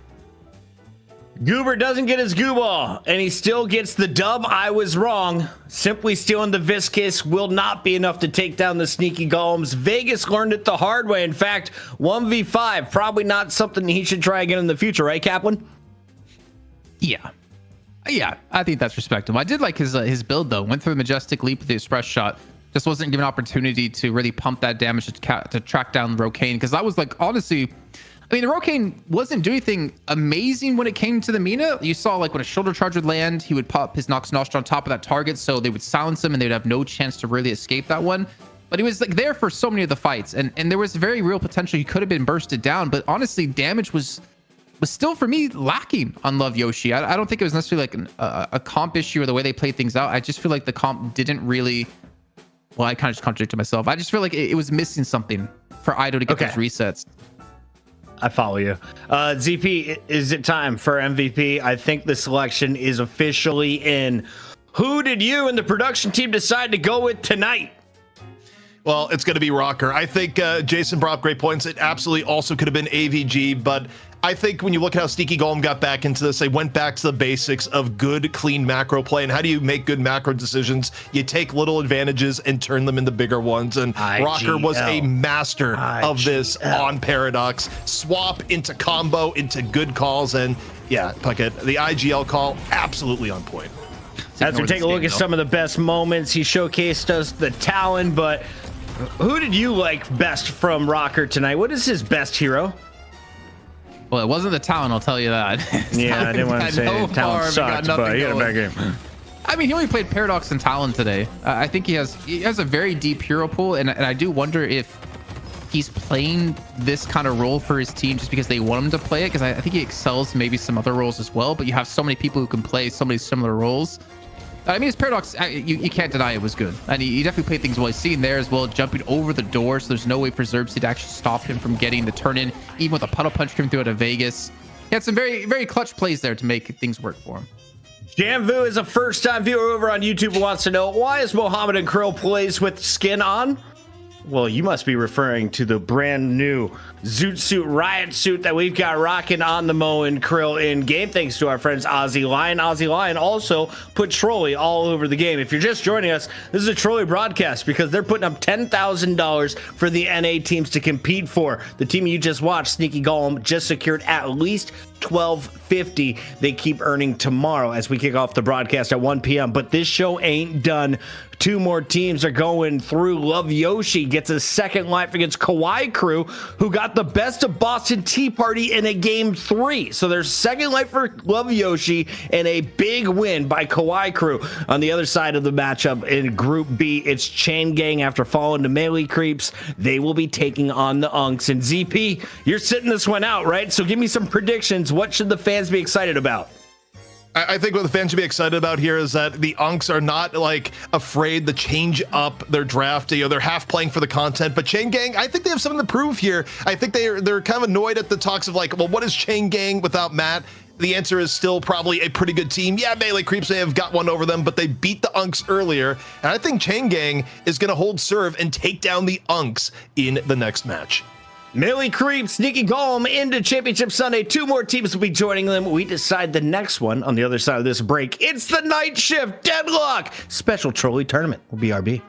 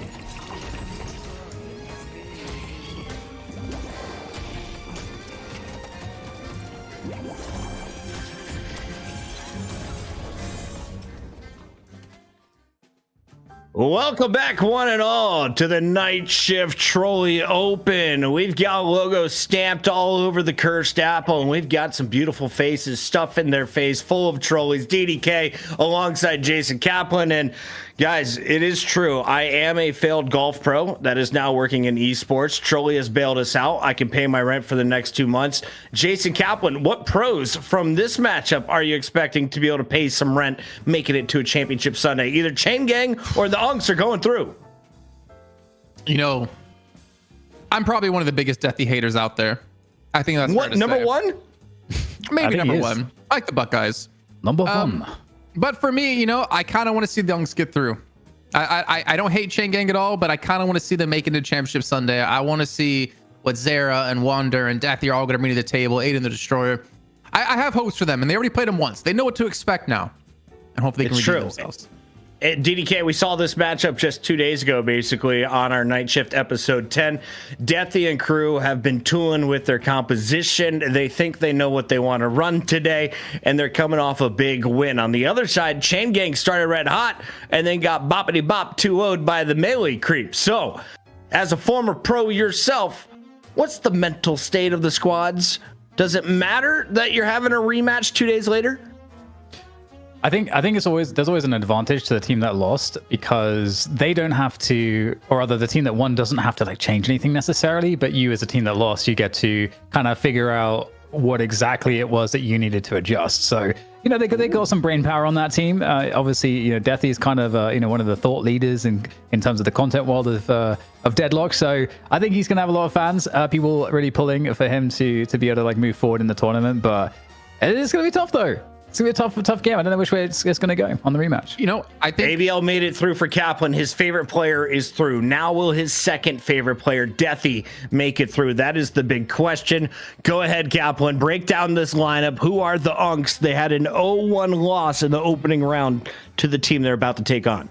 Bro, I want to know, why is Zera listed as Kelvin? What the hell's going on with this team? You know, I think you have Deathy, who's definitely gonna be the brains behind this team. Also, their logo is fantastic. Just gonna say, seeing Deathy dressed up like that and the Unks. You know, Deathy I think is an amazing player. Gibbs, I've always like rated very high when it comes to North America. We just haven't seen him being around in some of these teams. I can't remember some in the past that he played in when we were under the name DFN. Wander also a very good player when it comes to like gun builds, but he's always been like a pub stomper, and I don't think he can get away with as easily with some of the builds and play styles that he does when it comes to like competitive play. As we saw last week in the Night Shift with his split shot Yamato, doing a lot of work keeping him alive, but they didn't win that game. And I think as well, to go back to DDK's point, I think for the Unks, I think they have like zero pressure on them because I don't think they, not necessarily expected to get this far, but I don't feel like they really mind too much if they don't make it into Sunday. Yeah, they're making money on their streams along the way. They're just enjoying this is going to be our streamer squad. We thought that was going to be the case with Baroness Hotel, who ended up beating Hydra Nation and forcing that team to break up. So anything can happen here in North America Deadlock. On the other side of this matchup, though, let's talk about the favorites. They go by the name of the Chain Gang. After Billy got introduced, Poshy Pop's crew was put together, and they used to have Matt. Matt is gone today. The other 5 are in. Expectations, DDK. Who are you looking at from this squad? I think Poshy Pop is always one to focus on, especially if they decide to bring Wraith back out. I feel like for me that's kind of an iconic Poshy Pop hero, but yeah, definitely one of the highest skilled, most renowned players on the lineup. But Arctic there as well. Shiv is in fashion at the moment, and I've seen Arctic have some really strong performances on a Shiv and take over some games. So yeah, I think this is one of those teams where everybody here is like very well established in terms of the competitive sense of Deadlock, whereas there's a lot of mixed teams and pickup type style teams that went through the qualifiers, and this is not one of those. So I would expect to see a great performance here overall. Obviously missing Matt, it's not the best, but Matt wasn't always on this lineup anyway. It's a 32-minute game. That's my prediction. Chat, what do you think is going to happen? Let us know who wins and how long the game goes. I want to know, though, Kaplan, give me 2 players to watch. Who are the stars? Is Deathy the biggest face on this squad, or like who's the kid who's got the highest ceiling on the team? You're putting me in a really tough spot because I want to be a Deathy hater, but I think Deathy for sure. And I have to go to like Poshy Pop on the other side for Chain Gang. Like Poshy Pop is one of the most successful NA players. He's definitely like the brains behind the team. Thinking back to like Little Troops, he joined because he enjoyed playing with them. He originally was kind of coaching, then he like subbed in. I think like Deathy and Poshy Pop, like 2 of the most tried and tested players when it comes to both these 2 teams in the history of Deadlock. And I think you need to see those 2 have some decent games if you want to win. All right, the Unks have to go with the Kelvin ban here. It's been Victor, Kelvin ban first, and then second every single map, every single time. So what happens after that? What is the first pick? We've seen Paradox as a first pick that seemed to work out in our previous matchup, and Abrams ban means that now you got Icy Boy for free if you're Chain Gang, right? This is an insta yes. Feels like that's what's supposed to happen. We've seen this story play out time and again, and every time that you give up a Kelvin, 100% win rate being why you lose. Yeah, so he's never lost. Yeah, I mean there we go. So we'll see if the statistic reigns true 100% right now. If you don't ban Kelvin, you allow the other team to pick it, they'll beat you. All right, so the Unks are starting down 1-0. Let's see how the rest of this draft plays out. Kaplan, walk us through it. Facts and numbers aside, what else could happen here? Because there's 11 more characters. I think Pocket too. Like you take away the Shiv and you take Pocket a second. His Pocket's really good to counter to Kelvin since you want to heal everyone up and group them together. And Pocket's like, you know what? I'll pop an Affliction on top of all of you. And Deathy's been playing a lot of Pocket as well lately. I think that'd be definitely a solid lineup for them. But the thing is, the Unks definitely have a weakness when it comes to flexibility in their hero pools. Wow, they didn't go Pocket off the bat. They definitely do have like some susceptibility to being like in trouble with that. I mean, I would look back to their qualifier games. I was watching their streams and they were talking about like who can play this hero, and well, they don't necessarily have the ability to do that. So they have to play more comfort picks, as we talked about in the last series, and that can be something that really hurts you in this match. Smart to turn to Paradox for help. So one thing that's interesting too is that Yamato has come into a lot more potency and the value in general. I think you guys mentioned that on the broadcast, and I feel like Yamato is also like another good hero that can work well against Kelvin because of just the survivability from the ult. If you get trapped in the dome and that burst spirit damage is always pretty good. But the Kelvin Paradox and Furnace opener is pretty nasty, I've got to say. It's cool that they've got the Shiv Viscous. We talked already about the Youngs having just generally like high skill, and they know how to play the meta. So. But I'm still worried for them here. What do we need to see in your eyes, Jason, for them to combat this Kelvin? So we've got the Yamato.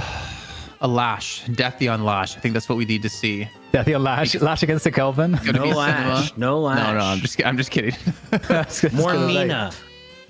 I mean, I don't know. The thing is, we've seen ways to counter Kelvin. I'm thinking back to, I think it was like Night Shift 6 or 7.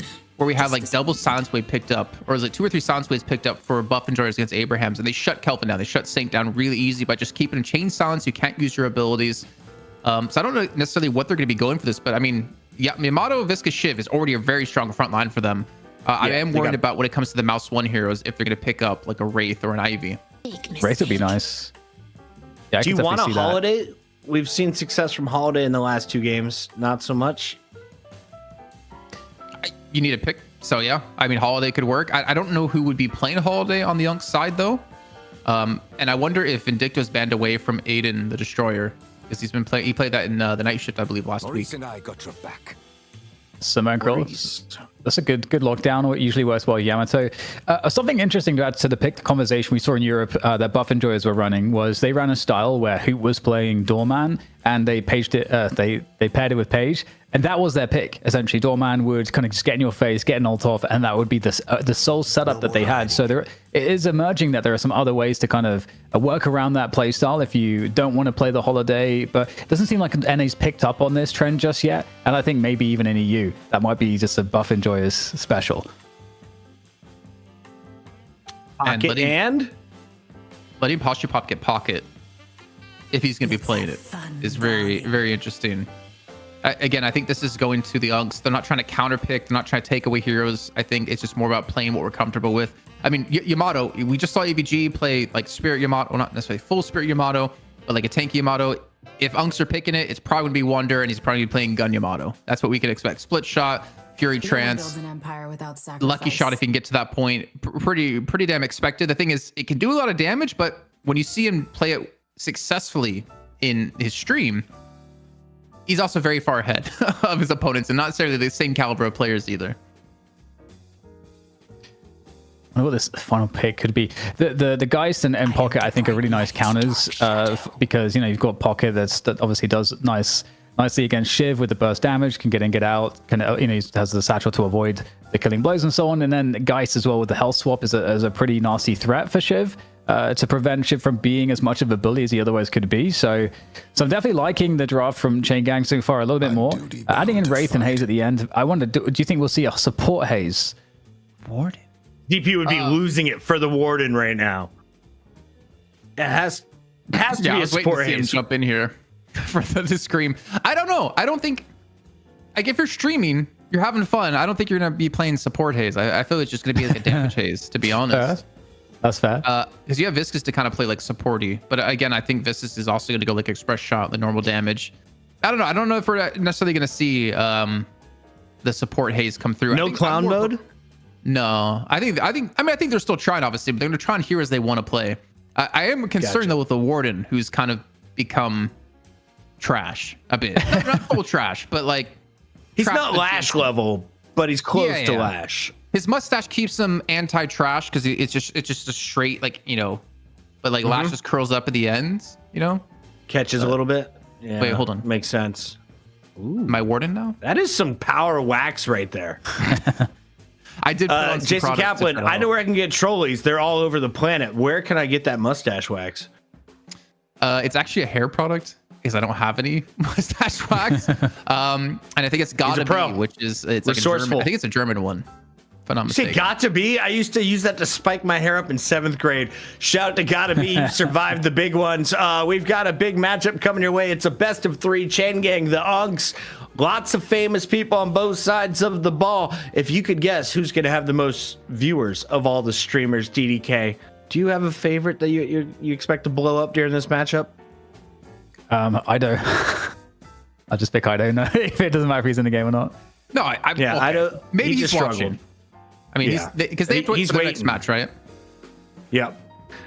That match is coming up. This one is hopefully beginning anytime soon. With the draft done, you would think the players would be in their chairs ready to hit the buttons, the keyboards, the mouse clickety clicks. Ask me the same question you asked Dan. Who do you think is going to blow up? There we go. I think, you know what? I think and hope it's going to be Wander. My man has like a 2-month-old baby.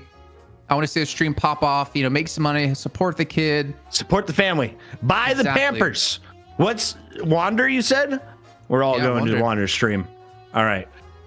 At the end of this I know he one, was here earlier. Wander, stay alive. I swear we'll send all of our viewers your way. In the meantime, make some money. $1,000, $1,250 to be exact, on the line, guaranteed. If you make it to Championship Sunday, there's only room for 4, and 2 spots have already been taken.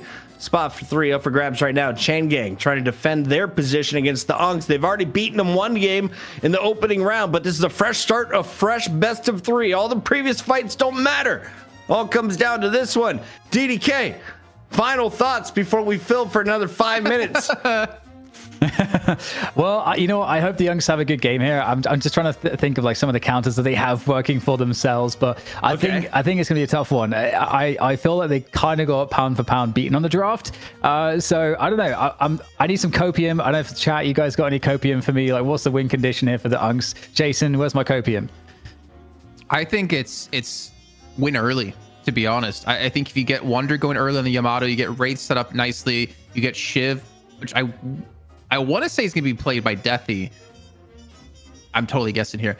You get going early on, I think you can easily snowball this game. I think the problem is if you fall behind when you're against a Kelvin who's going to provide some really easy catches with the help of a Paradox, you're going to be picked off 1 by 1. So you kind of need to win early and then like kind of stay grouped together, which makes it very hard. I mean, I guess they have a decent comp to fight without Wraith. Let Wraith keep farming up as much as possible, but it's all about that early start, man. You got to start off strong. We have a battle right now in the YouTube chat. RoboLink Plays 5248 says, hey, secretly a good pick here if they just prevent Infernus from farming. Response, I would dunt to myself. How can Hayes prevent Infernus from farming? Infernus will burn her alive. Well, slowing DK, what's the logic here?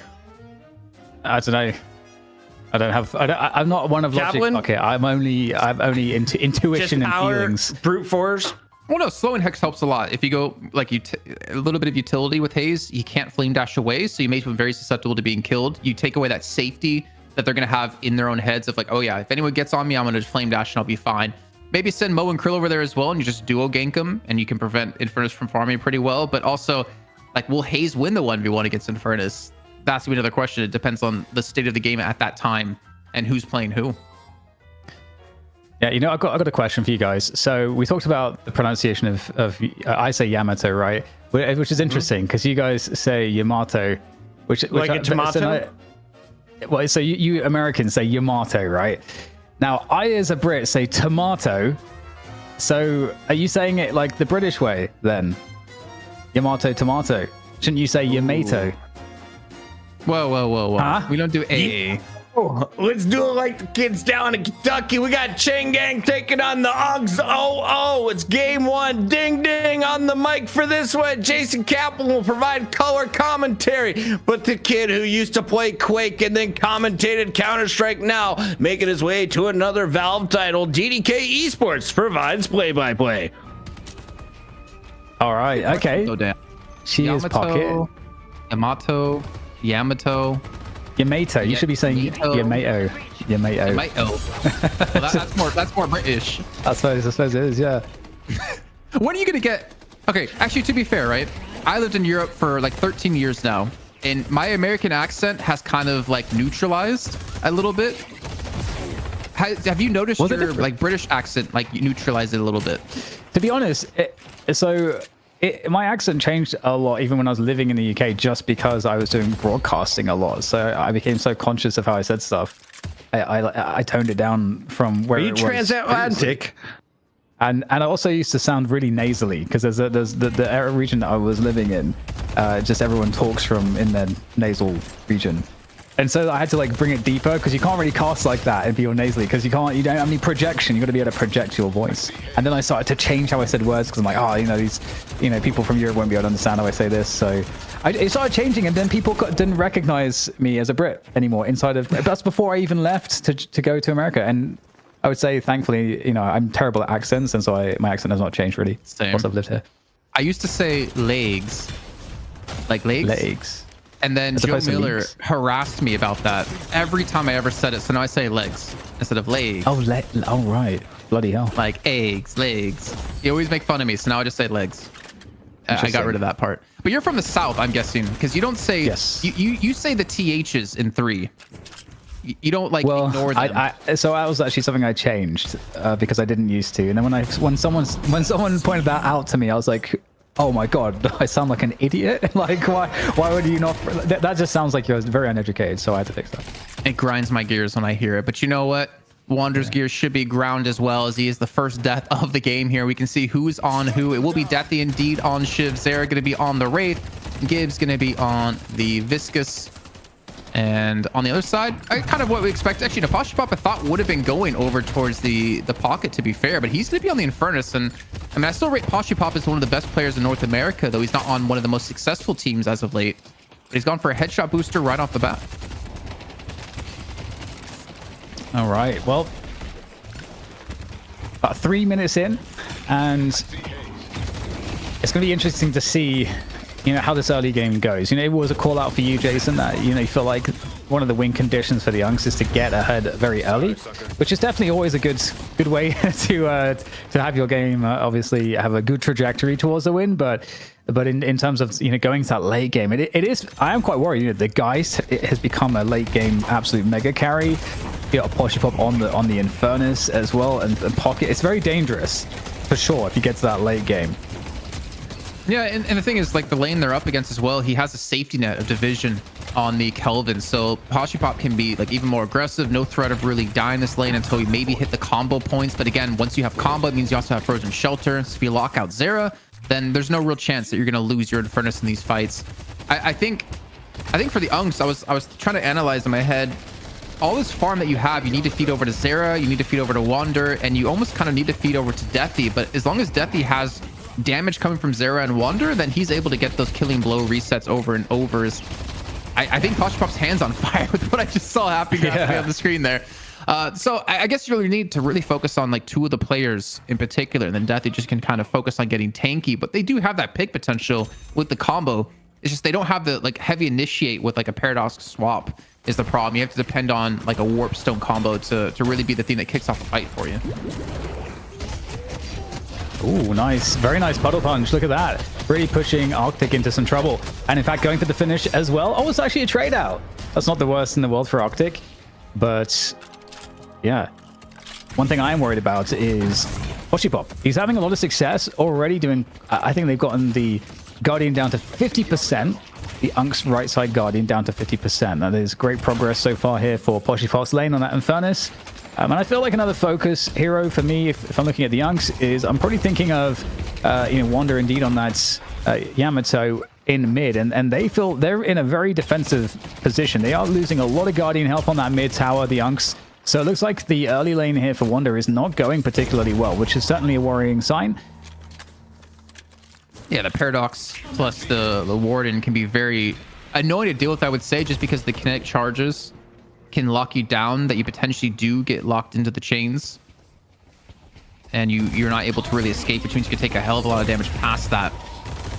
But again, I mean, you can see here the amount of damage that Erebus is able to do just on the Paradox alone. Resto shot coming through, monster rounds as well, and that Guardian, I mean, it should be falling on this wave, if not the next. There we go. It is gone. 5.5 minute Guardian there in the mid. The chase down is commencing though. Flying Strike is out off the back of the Shadow Transformation as Wander able to just barely, get onto the Paradox. So finally, Erebus will die. So there is that, but you can see that they've not managed to have the wave push to their opponent's Guardian really at all. No damage there at all. And the right side Guardian will go down for the Unks as well. So Chain Gang now in that early game advantage, stealing away some of these this forward farm. We're trying to. We've got some responsible work there from Lonau with the interrupt. Thanks to Mo and Krill, just seen him making his way up there. So how are you saying that, Lonau? I say Lona. Lona? Because it's like Lona. Or maybe it's like Lona. Like nah. I don't know. Lona. That's what I kind of know. Okay. I could be wrong. I apologize if I am wrong. Let's do it. It's Waynel backwards. Yeah, okay, so Waynel. We'll go with Waynel. I like that. Thank you, Pocket. You're always chiming in with a nice little nugget of knowledge. But Pocket nuggets. I do worry, though, because we already have Chain Gang taking down 2 Guardians, right and mid. At least for the Unks, they are being aggressive on the left-hand side, and they are putting pressure down, so they're winning 1 out of the 3 lanes, and even maybe a skirmish breaking down in towards middle as well. But they kind of need to free up, I think, Gibbs. Or maybe even Deathy, though I would kind of prefer Gibbs to be freed up so you can get some farm onto a single player, kind of keep the souls not too far apart. I mean, considering we're actually at 31k apiece, kind of surprising considering we've already had 2 objectives taken for Chain Gang. Yeah, I was going to say that too. I keep looking at that overall souls and I keep being a little bit surprised that it is so close because it doesn't feel like they're on the lanes. So, you know, just great work from the Unks to, as we say, lose well on these lanes so that they're not at a soul disparity, and that will obviously be quite nice when they're able to get those Guardians down to boost their souls. But a lot of movement here from the Unks all the way towards that left lane. A lot of people gathering up there. There are Sinners coming up at the 8-minute mark, but this is going to be a strong push here. 3 or 4 players on the left lane. They've abandoned their other lanes.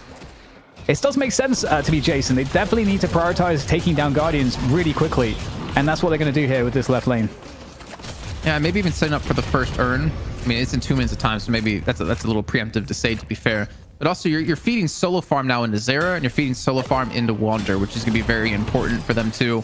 I think Aiden has to figure out ways to farm up here. He's only at 6k as he rejoins the mid lane. But yeah, they're going to lose a lot of their jungle if they do this, and they need to take away a lot of the jungle. At least Gibbs was able to deny this one Sinner sacrifice, and Deathy has rotated from the right lane over towards the left. Sorry, he's been over here towards the left. I'm mistaken. As they look for maybe a kill if they can pull it off. I give you a boon. Yeah, good work from Gibbs with that steal, but you could see there was a steal coming back on the other way, on the other side of the map in favor of Chain Gang from Division. And some presence in mid here, 3 players for Chain Gang, looking to chase down a couple players from Unks. You can see the chase there. Really quite cautious. Assistance is coming though. We've got Deathy making his way across on a Shiv.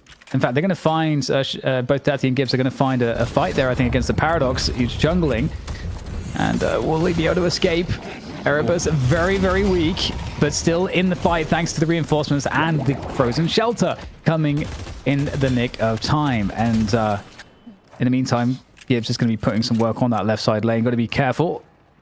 But these two, there's still 2 Guardians up as we approach this 10-minute mark, and I fear that that's going to end up starting to be a problem now as Chain Gang finally start to get a few K souls ahead. You know, as we saw in that last fight, that's one big downside to having Killing Blow. You know, Flying Strike you can cancel. Killing Blow, you can't. Because he Killing Blow is into air directly into a frozen shelter, and he's 1v4. You're not going to survive that. He's hoping for the kill, and even if he got the kill, it probably would have been a 1-for-1 trade either way. But getting back to what you're saying about the Guardians, finally Chain Gang have been able to flex out the advantage they have in terms of objectives, because they're sitting on a 4k lead with all the jungle being denied away. Even a slowing hex, interesting, picked up for Wander, which is going to help again with Posture Pop. It's going to help with Connor. I think even helps with Division as well. A little bit of a change up, I think, in this build. A little bit of an adaptation coming through. Looks like Chain Gang got both bridge buffs just now. And they also have control of the left side lane where the urn is, so they could potentially get that as well as the Guardian. And they're going to be, Chain Gang will now be bringing that urn across. And a few players in the middle of the map here for the Unks as they look to skirmish and find some fights. There is one fight in mid currently raging on. There's the Flying Strike trying to catch the Warden. And there is the chase.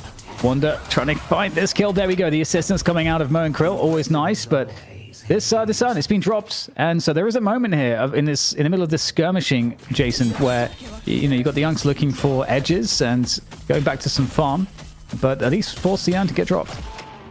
It also kind of blows my mind that we actually had the Unks, I believe, take all 3 Guardians before Chain Gang, even though Chain Gang were up 2-0 initially with Guardians. Because all the Guardians are dead now. So both sides with flex slots. And the lead that we're now seeing is not objective-based whatsoever anymore. And it's only 3k, to be fair, extremely close. Ooh. I do like this little change-up, though, as the urn does make its way towards the right-hand side of the map. They're going to contest it with 2 and send 3 towards the left-hand side, or maybe it's at 4 towards the left-hand side to look for a walker. If you can get a walker here, you'd be very happy with this. You need to do something about it. You need to do it quick, because that is the urn secured.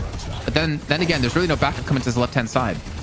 Yeah, that right side walker could be under attack as well here for the Unks. So they've got a double threat at the moment. They need to be able to secure that left side walker because they might be giving up this one. The great response from Chain Gang, who are looking to absolutely shred this. Just like you say, nothing really to stop this.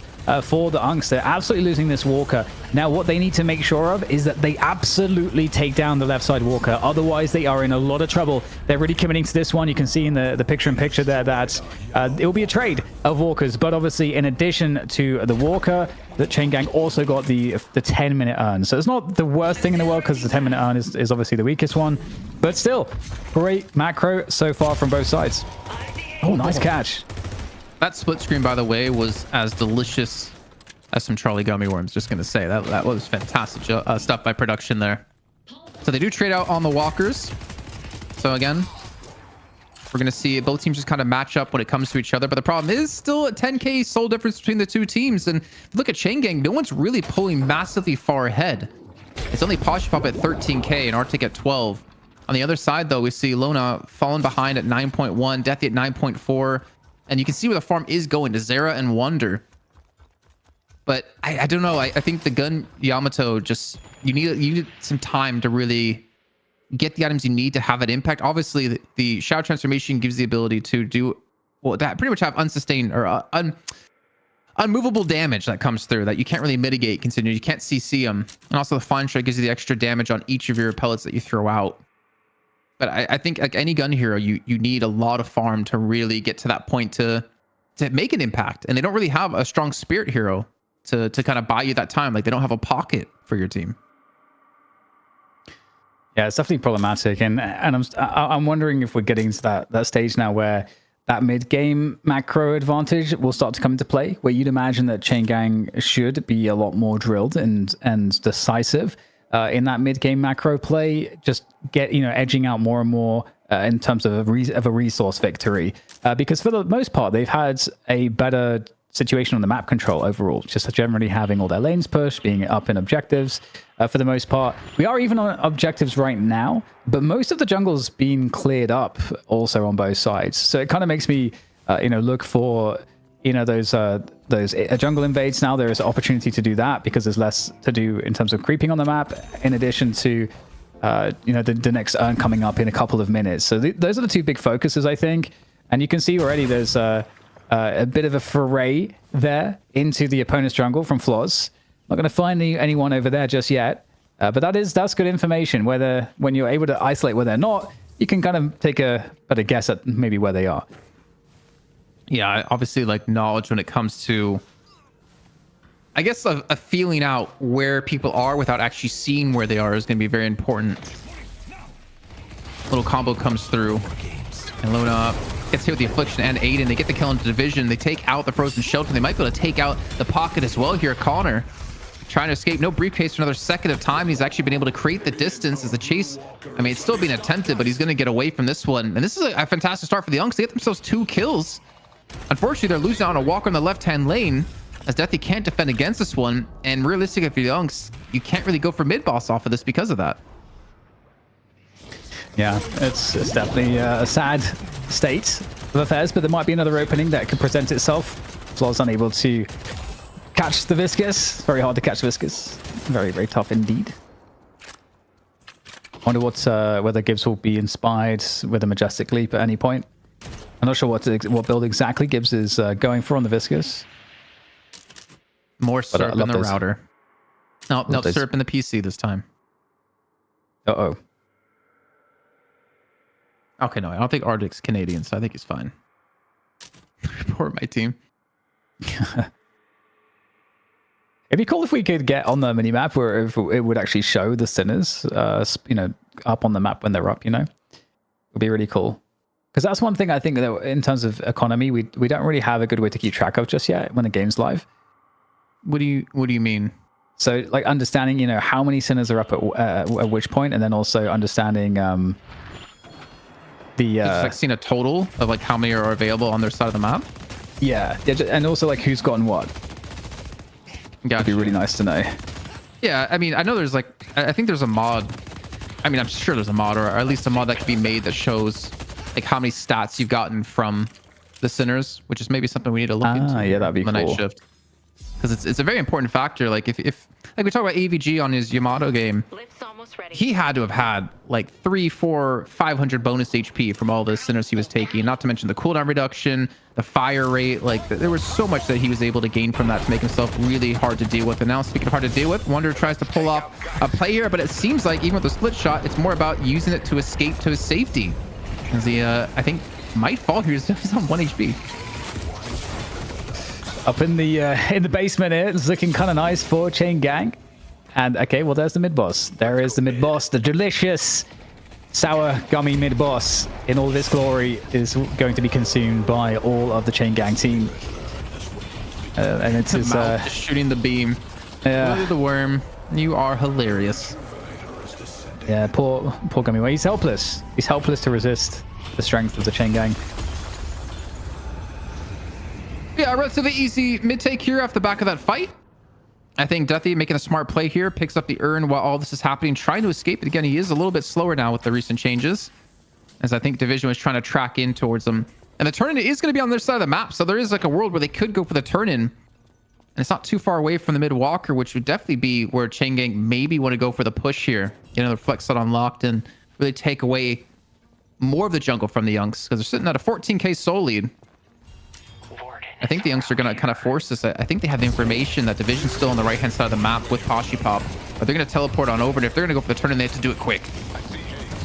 Yeah, it's going to be tough here. There's a fully fledged fight against all the rejuice. We'll see if they're able to get something of this, though. The Younks, as they try to just ship it in here, but into the Kelvin Dome they go. And this is an absolute disaster to be under this Kelvin Dome, stuck with 4 enemy players. And that's not a good look, as many players are falling now for the Younks as the chase down continues now. And I don't know if anyone will survive as Wanda. And it's almost a full team wipe. It essentially is as good as you can get, really, for Chain Gang, because they're going to get 3 objectives off of this one way or the other. 1 walker left to go. They can probably get some base guardians as well. So they're in an insane spot now, Jason, to maybe get 20, 30, 40k souls ahead potentially. Yeah, this is going to be a very deciding factor of the game now. Like there's so much to be taken around the map for them too. They have a lot of jungle on the right hand side. They have a walker to take on top of this. They're not going to go for the base just yet. And if they can defend this push on the right-hand side out of Aiden, if Arctic can do that, yeah, there's no retort going to be coming through out of the Younks. So just straight loss after loss here. So they have respawn back in, and maybe they're going to go for the contest here on the mid lane. Well, they are going to go for the contest because they're going to force back Chain Gang, who still have 3 Reju crystals left, though. Yeah, there we go. Shadow transformation as the fight starts in mid, and we might be able to take down 1 player, get rid of 1 rejuve.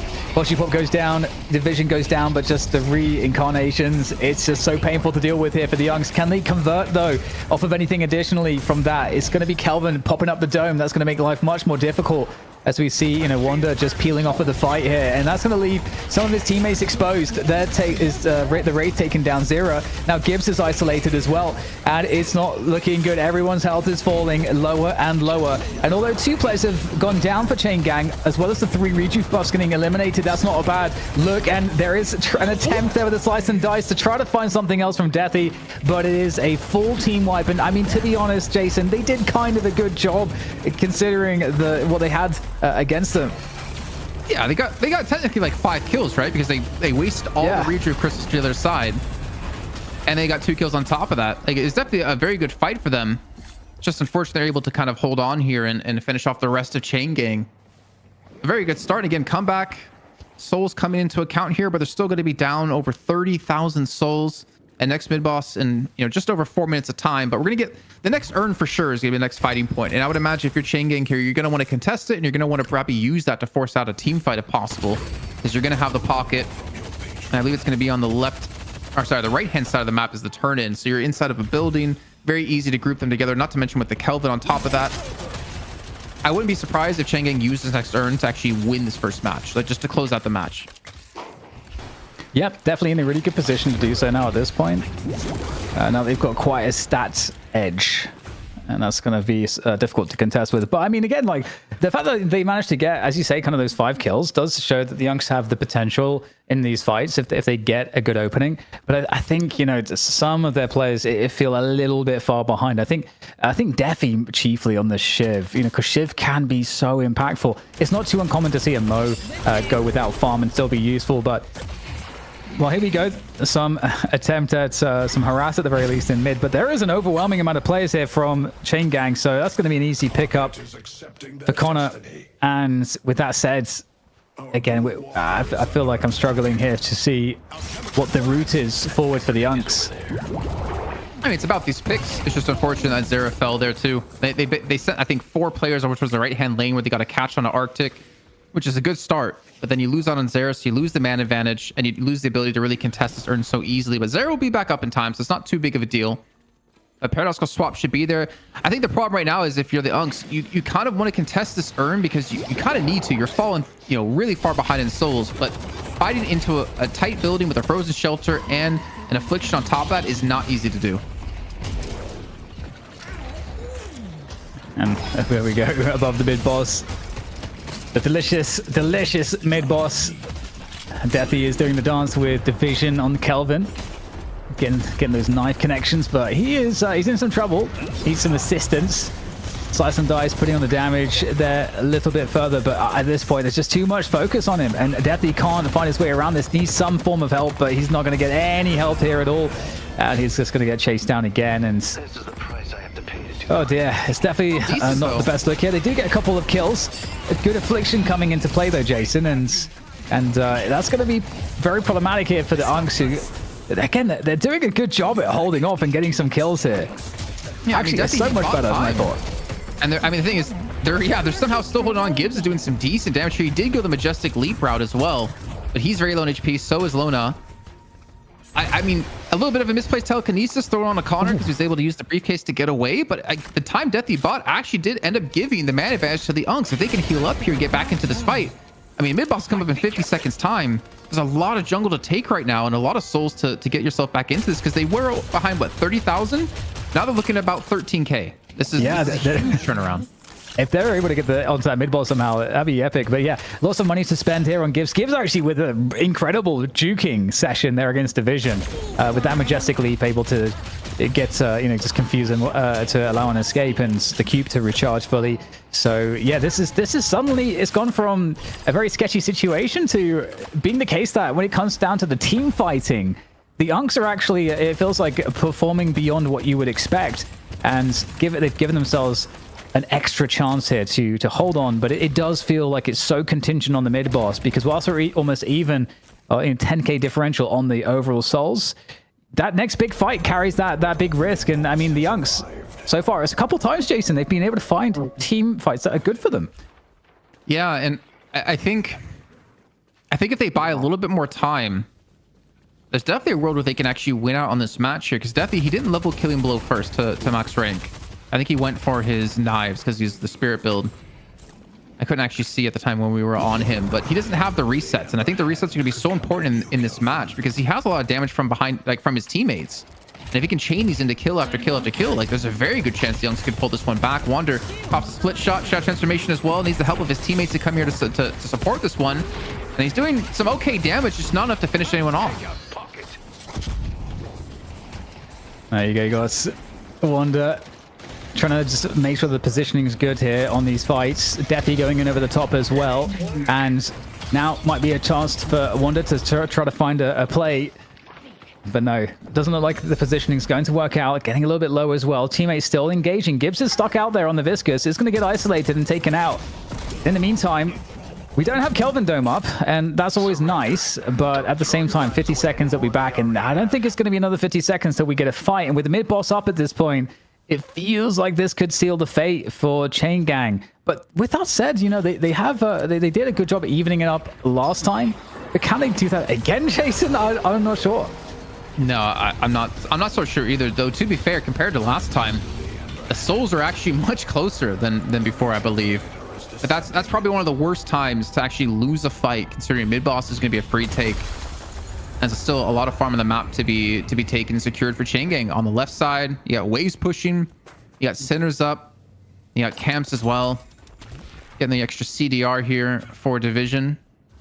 Does he have max level grenades? Does he have max level shelter? We'll find out in 4 seconds, because I'm not sure, but I would imagine so, considering all his other abilities are very low level. Yeah, so max rank, ultimate. It's a lot of extra healing he's going to provide to his team. And for the Unks, considering you have a Yamato, you have a Shiv, you have a Mo. You want to be diving, but that dome is going to be the hardest counter to you trying to go for these kills in the back lines. Be rewarded. Yeah, it's a very curious game. I wonder how many bridge buffs the Youngs have managed to get, because I actually feel like it might be almost none, because I feel like I've seen it several times, Chain Gang getting both sides, just because they've had the map control like the entire game pretty much. But here we go, majestic leap up into the skies. We drop in on top of the with the affliction, and it's looking like a decent connection there from Connor. A couple players is going to force back the Youngs here. They lost Lona already. There's a shadow transformation in the distance, and oh man, Wanda is completely surrounded. So it doesn't look like they're able to find that fight that they were able to find in the previous time when we had all these rejuves up. Well, they might be able to take down one player. I don't know. Is Geist alone there? I think Geist is actually alone. They might be able to actually convert a kill. Okay, there's a warp stone. Okay, that's helpful. Yeah, just trying to buy time for his team to get there, especially since they're going for the earn turn on top of this. Telekinesis used defensively just to make sure they can't escape. But down 3 players, like, you're not going to be able to contest this earn. That's going to be a free turn in. And the Souls going back heavily in favor of Chain Gang once again. And all the objectives left to take are the 2 different sets of base Guardians, and then it's just the base of the Youngs to try to defend. Like, Wonder, it's at 25,000 souls. He's just not going to have the damage he needs in these fights, and it's pretty much all dependent on Zera. Like, if Deathy has maxed out his killing blow, Zera's going to be the one to put the damage out, so Deathy can get these resets. But again, like the Kelvin, it's so hard to pull this off consistently, especially with the way Division built his Kelvin with the CDR. Plus, he's got the rescue beam for the extra healing, plus his frost grenades to keep his teammates alive, to keep him out of that killing blow range. And the attack is coming. It's going to be like Helm's Deep here for the Youngs, but I don't know if they're going to get any reinforcements, as we will have the push now begin from Chain Gang. Still there's 2 rejuves up. They've got all their buys in, so they're really maximizing that soul differential in terms of the stat power. And the shrines are going to go down so fast here. There's the first one, second one being worked on as well. And with 2 players down here for the Unks, they don't really have the ability. You don't want to get staggered, so you've got to be kind of cautious that you don't just dive into this.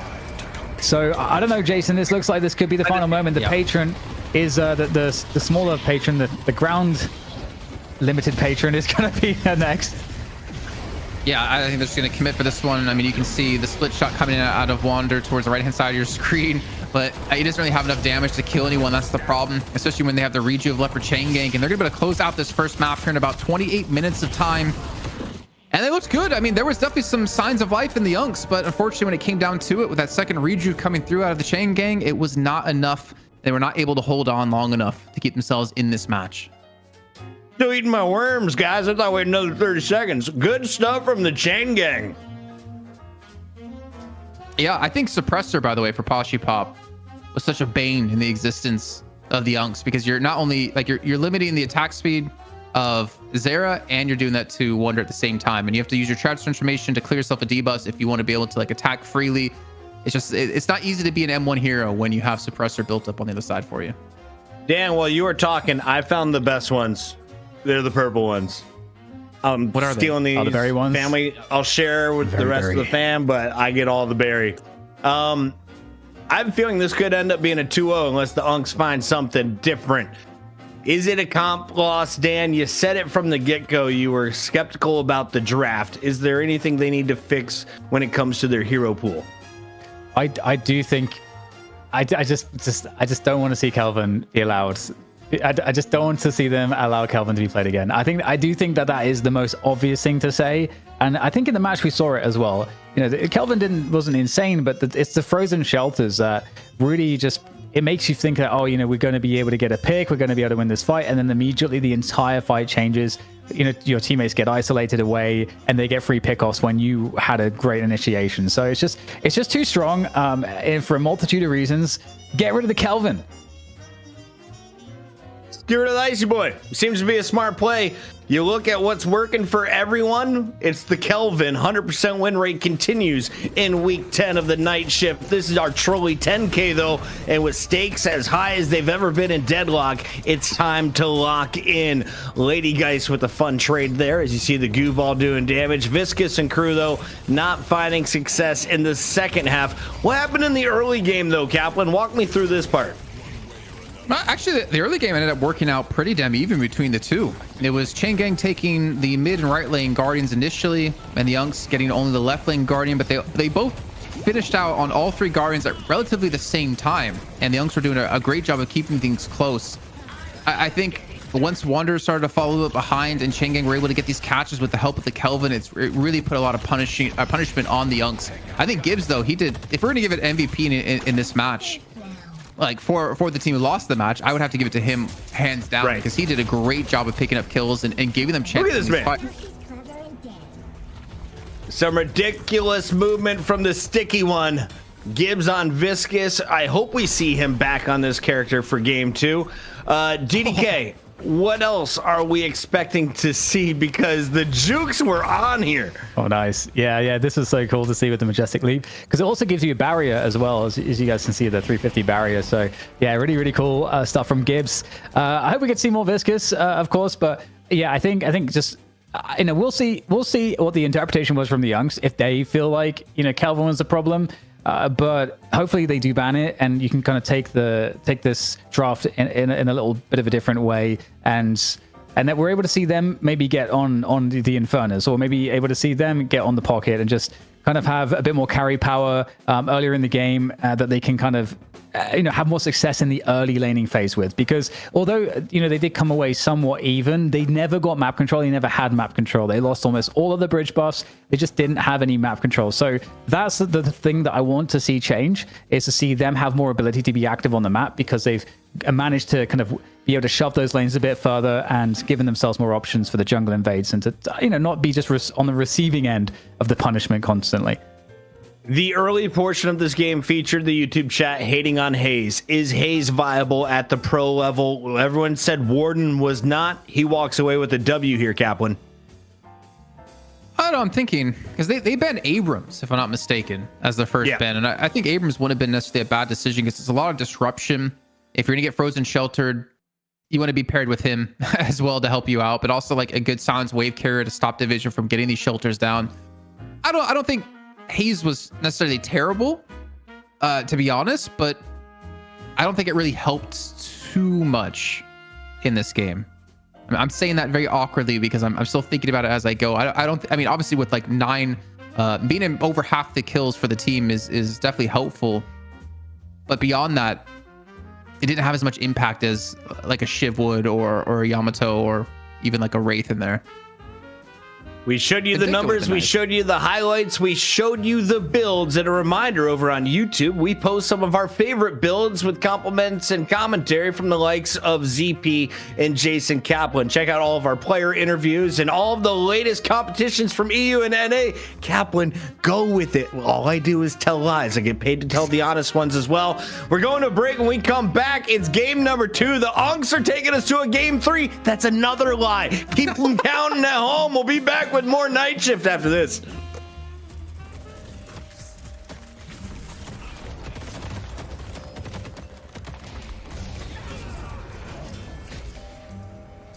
This is the price I have to pay.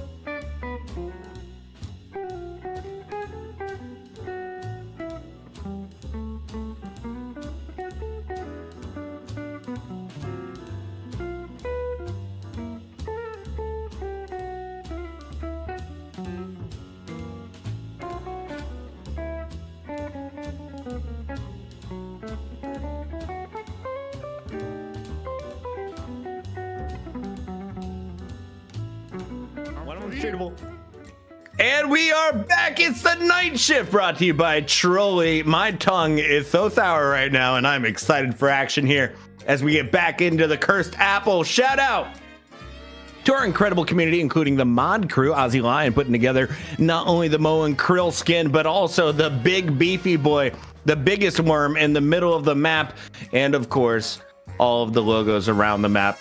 Kaplan, we're ready for more fun. I lied to people. I said we're going to a game 3. Is my lie the truth? It's not, but it could be. And DDK, it might be if they get this draft right. So let's sell the copium and the hopium here. What are we hoping to see from the Unk Cinema squad? Ban Kelvin. I don't know if they're banning first or not, but just make sure that you don't have Kelvin. If the opponents aren't in a position where they're having to ban it, you also need to ban it. But also, I mean, what we're typically seeing right now is that the two sort of must bans are not just Kelvin, but also Victor. But again, I don't know, how well these teams know how to play Victor necessarily, and it's a little bit different. Let them through. Looking at the super top level, like the top 2 teams. So I know, we'll have to just wait and see. But Jason, are there any heroes you feel like for the Unks that would go super hard? What's their version of an Ido pocket? So, bear with me here. We've got Wander. We know him for his gun heroes. We've got Zera, known for his Viper. But I think the real key to unlocking this delicious treat in front of them is Death the Unlash. Well, good luck to you. I feel like he's trolling me, Puckett, and I feel like you should not allow this to happen on your broadcast. No, he's good. As the host. Keep going. I'm eating here. yeah. Who do you think sent him those 15 bags of Trolli gummy worms? That's me trying to bribe him. Just let me say whatever I want to say. Damn. But Okay, Kelvin, you get your ban, Dan. I wish I could. Yeah. All right, Kelvin's gone. Well, what's Victor's interesting? gone. I've seen this. What's interesting, right, is the Unks could have, because they banned first, they could have not banned Kelvin and forced Chain Gang to ban it, right? And they could have banned something else. And so and then they could have gotten the Kelvin if the Chain Gang didn't ban it. So either way, that aside, at least we get the Victor Kelvin bans. So now we'll get to see. Okay, so first pick into Shiv, which is Shiv's definitely good. No, I think he's slightly less good since the Veilwalker nerf, but still very good right now. Puckett, I'm curious. It's completely different tangent here. I think that badge you're wearing, that name tag, is not for us. And I feel like it's for you, so you remember who you are. I kind of imagine you on some sugar high, wandering around your neighborhood, and you have that tag so that people know like who you are, and it probably has your address on the back, like a dog tag. It's actually a tracker. Yeah, my wife gave it to me for Christmas. It's pretty great. Works at bars, fantastic. Shout out to everyone, by the way, who bought candy and is preparing to give it to children next week in America. Europeans, I know that may sound strange, but it's a totally normal thing that we do here, and you have the opportunity to pick the best of the best candy in Trolli. Trolli worms have me salivating right now. DDK, I'm excited about this game. Yeah, and we get the Paradox and Furnace, which again worked quite well for Chain Gang previously. Furnace really good. Okay, all right. So Vindicta's come back a little bit, but I don't know if she's come back and top 2 value. Top 2 pick. Yeah, I don't know that she's a top 2 pick. It's like picking a kicker a little early. Maybe not a kicker. Let's just say Vindicta doesn't always get picked, and she did get banned, but that was with a second ban earlier tonight. So top 3 might be a bit of a waste. You're giving up Paradox and Furnace. Do they take the goo away from you as well? It's a comfort pick though for Aiden the Destroyer.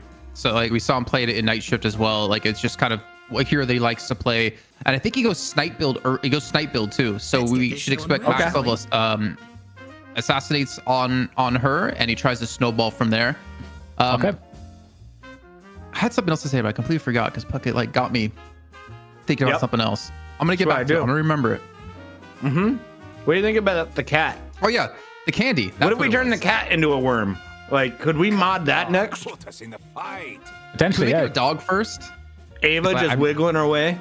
That would be kind of cool. Doing the worm dance across the map. But you know what you can do, Puckett, though. If you're here watching the show and you bought a Trolli product to support the show, make sure you send us a picture over on Twitter, man. Like, let us know. Like, take a picture with your bag and watching the show. Love to see all of you guys supporting here. We sent all of your empty words, but they want physical evidence. So if you've got a Trolli bag, take a picture with it, include your face, block it out, wear a paper bag if you're Jason Kaplan, whatever you want to do, send it our way over on Twitter. It's a cool thing we do with bad football teams here. I don't know why my brain went there. It's college football season. We take a look here at pick number 4. It's an Abrams. He keeps coming into our games. And on the other side, pick number 8. Show me a Mo. No, you already got Yamato, you got Shiv, you got Vindicta. Are you done? Is this now Mouse 1 characters? What does that even mean for us noobs? I mean, it basically means like a gun carry later on in the game. You just hold, shoot, and run at people.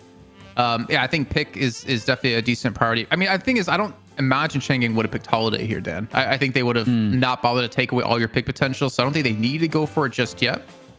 But I wouldn't mind Billy securing it. Just as a combo with the Vindicta stake, you know, in the chain gang. Oh, there we go.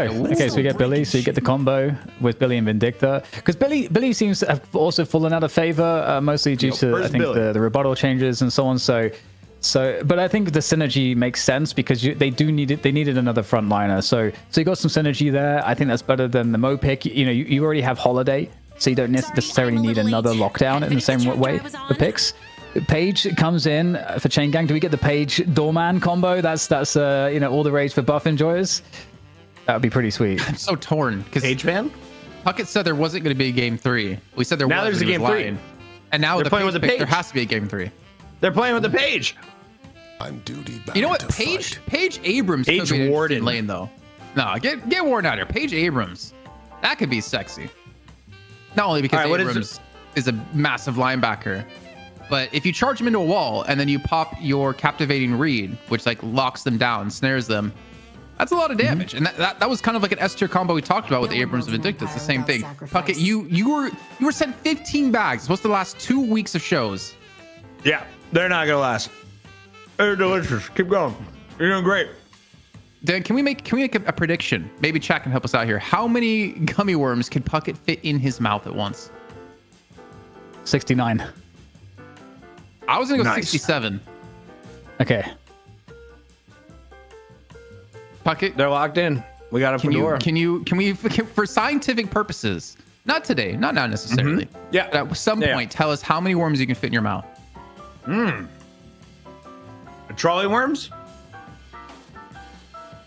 This bag easy. Probably could fit the second bag. Yeah, I think we can get up to these Trolli bags. If we can get up to 15,000 subs, we can figure it out. Until then, I'm gonna keep my tongue intact. We got Chain Gang taking on the Unks. Let's go, game 2. Maybe a game 3. Only 15,000. Flint Snow, where are you at, man? With just a simple donation from you of gifted subs, we can get Puckett to put as many worms in his mouth as he possibly can. All right. Well, you know, this is an interesting one. So the Vindicta is so interesting, right? Because if we're going to see that level 3 assassinate first, like build, like if you could actually get that online, that can be kind of huge. But it's so you like that's that you has to happen though, because if it doesn't happen, Jason, I feel like then it's just kind of a waste. And, I mean, he ran it this last week in Night Shift, so that's why I'm kind of wondering if he's going to go it as well, because it can really snowball, but we just don't really see it. It's kind of gimmicky, because if you're not getting kills with it, then you kind of didn't waste it, but you kind of wasted it. Yeah, so for those of you that were not around in Deadlock previously, Vindicta, before she fell out of favor, was kind of based on a crow build, because you'd get a lot of items. The crow stayed on people. You get a lot of items that would increase the damage, and then you can get stuff like, Mystic Reverb, Suppressor, all these things that when you do spirit damage, just like completely debuff your opponent. And so it was like extremely strong as a control build. But before that Vindicta version, it was the Assassinate one that I think you're talking about, Jason, for Aiden, where you max Assassinate first, because you need level 3 of Assassinate to get, I think, it was 600 bonus souls from a kill with it. Yeah, is that right? It's like it's a lot of bonus. I think it's like 800 even, but I could be wrong. But it's a lot of souls that does snowball quite heavily too if you can pull it off. And it only changed to crow build after we saw Buff Enjoyer's VP at the time having the KLS play it as a shred instead, with the crows. Yeah, I mean, it's definitely one of his comfort picks, and the Unks are more than willing and fine to play comfort picks, to be fair. I mean, you look at Wonder again, back on Gun Yamato, Dathi back on Shiv. I mean, Gibbs on the Holiday. And I respect it, but they're not meta slaves. But it also might cost them like $1,250. But then again, they're probably making more than that when they're streaming. So, potato.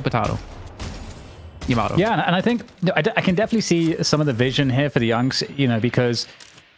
I think a lot of it does center around the chain gangs from Lona, because, you pull everybody in, suddenly Slice and Dice becomes more dangerous. Suddenly, Yamato's power shot becomes more dangerous. And then you also have the stake to kind of, keep everybody in place. That becomes kind of a danger. But the thing is, with Aiden's build, like typically with Vindictas, you would always get Alk Fire. Because you'd stake. If you catch them to stake, you instantly throw the Outfire down. They're just going to get ticked by the Outfire, like guaranteed. But because we're going the Assassinate build, I don't know that we'll see Outfire from Aiden. I'm curious how he'll build it. I don't know. Yeah, I'm not sure. I honestly can't say I've seen too many Vindictas lately, and I didn't look super closely at the build that he did run this last week. I can actually check it out in a second if I have some time. But I think, Outfire is still pretty decent, because it makes your bullets do more damage, which means you get him in range to kill him with your Assassinate to get the souls, because you need to kill him with the Assassinate to be able to pull that one off. So, I mean, we'll see. I think that's kind of one of the things about Vindicta, that, she got nerfed, and people in the Deadlock, pro scene tend to see a nerf, and they're like, okay, well, this hero's dead. There's no point in playing it anymore, which isn't necessarily true. And there are lots of spots, too, where... if your team is aware enough, you can communicate so that the Vindicta gets the last hit with the Assassinate, depending on what type of kill it is. Obviously, not every scenario will that make sense, but at this level, that is another way that maybe you can kind of create an edge with Vindicta there, because if Vindicta just gets far ahead enough, soon enough, then your power spikes are going to be overwhelming, and that could be a game changer, but. That's the question, really, because if Vindicta never gets ahead, then it does feel like you just kind of lost out in the draft, because you picked this second. This is your second pick. That's huge priority. Mm-hmm. So he did go Boundless, Mercurial, K-Dash, Extra Char, or like Rapid Recharge, sorry, Mystic Shot, Enchantress Emblem, Heal Bane. So he didn't go for the Outfire build last time. Mm. So we'll see. We'll see how it develops. That makes sense. I know we're talking a lot about Vindicta, but again, that's mostly because we don't really see her played anymore, and we're curious to see what Aiden can actually pull off in this game with it. Over on the side of Chain Gang Division and Connor paired together, we haven't really seen them, I guess, do too much just yet. Not really expecting too many kills to come in so early from these two necessarily. I think the other thing I'm excited about is, because of the build you mentioned, that will make the crows do significantly more damage. And again, if we think about the chain gang, how it's kind of like a singularity where it pulls everybody in, you're going to be able to get the crow bouncing and hitting a lot of players if you're kind of operating off of that. So it's pretty nice, but and especially with you're dealing with a Warden, a Calico, Abrams. These are three heroes that will be trying to get in your face, that will be susceptible to getting caught by the chain gang. So I see the vision here, Jason. I really do. I just hope that they can realize that vision and bring us to a game 3. But we're at the 5-minute mark. We see the bridge buffs, coming on in and getting taken. What's the assessment so far in this early game? Because it looks fairly relaxed. I mean, Chang'e, I think mentally just more confident because we had both lanes or both buffs being taken by Chang'e. They were in position ready for it to spawn in, which means they shoved the wave out quick enough to make sure to rotate in to get those for free. So they definitely seem to be more mentally there and understand like what they need to win this game. The seismic impact did come through and just go for a stun onto Lona. But no kill coming off of that. And I mean, the lanes are fairly even, to be fair. And to be fair, like the Unks looked decent in the early game, even though they lost 2 Guardians fairly early on in the last match. They made those up extremely quickly. So it's the early game. They're more than adept at playing. It's more of when it comes to these macro decisions is where they seem to struggle.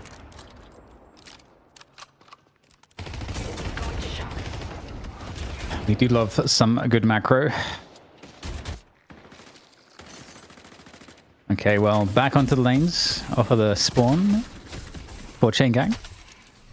And a couple K edge for the Unks at the moment, so I feel like already having more success. If we think back to the first match, if you guys missed that one, Chang'e managed to keep their, like almost all their Guardians up for a very long time, and the Unks did well in keeping the soul disparity very, very limited, but the map control game and the macro, like Jason just mentioned, was certainly massively in favor for Chang'e, and ultimately, that really was principally why Chang'e were able to, I think, just pull ahead and win that first match. So we'll see if that comes true here as well. They're doing good damage, Chang'e right now, onto this right side Guardian. It comes the drop from Wanda with that Yamato, trying to, force them back and be successful. But this Calico Infernus lane, Jason, feels kind of rough to be up against. Definitely be a lot of damage if you... I mean, it's a lot of poke as well, I'd say, out of Arctic, if you can play your cards correctly, because there's really no way to punish him necessarily. There's no stun to come through unless it's the telekinesis out of Zera, which you can get and enter the shadows and get yourself cleared from. I mean, these Guardians, we're getting 7 minutes in, really haven't taken too much damage. Only the mid lane, I guess in right lane, down to half HP for the Unks. That's going to be the lasso into an eventual kill over onto Connor. So again, the Unks off to a strong start. They have a 3k soul lead at the moment. I mean, there is a chance to see map 3, to be perfectly honest. But the Unks really have to take this advantage and start to run with it. And I do like that we're seeing Billy too, coming back in for a little bit. You sometimes wonder if it's just, when the meta changes in Deadlock, if there are certain overreactions in terms of how someone just suddenly starts getting deprioritized. And Billy, I think, is one of those. Went from super priority to disappearing. Ooh, nice little parry there on the escape. Coming on through for Arctic, and he's very weak, so that was a must parry as well to survive, I think. No, that's gonna take a lot of damage. The killing blow can get through. Erebus does go down. Let's see, Deathy, we got the Mystic shot picked up already. I think it looks like Connor might be falling here as he regens up just a little bit. Well, a lot of it, to be fair, with the melee lifesteal as well, but he will fall to Lona. I think they might get a second. I mean, Paige. There's a very real possibility it could go down, but we're going to see actually the reinforcement come through. It looks like Paradox going to be joining the fight once again on this left-hand side to keep Paige up and going, and Erebus making sure they don't lose that Guardian, which is already down to half HP.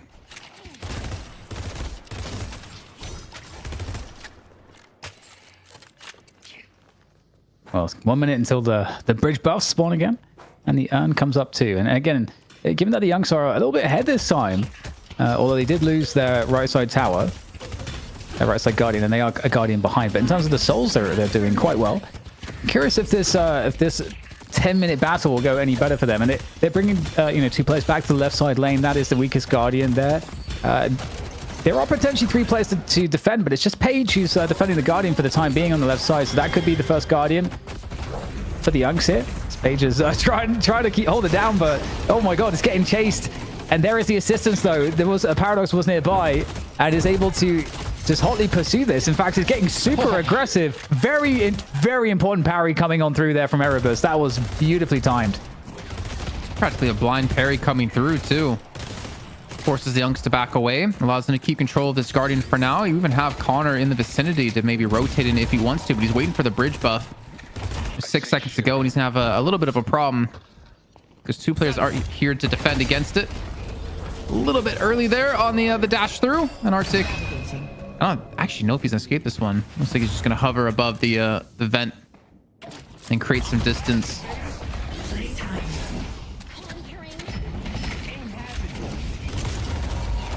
Nice connection. Billy, will he survive? Loner is getting just punched again, and this is looking very desperate now. Erebus there trying to juke around the little bridge also, and oh my goodness. Oh wow, okay, Erebus is the one to go down. Loner somehow on the Billy escapes. In comes the assassinate, and a lick of HP is going to be the melee, and that's so sad. That's so very sad. Unable to get the finish. Do we have level 3 assassinates? No. So it doesn't matter. I'm not sure. I'm not sure yet. It doesn't look like when it. When it's on cooldown, you can't see what level the ability is. Okay, let's find out. So, yep. Max, Oh, actually, it is level 3. Well, there we go. There is the bag. The absolute bag. 12k souls right now. It could be so much more, though, Jason. It could have been so much more. Yeah, but that looks like Puckett right now with all the bags of worms he was sent. Just running away with them, trying to keep it away from his kid and from his missus. But yeah, I mean, this is going to be a lot of souls. You can see rapid recharge picked up so you can continue to snipe away. He's got 4 charges on it. And that's where the real snowball potential can come through. Currently up to 4 kills and 2 assists so far. A fantastic game for Aiden. But they're going to need this if they want to take it to map 3. He's up to 12,000 souls too, Dan. Like, this is a very strong start. Yes, this is exciting stuff because this really, truly is the type of start that we needed to see. But there's the interception from Calico, and Vindicta cannot move around. There's no way to escape this. Just gets popped, and there is a lost bag. That's very depressing. 1,000 souls in that one now, and there's no way to deal with it. And I feel like it's only fitting that it's the cat, right? Because, you know, it's like the cats are, you know, like very, you know, God, what am I trying to say? Like, they steal stuff. Cats are the right? worst. They're thieves. Thieves, yeah. Like, you know, like Catwoman is like a thief, right? In the Batman universe. I mean, to be fair, my dog steals my shoes all the time. But I agree. Okay. I feel like you've got a very big bias for dogs over cats, even when it comes to like things like stealing. So it's like there'll be no one-upmanship for a cat over a dog.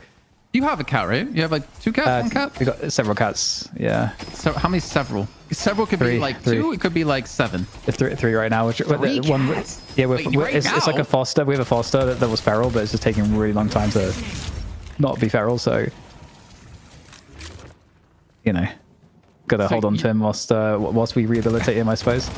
You could have more, though, in the future. Maybe. Okay. We'll see. I don't personally want to look after more. But I mean, if you want to come over and help, I guess we could. No, I'm gonna come over and help. I mean, if it was dogs, maybe. But we do see the chain gang come through out of the chain gang. Just kidding. It was not the chain gang. It was Lona from the Yunks. And Aiden's gonna get the kill. That one should have been an assassinate. 3,000 souls again. He gets 800 secured. So a lot of souls is gonna be sitting on. Up to another kill. I think that's 5 now for Aiden. Maybe looking for a 6. No tether coming up just yet, though. No way to lock down this slippery cat. Yeah, there we go. That Walker's out of there. And this is what I was talking about earlier, too. You wanted to see, or at least I wanted to see, the difference in game. Like, what would happen if the Unks were able to dictate the pace? And look at the differential on souls. This is actually becoming a bit unmanageable for Chain Gang. And I think, you know, Aiden's been doing a great job farming up, and I feel like the map is soon going to be quite unsafe for players like Poshupop to try to catch up in farm. Sorry, I'm just reading chat. Cat girls steal my heart. I don't think you and Froglets are talking about the same kind of cat. Well, I guess that's Catwoman versus Catgirl. All right, let's move on, Jason. Yeah, 15,000 souls for the Unks at the moment. I think this is where, though, I think they can falter as a team, not being so experienced in competitive play, is not taking this 15,000 souls and using it to like force fights or force objectives and to create a bigger lead. I think they will give opportunities and make mistakes that allow Chain Gang to get back into this one and close that soul discrepancy. Yeah, I think you know, what's really fun is we'll see, you know, we're going to see if that's going to be the case or not, and what's going to get in the way of that is something we don't usually get to see too much, which is this snowballing Vindicta. But with that said, Zera on the Wraith is actually slightly ahead of Aiden on Souls. So that's also a scary prospect, given that Wraith is the late game carry. Yeah, I think it's mostly Boundless Spear. Wow. Interesting to get so early on, but that's gonna be a lot of extra damage. But Aiden, I mean, I think he's farming his souls from kills, and Zera's farming his souls from minions, and we're gonna be able to see that in the breakdown of souls. Oh yeah. At the end of the match. And I think he's kind of forced to, because again, Wander needs souls, Zera needs souls, Deathy needs souls, Lona needs souls. So you need someone that can kind of find it a different way, which is what Aiden's doing. And this is something I love about Deadlock, is that even though Vindictor is absolutely out of meta right now, I would say, I think it's fair to say, there are certain heroes that have certain abilities where, you know, if like items are good, if you have something that gives you extra souls and you can get extra items, you know, and have hit power spikes at really key timings, it kind of doesn't matter. That's you know, Vindictor is otherwise not super useful, because all you have to do is create that scenario, and they managed to do that in this game.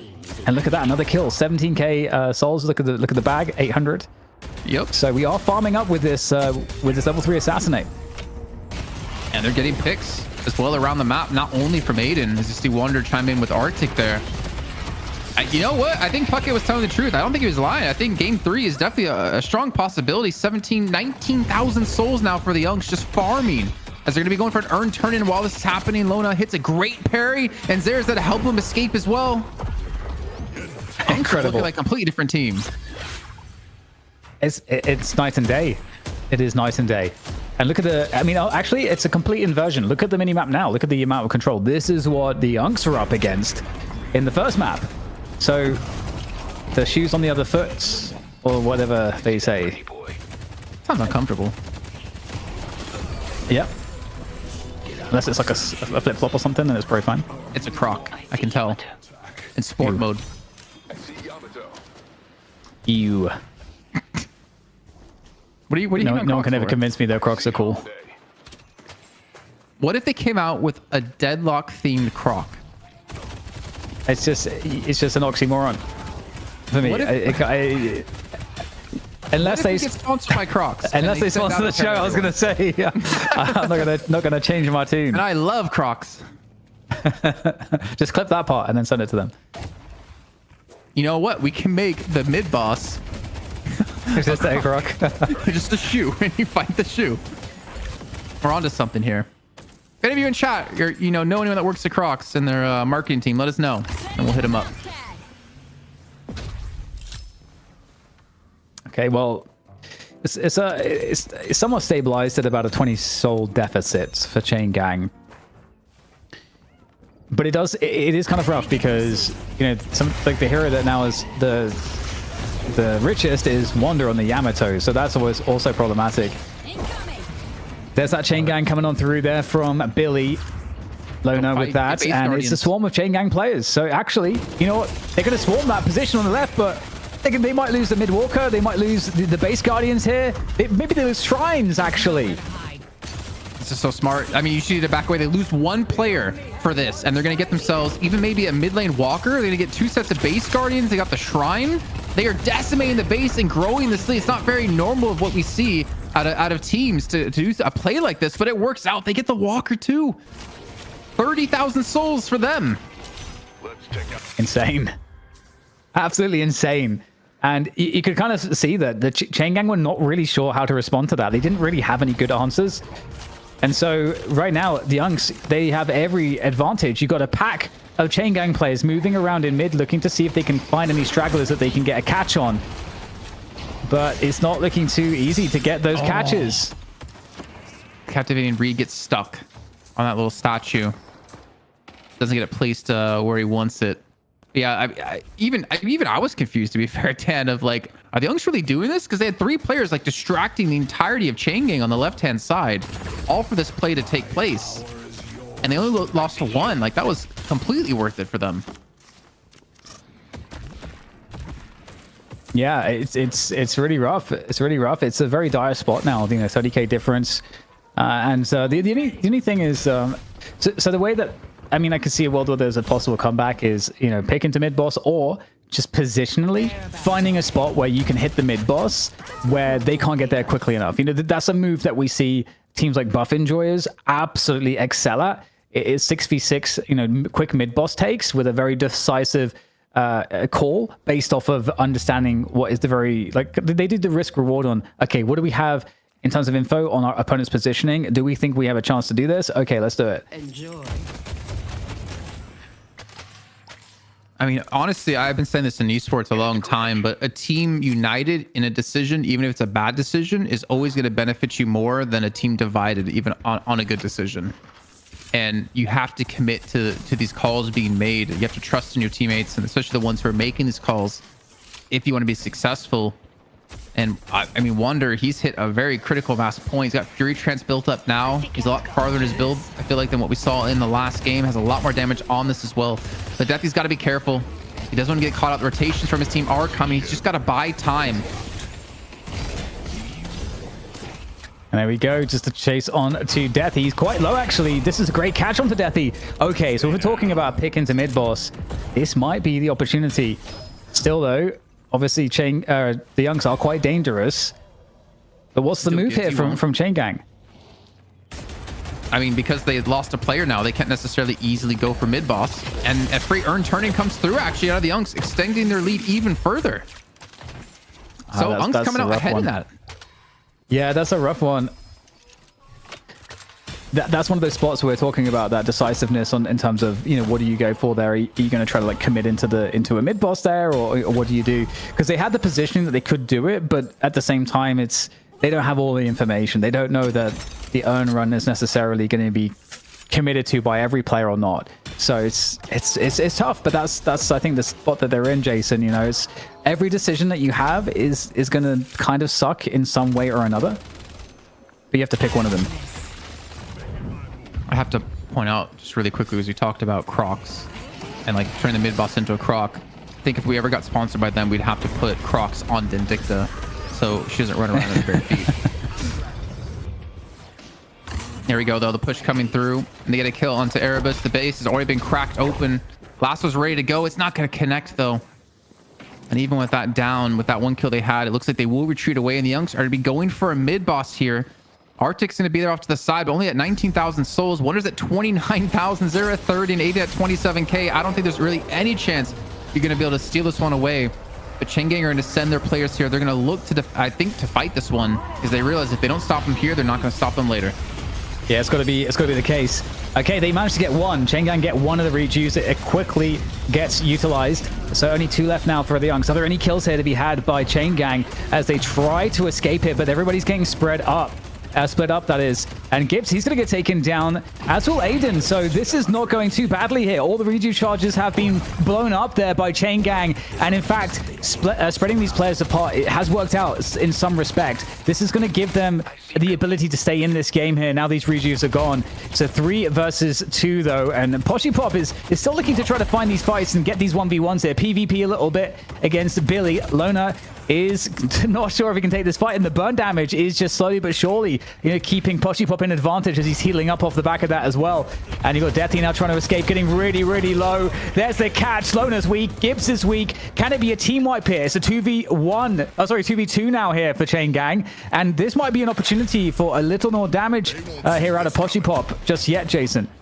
Yeah, that Spirit Rend really paying dividends there, giving the extra spell steal or spirit steal that he needed to keep healed up and to keep, I guess I would say, Luna just away from him. I mean, he's on 30,000 souls, but it's like you have to deal with the extra healing he's going to be getting from this one. Or not Spirit Rend. And it's going to make it very difficult to kind of fight him 1v1, especially in an extended fight like that, where he can just sit there and leech from you as much as he possibly can. Yeah, a rough time with the Soul Shredder bullets, I was trying to say. To beat Poshi 1v1, especially when he has, like, you know, his dot ticking on 2 different players. He was able to put on a lot of damage and to kind of nullify what that mid-boss take for the Unks was. And the thing is, they closed the gap as well. It's only 20,000, 19,000 souls instead of the 30k plus we were sitting at. Guys, I ran back to my PC at the 18-minute mark when they were blowing up shrines. We're now approaching 24:30 DDK. Was I lying about the game 3? I'm starting to think this is a 2-0 comeback. It could be. And I think this is something you mentioned, Jason, that, you know, about the maybe some of that experiential difference between the Unks and Chain Gang. Because I think there's a moment when you said that you had confidence Chain Gang could find a way to kind of come back.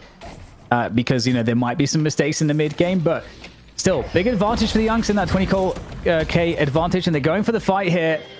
That's a very nice pickup from Arctic. That's going to make things a little bit easier with Billy out of the picture, but still, Zera, 33k, tanky, strong Wraith is going to be very problematic. And there we go, Calico back into the action there. As this fight is all over the place around these buildings, now making its way into the basement, down the stairs. This is a quick punch on the way down as Wonder falls. And this is not looking like a great engagement for the Youngs. Given the overall stat kind of check situation that they're in here, Jason, I think Chain Gang did a good job kind of making the fight go to these multiple levels and wrapping it around different buildings, splitting up players.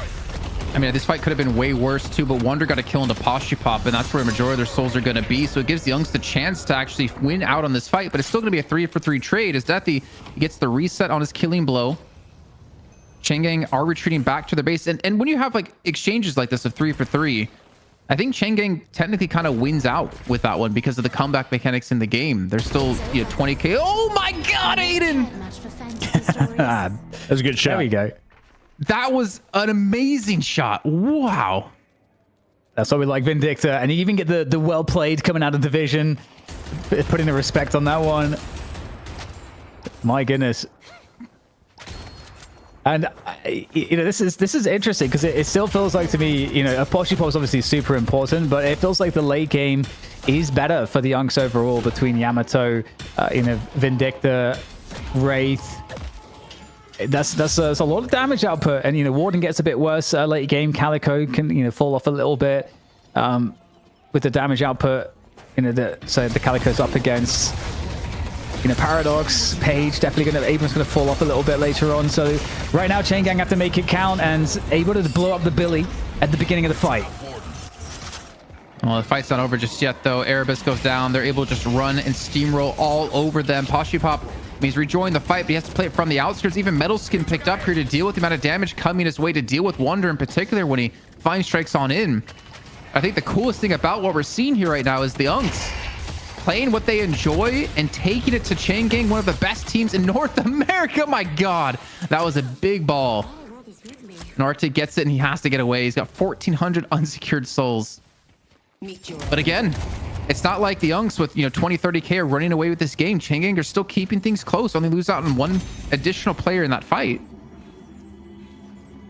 It's not so easy for the Youngs to close this game out because of just experience and playing at this level and being able to close out games and organized play like this. Yeah. It's definitely easier said than done, and I'm thinking that in a world where Unks actually do win, I don't think that Chain Gang would ban Vindictor. I feel like that's not, at least not in the first round of bans.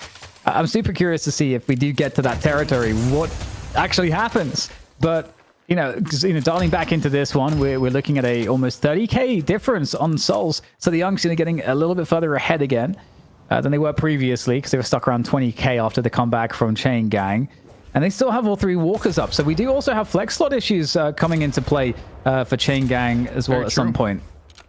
Yeah, the 30k doesn't mean that much the later on into the game we get, but the flex slots, as you pointed out, those are very, very important. I mean, I'm sure we'll tag along with someone from Chain Gang spectating in just a second and kind of see how close are they to actually run out. Yeah, you can see here for Connor, I mean, he's out of slots. He has to start making some very heavy decisions. Obviously, monster rounds he could drop, rebuttal he could technically drop if he wanted to, though it helps a lot with Lona on the Billy. But you have to start making some very tough decisions, and it's not very often that you have to figure out, okay, what's the best item to sell, and what do I need to pick up right now? And it makes the game so much more complicated when you don't have the freedom of slots to actually pick up the items that you want to get in your builds.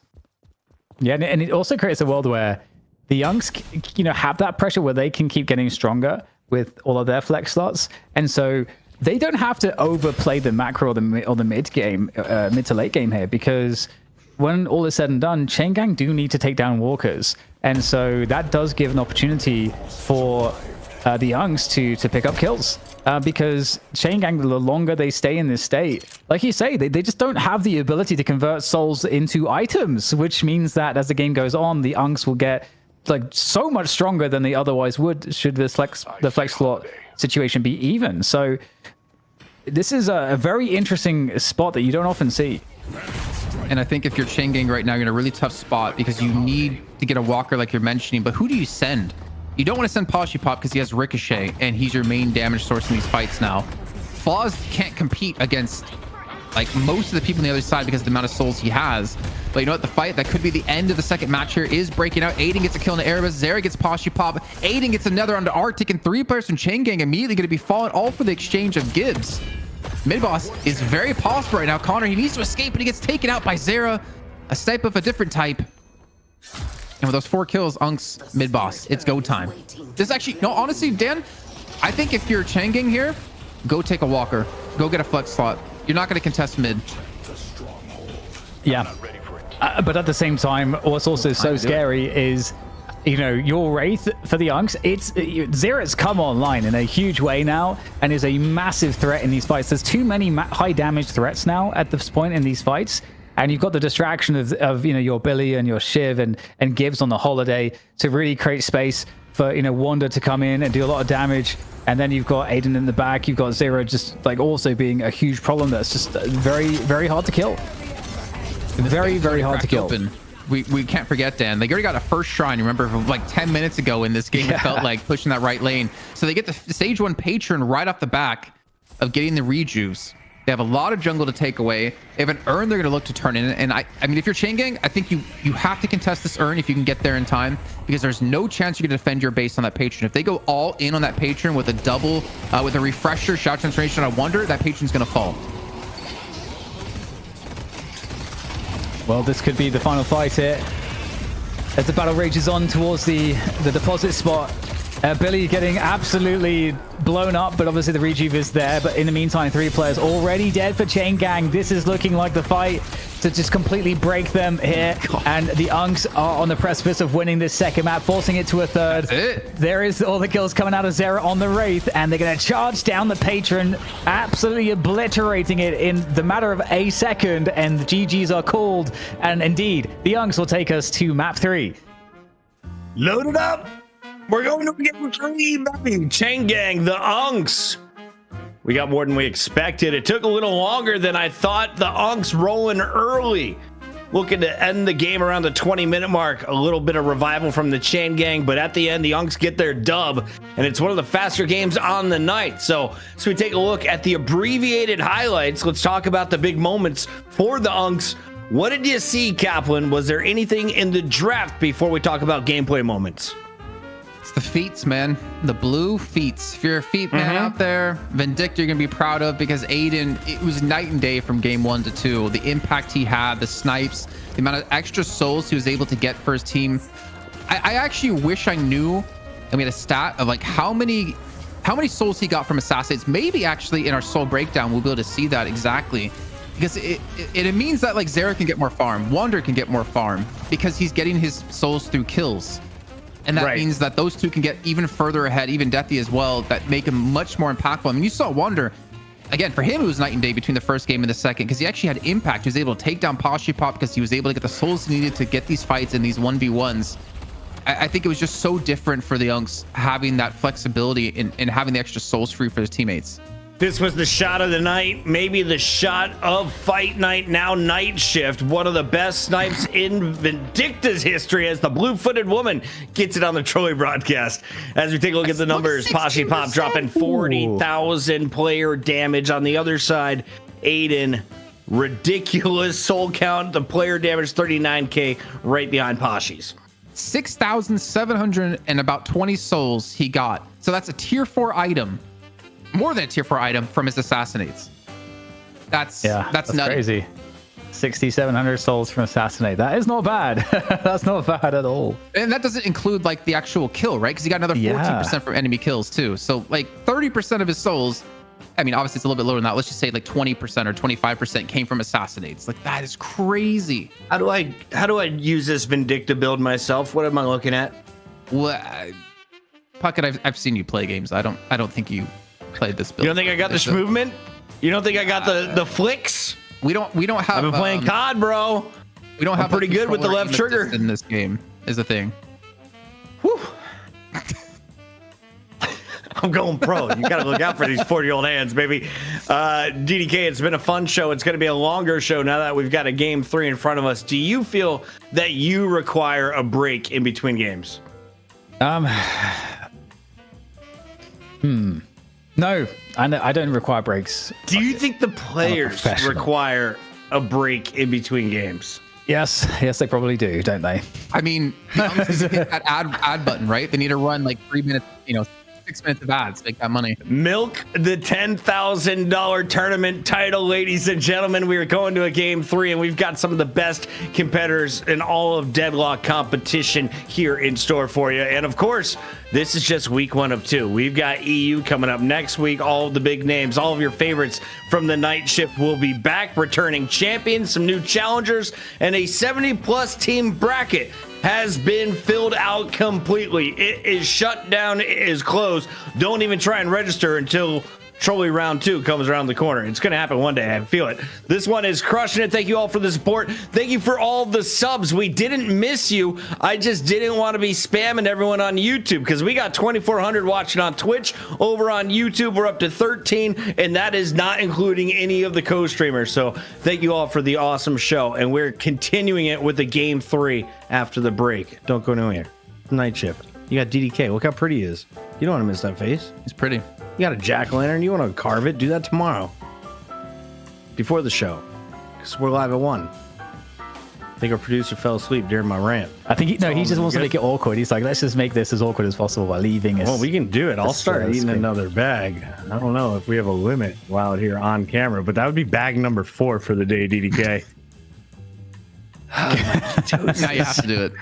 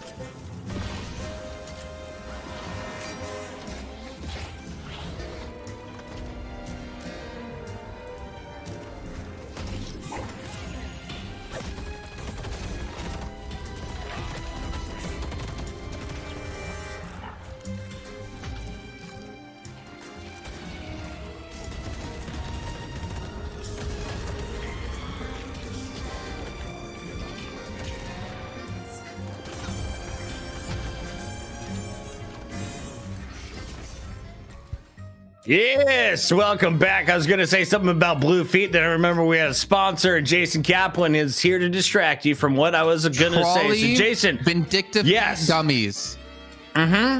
We could probably sell big toes and pinky toes as individual bags, Jason. Which one do you think would sell more? Oh, pinky toes. 100% DDK knows. As not we a big toe man. get ready for our Halloween 2026 flavors, let's keep it rolling here with the games in NA. DDK, we just saw the streamer kids take down the pro kids on the chain gang. So what's happening with the Uggs? What did you just witness?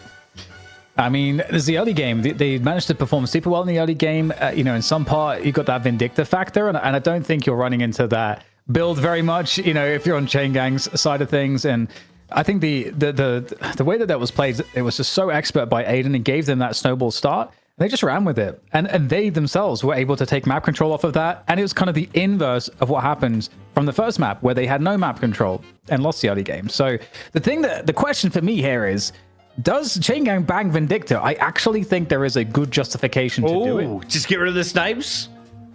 Do you think... Well... It's Vindicta, or is it the fact you had a page in the game? Because there's a lot of page haters out here on YouTube.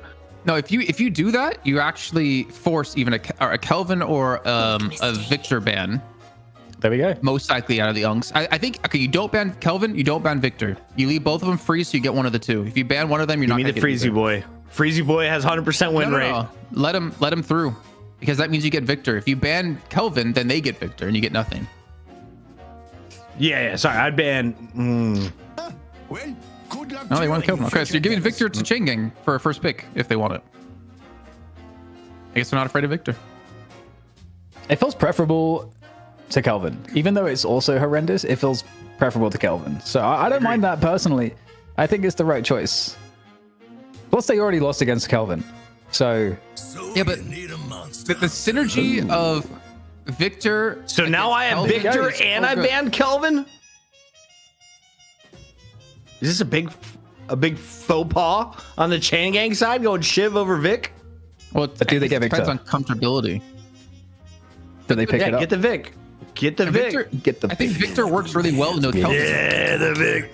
Because you get domed, and if you die, you have shocking reanimation, and you know what? The range on your shocking reanimation is bigger than frozen shelter, so you die, you stun them, and then the dome's gone. Your team's there to back you up. I think Victor. I think they should have just left them both open, to be honest. Because if they get Kelvin, that's a win for you. But we'll see.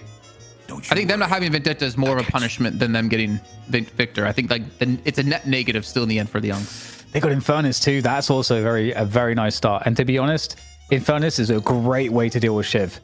So that's the burn is so good against bloodletting. It feels like. Okay, what's the response here from Chain Gang? It feels like Chain Gang are on the back foot on the draft. The Paradox, though, is always a solid pickup. It's most preferable initiator, and they've been doing well with it overall. So Shiv Paradox against Victor Infernus. I like Victor Infernus more. Give me a pocket. Give me the Poshy Pop pocket. The PPP. No more hiding. There you go. You got it. Gonna be him. I'm going to be Connor. What do you want next? Keep calling him, Kaplan. Can we pause the draft so I can think? Nope. You got 6 seconds. 4. Give me 3, 2, 1. Give me a Calico. Show me a cat.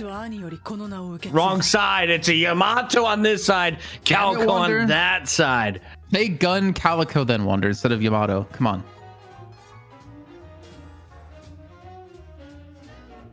That's interesting. What is the ban here for the Unks? What do they want? What do they not want to play against? Okay, Ivy. Okay, interesting.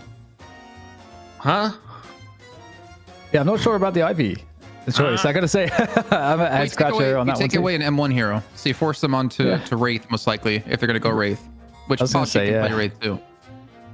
Yeah. So I think, as I say, if you pick Wraith as the Unks, and you take away all their M1 heroes, and then they have to play McGinnis, which we know is Puckett's secretly favorite hero of the game. We haven't seen been picked yet? No, right? Yeah, exactly. I haven't seen it. No, McGinnis picks or Dynamo. What's the other one with the D? I haven't seen yet. We had Dynamo. We Yeah. had him in Night Shift a couple weeks ago. They lost. Yeah, I missed it. About to get sticky. Viscous. Oh, this is nice. This is a Heyo! nice draft. Welcome in, Gooby. All right, You know, I feel like the I'm Unks not win. hating Unks right now. They have a pretty damn good composition right now. Oh yeah. If I see a Billy, that shows me Chain Gang is panicking. What else is a sign of panic?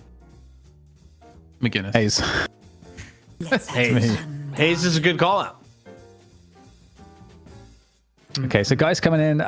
Geist does perform really well in all stages of the game and is super good late. So depending on how you build it. So Geist feels like a nice pickup. But still, I'm still liking the Uggs a lot here, Holiday? Jason. Abrams. I got your back. I was There's going the to take big boy. Holiday away from Unks, and then Gibbs can't play. I mean, Gibbs is probably going to be on Viscous anyways, but... I would love to see a GT from the Uggs, actually. What? A GT? Yeah, give me the GT. You need He likes catch, owls. though. Snipe the because pocket. You need catch, though. You can't just run at them. Doorman The city could use is some new okay. blood. Mina as well. Interesting. Are we overcooking here? Have we cooked too much? No, I mean, it's a Never great hit that pick. button Europe knows. again. Never hit that button again. Do Oh it my one more God. time. Do it one more time. Yep. Close to what you were going for, I'm sure. God, right?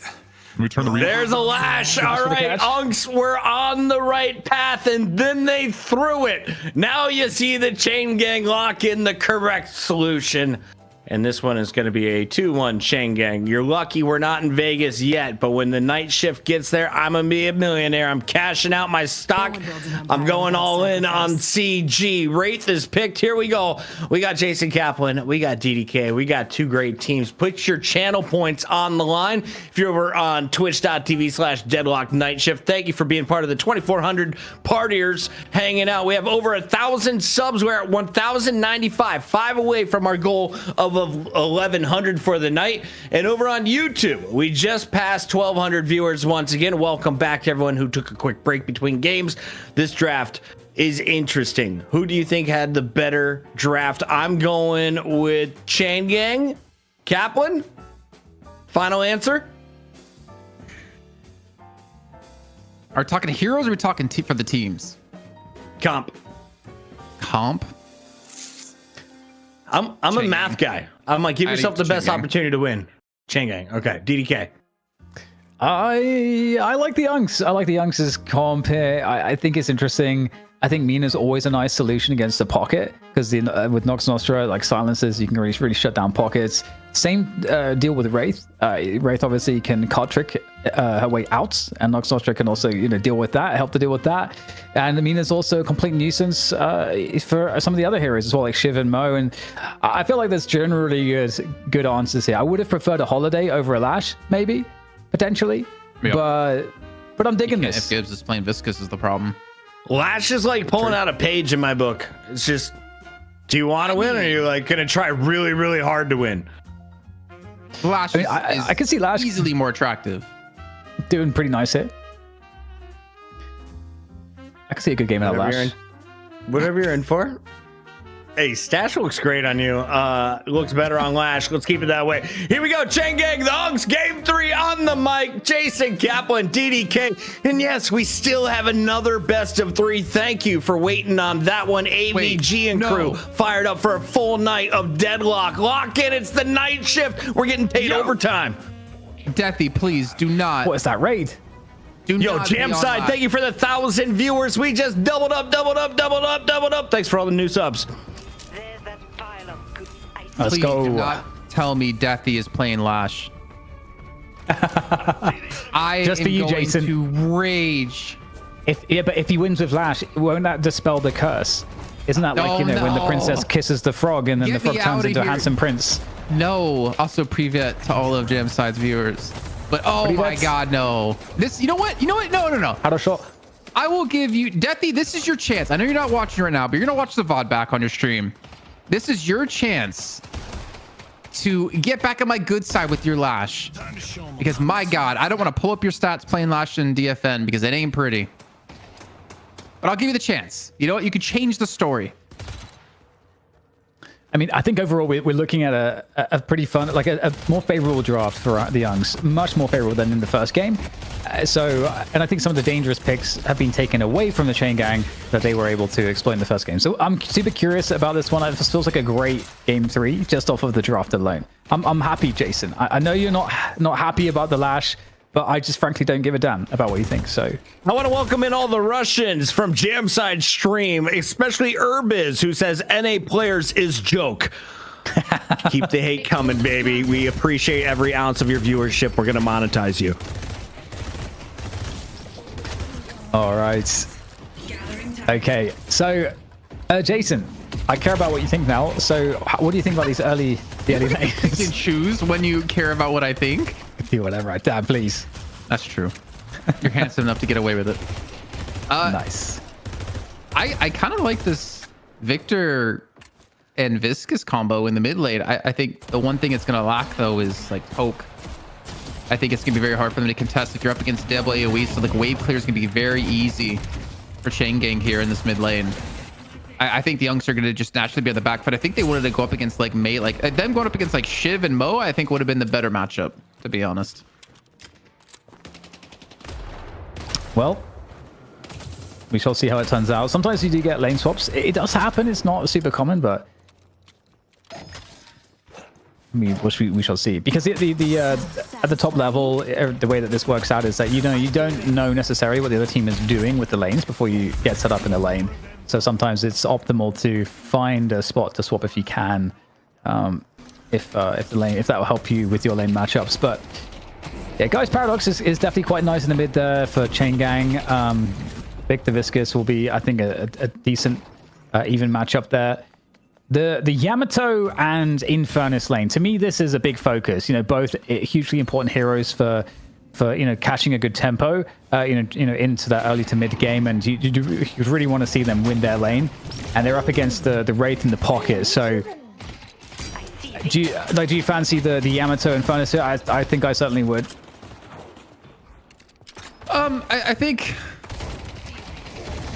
I don't know, like Wanderer's not going like Spirit, right? And I think he takes like his Flying Strike. I think he tries to max that first because he wants the extra bullet damage, which means you're not going to have that much poke, which means you're not really going to have like a super easy time. Like if you went like Spirit Yamato here against the pocket with the negative Spirit resist he has, you can do so much damage in this lane and get a lot of control.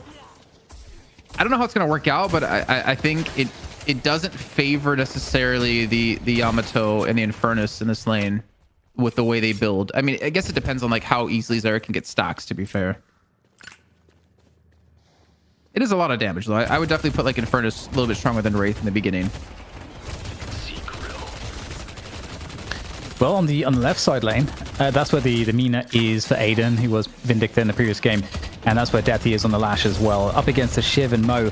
But hold that thought for a second, a bit of extra pressure. You can see, again, this like Yamato Infernus lane is really rough. If you get caught out of position at all against that, you're going to get burned. You're going to get right-clicks by Yamato. And that's pretty devastating. So good pressure game from them. Oh, nice little right clicks coming in from Viscous. I think it's really hard to actually kill Gibbs or Lona now, like under Guardian, because if you swap in Viscous, he cubes. If you swap in Lona, then he can afford to die, and he also has a cube for support. They kind of have to like waste out the cube before they can go for these kills. And I mean, it's able to net them a kill initially, but Deathy does go down. Aiden gets a kill with his Mina onto Arctic, and Erebus responds on the Gibbs. So kills being traded left, right, and center here on this map so far. And in the end, it's the Unks with a slight soul lead. There you go. The Unks, they got it in for the repeat. Have they got it in them? I'm a believer. I think if you think about tomorrow, you know who they play, or who they would play if they win this series, right? No. They would play Sneaky Golem because they play the team who came out first in the group. This is the elimination match for Group B. So it really doesn't get easier for either of these teams tomorrow. And since it's single elimination, if you lose that best of 3, then you only go home with $1,250. I mean, that's a lot of money still, to be fair, but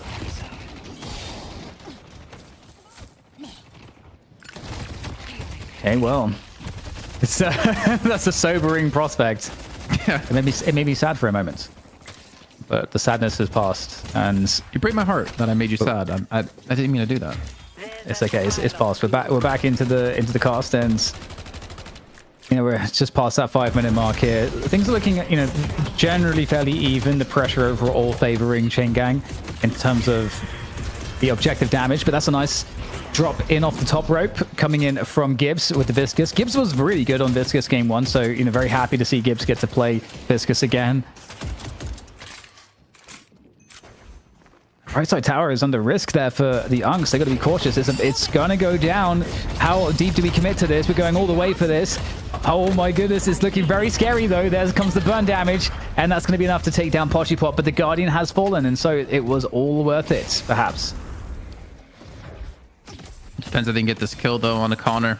Yeah, he'll be fine to escape. So yeah, 1 Guardian for 1 death, not a bad trade whatsoever. And you can see like their Guardian hasn't really taken any damage, to be fair. And Poshi's going to respawn back in on raid to get here in time to defend against it too. So again, another game, and another game that Chain Gang are getting the first Guardians in the initial control.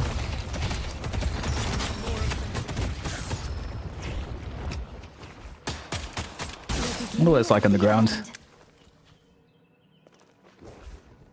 Mo's buried under there. I wonder if he feels safe. I mean, I feel like I'd imagine it feels like you're under like 3 fluffy sheets on your bed when it's in the middle of like winter. That does feel safe. Yeah. Safe Bosh. unlike Gibbs. He gets slapped in the face. And now this Guardian is going to take some damage because no longer is Lona able to defend this one. Parry for the Guardian, and it's going to get taken out. And so the pacing here, the tempo on these Guardian takes is quite nice at this point, Jason, for Chain Gang. And it's way better momentum than they had in the previous match. And it feels like the Youngs are going to be in trouble soon, because now, you know, Chain Gang have all this freedom to start roaming and creating problems on the Youngs lanes.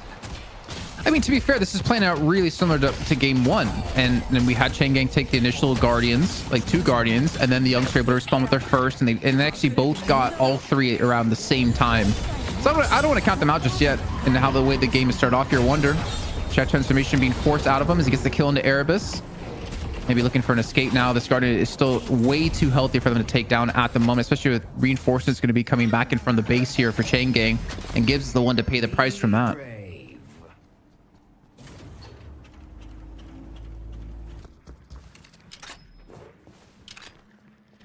Well, lots of players now just putting their attention on middle. 3 here for Chain Gang. Could be a kill in it for them. Mina and Victor are hanging out, but they're going to fall back on lane. And with that said, Chain Gang get to move into the enemy jungle here. We have Connor, who has been trying to keep some pressure on that enemy jungle right now. And I think Wonder is near him as well. I wonder if there's a punish to be had onto Connor, who is just chilling in the enemy jungle still. I mean, it's a pocket. I think he has... I want to say he has Majestic lead at 7.6k already. And worst case, he still has his cloak to get away here. I mean, that's like one of the upsides of a pocket, right? You can play so safe, even behind enemy lines. I think they're about to get into buff spawn in 10 seconds time. You can already see Chain Gang positioning for the right-hand side and thinking about a contest on the left, but there's just too many players for the Youngs there to protect it. So they'll just trade out 1 for 1, but the double sinners, that's going to be the focus here. Wonder trying to get his own double sinners, gets chased away here by the rest of Chain Gang, and he's going to... Oh, that is a big ball. That's massive. That's going to be at least 1k, right? That looks pretty bulbous, voluminous. Ooh, combo connected. Oh, Deathy. Oh, no. There's the telekinesis as well, and Deathy is going to get so wrecked here, taking all the damage. Is there a way to get out of this? Oh, he's already used the flog, and there's no escape at this point. No escape. Teammates coming, though, on the rope. That's going to be Yamato Wanda making his way in. Nox Nostra, we talked about the lockdown you get from that with the silence that it has. That's going to come in handy as well. And we need some Guardians here, but, you know, this is dangerous territory too, because you got Chain Gang running the urn at the moment, and Chain Gang looking like they are better for this right side lane control. A little bit of a light swap coming through. This Guardian should be falling here in just a few seconds. They're still being ran across the map though by Changgang, and Gibbs is able to help secure it and get away. Though they're not positioning contest. Instead, they're trying to push a Walker on the left-hand side and push a Guardian on the mid lane. So that's going to be all Guardians taken again. I mean, relatively safe. Actually, funny enough, the Unks still have one remain in the left-hand lane here, Dan. With the initial control Changgang had, they're going to be behind on objectives once again, though not behind in souls.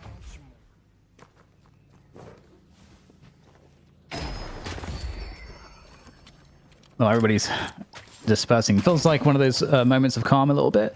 And, it gives us a moment to take stock as well. We've got a 3k difference overall, so not too crazy. And just that one Guardian that needs to go down still for the Unks, managing to keep that advantage. Spirit Sap on Pocket is... ouch. It hurts a lot.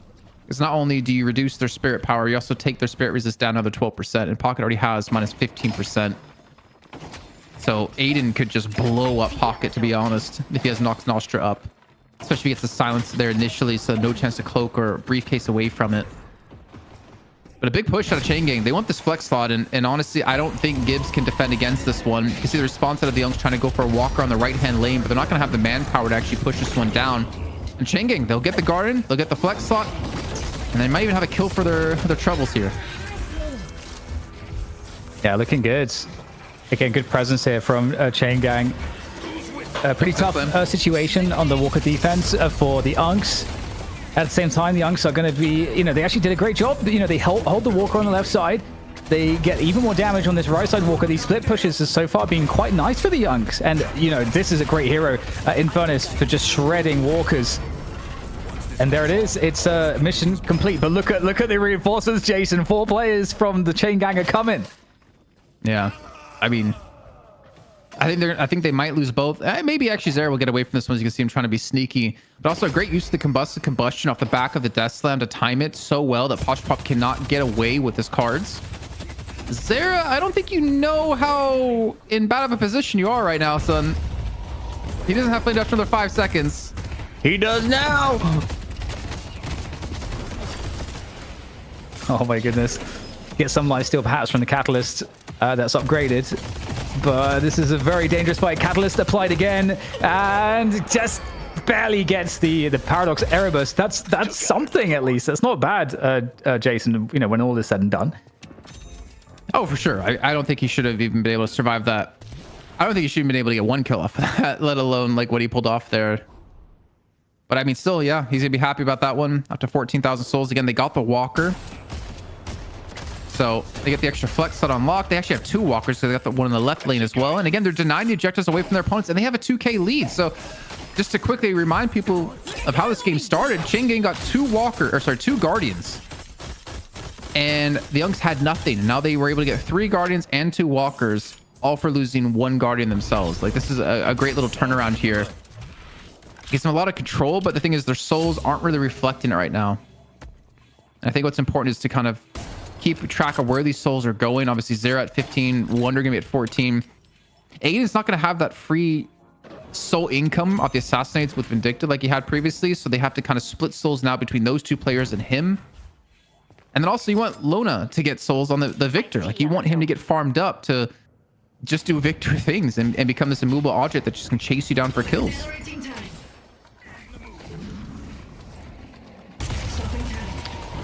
Back again with the 1v1 against the Infernus. Erebus might have some more success this time, maybe. He's got some assistance. He's coming with the crew.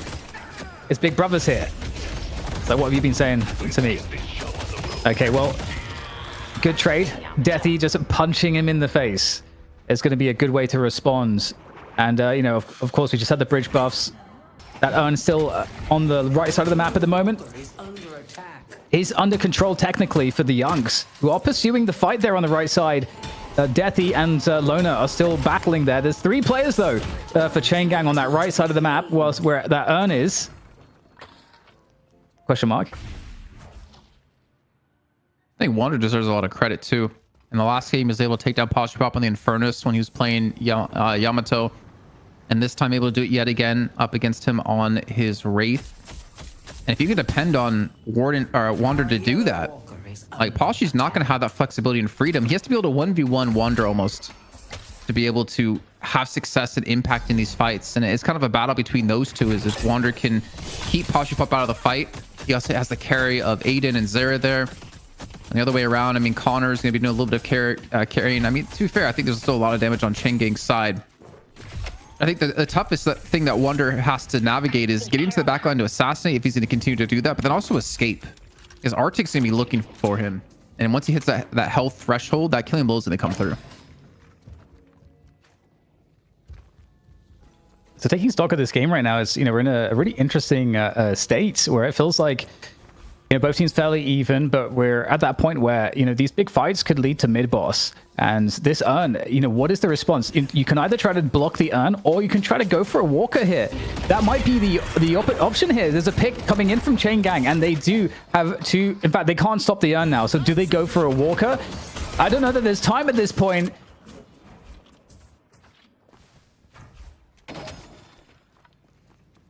Well, they're still winning, so I can't really trash talk right now. But I kind of want to. Spirit Burn picked up for Aiden. Is there a world they try to sneak a mid-boss with that? Because that's a fairly early pickup of Spirit Burn for Amina. And that means you can quickly take down mid-boss, considering... Well, Willy the Worm, considering you don't have a cooldown on Spirit Burn. Actually, I don't know if that was recently changed, to be honest. But I don't believe so. Spirit Burn? I just know you do less to objectives overall with the ultimate.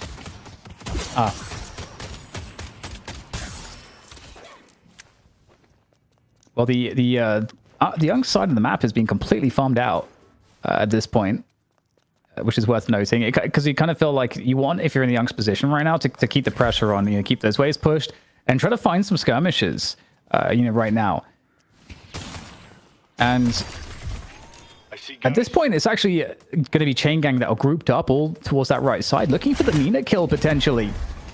Oh, Nina alone against multiple players on the right. And she will get taken out. Aiden down.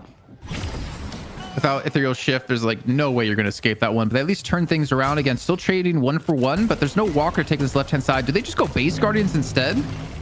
Because the Unks are going to get this Walker. It's about what can you respond with and get yourself. And I think Zera's going to push Base Guardians while Wander tries to go for the Walker in mid.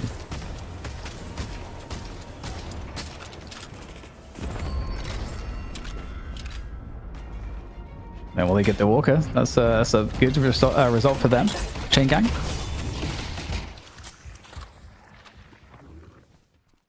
Very interesting the way the map control is at the moment.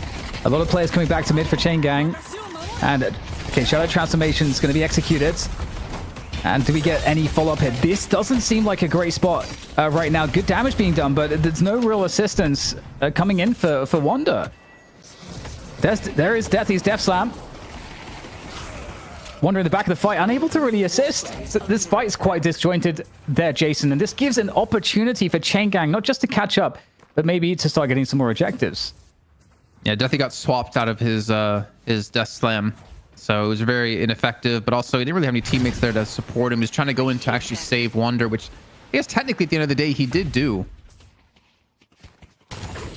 But just kind of unfortunate for that position. I mean, Wander was getting some really good damage down onto Arctic.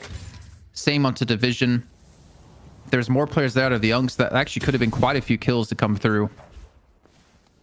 But everyone's respawned back in, so it's not too big of a deal. It's only a 2k soul difference between the two teams. As we're getting into the next set of buffs, and of course the next urn going to be spawning in just a few seconds. Casting going to be taken by indeed Connor. Stringing up the chase down onto Gibbs, and I think we might have a dead Viscus here. Yeah, Connor is definitely a really good hero to get that casting buff. Those afflictions are going to be kind of nasty now at this point.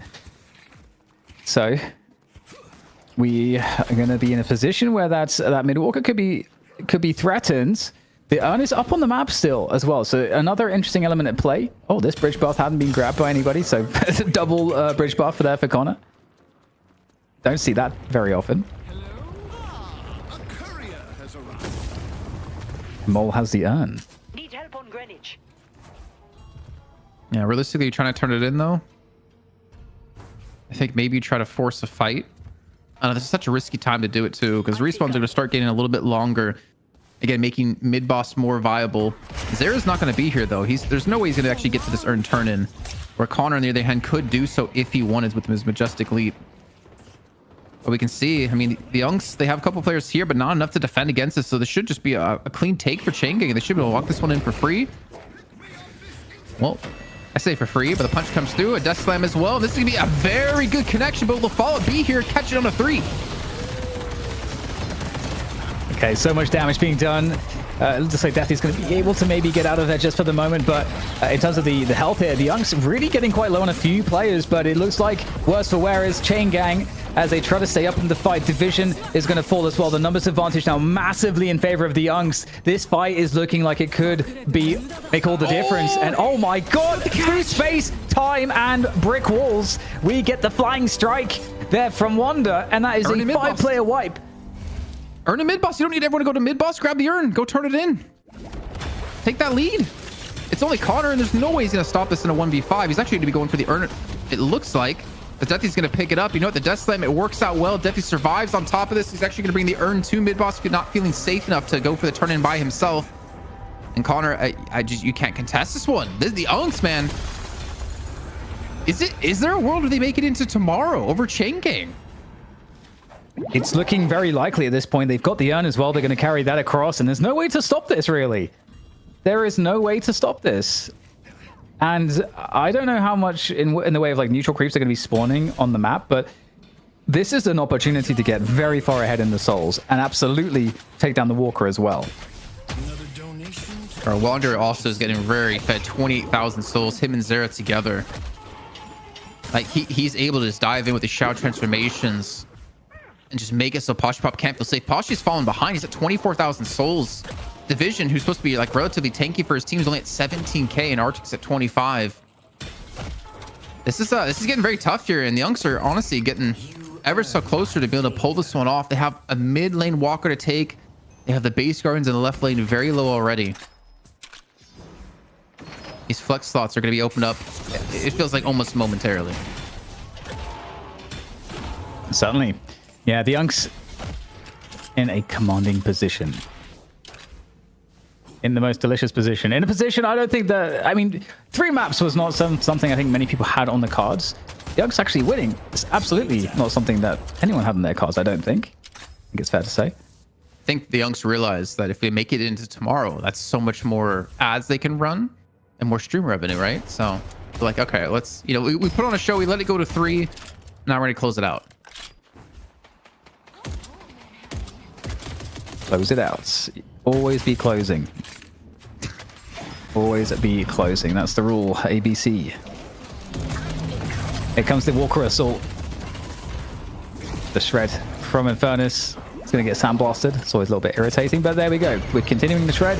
The Walker's going to go down. Deathy from up top with that height scaling, doing lots of damage with the ground strike. And hey, if Deathy wins with Lash, are we going to have a change of tone, Jason? Okay, the death slam with the urn was definitely very helpful. Wow, that silence wave on top of this. Division's gonna fall. Poshpop does get a walker on the left-hand side, but it's gonna cost him his own base guardians, and it might cost him more. It might cost him the shrines here with already 2 kills coming through on some big players. They need Poshpop's damage, even though he's only at 28,000 souls.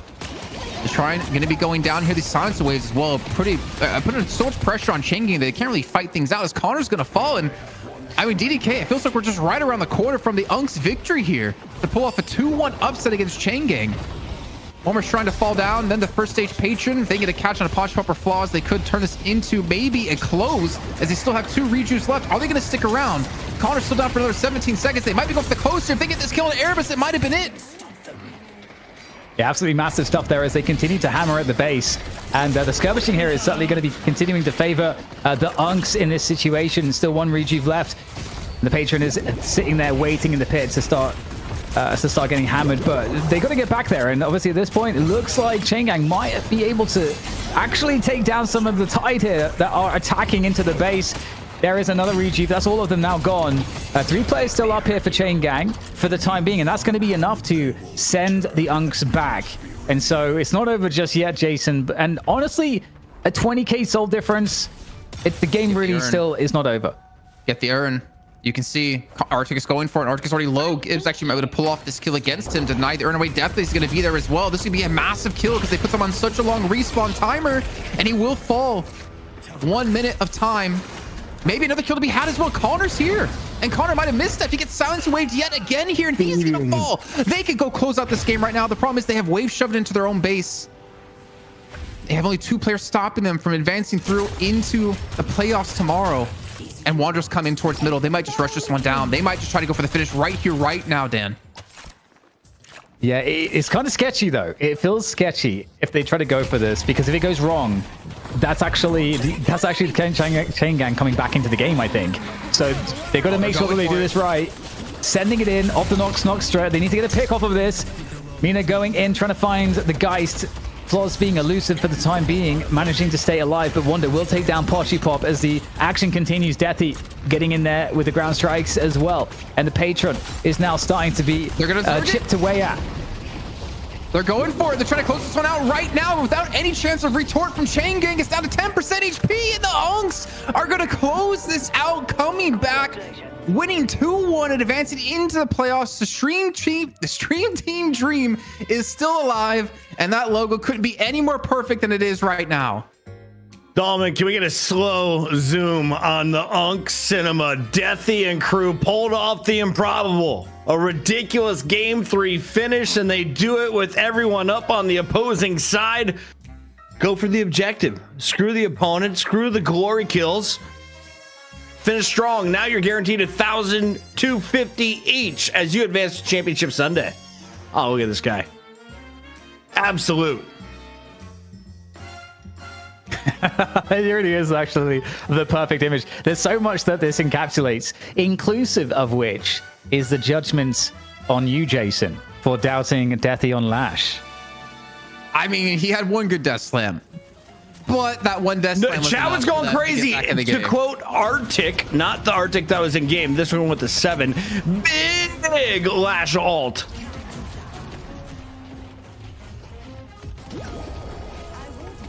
This Lash don't suck from Amaruto.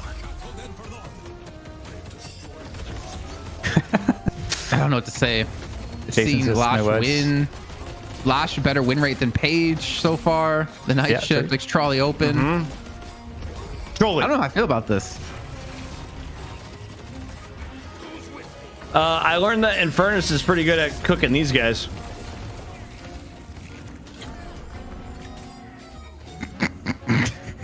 Dan, say something, Dan. Dan, it's your turn. Talk over the highlights. Why are you trying to outsource your criticism of Puckett? Your attempts to shame him? I have never shamed Puckett in my life. Is that true, Puckett? It's impossible. It's impossible, Dan. Live without shame. I'm a free boy. That's true. That's like elder abuse if you shame him, right? I'm a nudist, Dan. I just can't do it on the sponsored shows. It's a naked nudist. As we take a look at the final highlights, you guys are needed in the chat right now because they want to know who you think deserves MVP. There's been 2 wins in favor of the Unks, 1 in favor of the Chain Gang, and it always goes to the winning team. So is it Wander, Zira? We're going with, what did I say? Waynel backwards. Deathy, Aiden, or Gibbs? Let's look at the numbers. Help you make a decision. I think we're just in disbelief. Yeah, I mean, that was a great team performance. I never doubted the Unks. I never doubted Deathy in my life. His Lash is one of the best Lashes in the world. What an awesome game this was. I mean, yeah, you shouldn't doubt. I mean, he managed to pull it off. All right. Okay, there was some doubting when he locked that in from you, Jason. I was like, from Jason only. Like this. Yeah, I mean, I think I said I would have preferred a holiday, but hey, Deathy, he's stayed true to Lash. It comes out huge. And the other thing that's cool here as well is that Aiden was able to perform on Mina, which obviously I think was really important because the complexion of this team now, this lineup, that they can go to a Vindicta pick, which is really interesting, that they could potentially always get that and always play that style. If it can be that successful in their future matchups, that is really interesting because no one else is doing that. It's true, but it's also like talking. I mean, I think Aiden is known for his Vindicta And there's a reason you see targeted bans on him with Vindicta. Do we see Vindicta banned in any other game in any other region? No. And I think he draws that ban himself. Like we've seen individuals, Goober, drawing viscous bans. I mean, we have specific players who are so good at certain heroes that they draw bans. And I think that's what we saw at Evaden there. And something to keep in mind for Sneaky Golem, because it's really unexpected. And if you have to invest in a first ban Vindicta, you leave open Victor, you leave open Kelvin. There's a lot of choices, a lot of things you have to think about. That's it. It's one of those picks that can control the draft. It's true. I was told that the other teams are ready to play and we got to keep the show moving. So let's wrap this one up with a beautiful bow as we take a look at our bracket. There is just one game remaining to find out who will be joining these three teams on Championship Sunday. Melee Creep, Sneaky Golem making it through. The Ungs have powered through, and now we have one more match to go. Should be a good one. The Yoshis. Is it time for them to show up with a dub? Kawaii Cheese came in with what? The worst of all of the qualifier seeds. So I feel like Love Yoshi is the heavy favorite in our last match of the night. Sounds like logic. Bam. He's done it. He's done it again. Kawaii Crew family. I mean, I can't disagree. I can't add anything to this. I was waiting for the MVP. I think it's coming up. I think it might be ready. I think we can call it now, and if it's ready or not, do you want to? We can talk about it. Do you want to do it? Are you sure? Can I do it? Do I have permission? That puts a lot of pressure. Oh man, you didn't even get to do it. Aiden the Destroyer overruled. I said, show me the snipes. They said, well, you had some Mina plays too. Let's take a look at some of the best ones. Everyone came though for the toes. Let's show the Vindicta snipe. I have a feeling it's number one. You guys ready for this clip? No, it's a paradox. Shit.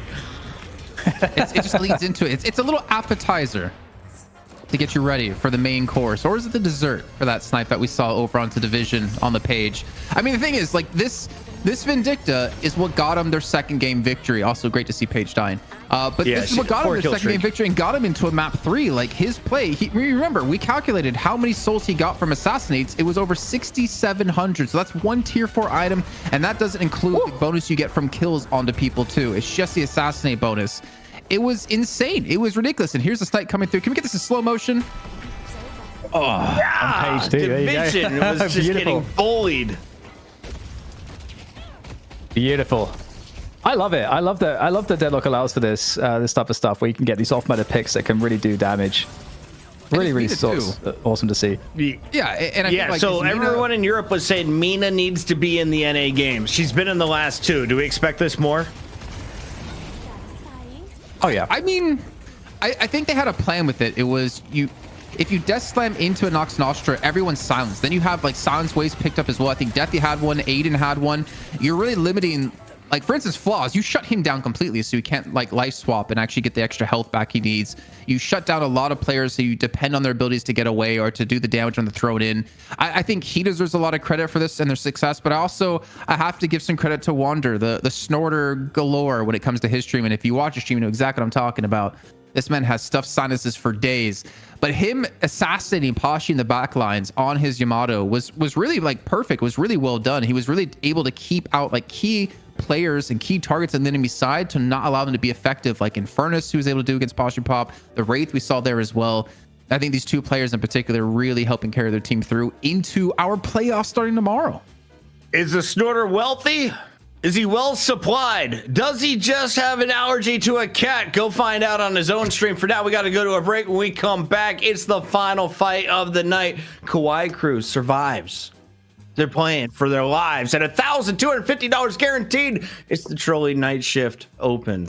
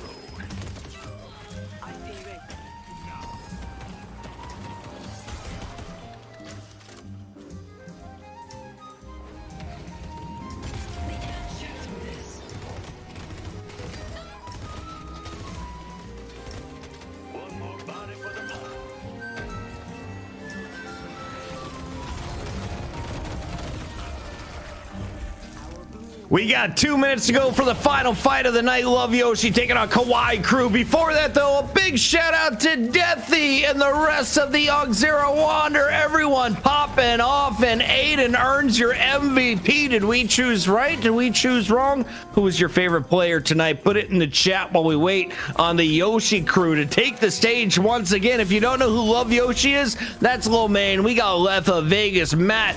Ido is making his return to the big stage, and Zerbzy could be running the door, man. Stay tuned.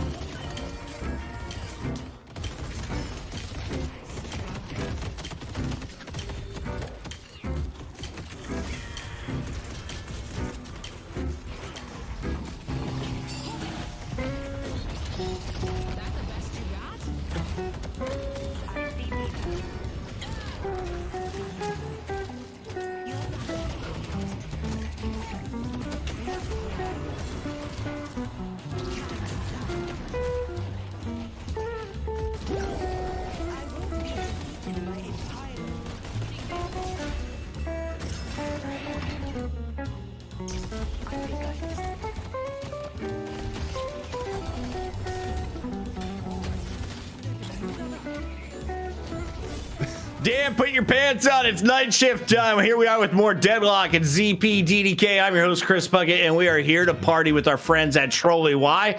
Well, they've invested some serious money. I'm talking $20,000 in the competitive Deadlock scene. This is our 10K North American tournament, and next week we have another $10,000 up for grabs for EU, but we're focusing in on the final teams in North America. ZP, you were one of two wizards working behind the scenes doing all the comp ops. How many teams did we start with, and what is the situation we're in right now? We started with 49, and we are down to our final 5. That's right. This is the last match to decide who is going to go to tomorrow. It will lock in our final 4, and also winning this next match locks you in the money. The worst you can do if you win this match is $1,250. That's what at stake for both of these teams. I want to give a big shout out to Blue Monster 1221, a first time chatter who says this next match is going to be a good one. I'm excited. You're right. It's Kawaii Crew, who was the surprise of the tournament, coming in with one of the lower seeds from the qualifier. They took down the Boston Tea Party in a game 3 to earn their shot against Love Yoshi. And Love Yoshi, they took a game off of Sneaky Golem, arguably the best team in North America. So a fun matchup here. The big surprise of the night was from Tanner the Fishman, who in all caps says, "No effing way Unk beat Chain Gang." That's right. The 2-0 from Melee Creep sent Melee or Chain Gang down to play the Unks. A 2-1 as the Unks take the final game to advance. They will now be the 3rd team on Championship Sunday. DDK, one more fight to end the night. Who you got, Love Yoshi or Kawaii Crew? What's your heart telling you? It's got to be Love Yoshi, innit? I mean, they are the fan favorites. They're the team that I think everybody wants to see continue to clash, because they actually have the ability to win overall as well, which is super exciting. And I think if you didn't go with them, I feel like if I said there was a reason to not go with them, I feel like I should get fired off all these broadcasts.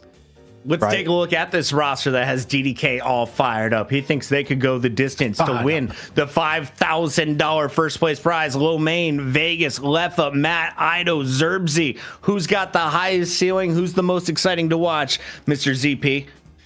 I mean, as you look at it here, it's interesting that this team came together just kind of out of nowhere going, hey, there's a tournament we got to bring together, but it's some of the most mechanically dominant players in North American Deadlock. In terms of players to watch, for me, I'm still keeping a strong eye on Matt. I'm keeping an eye on Lefa. Lefa, of course, was at times the glue behind Hydra Nation for so much of their run. Not on the new iteration of Sneaky Golem, but bringing his power to Love Yoshi. And Matt, you take a look at where Chain Gang is. A lot of people would argue the reason for the upset is that Matt left Chain Gang to join Love Yoshi, and to me has been one of the most interesting stories of the tournament.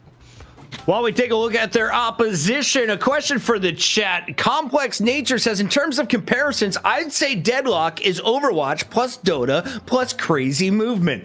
What games would you use to combine to make Deadlock? How do you describe it to your friends who haven't touched an alpha that already has the interest of almost 50 teams in NA and over 70 in our EU bracket coming next week? We can take a look at this squad. Boger, is he the player to watch? Is it LARP Noodles on the Goo Bro? Leviathan? I know a few of these names, but they haven't been on the big stage, ZP. It's got to be Ken Can for me, just because of the fact that if you look at the drafts that went down yesterday in the qualifier day, Kwai Crew wasn't messing around. They had Dynamo and they won with Dynamo. So Ken is usually playing the support role, would either be playing a Kelvin if available, which it shouldn't be available, by the way. I feel like teams should have learned that lesson, or support Mo and Krill or Dynamo. So I'm really hoping that in one of these 2 to 3 maps we're about to see that the Dynamo gets unleashed. We have Lord of the Pause, Lord NM in the chat. Thank you for gifting him the sub Flint Snow on top of the game. DDK, we're about to jump into one, but first we got to do a draft, right? Got to get the draft on, and first thing we have to see is if anyone makes the Kelvin mistake. All right, you don't want to give him away. Don't slip it through. Don't let it happen. And the Victor mistake too, right? Because you didn't ban Victor, and then Victor just whooped your ass for the unks. It's like you got to ban him out. It probably seems like fun at the time, but you shouldn't do it. You should never do it. Sponsored stream idea, conversation topic changer. ZP. What do you think about them banning a Sinclair? This is a joke ban, right?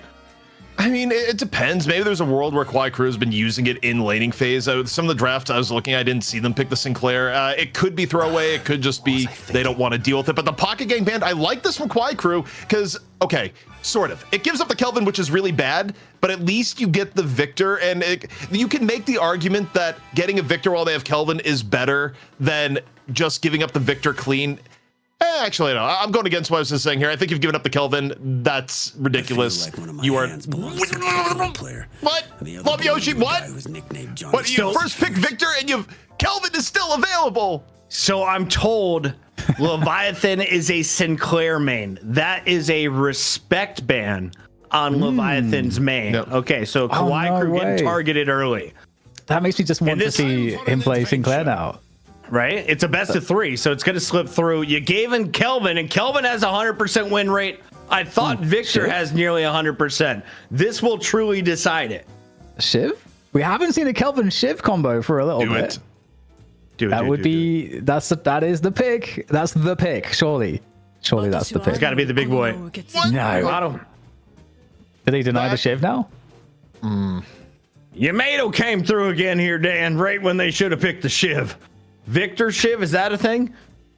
Yeah, but we've seen other teams run Victor Shiv. Like, it works out if you want to go with Victor Shiv. It still gives you a good front line. I think Shiv himself is good without the Kelvin security blanket. And for Love Yoshi, it's a high priority because you don't want the Bash brothers to come together for Kwai Crew. But the Yamato over the Shiv, that is a bit of a head scratcher.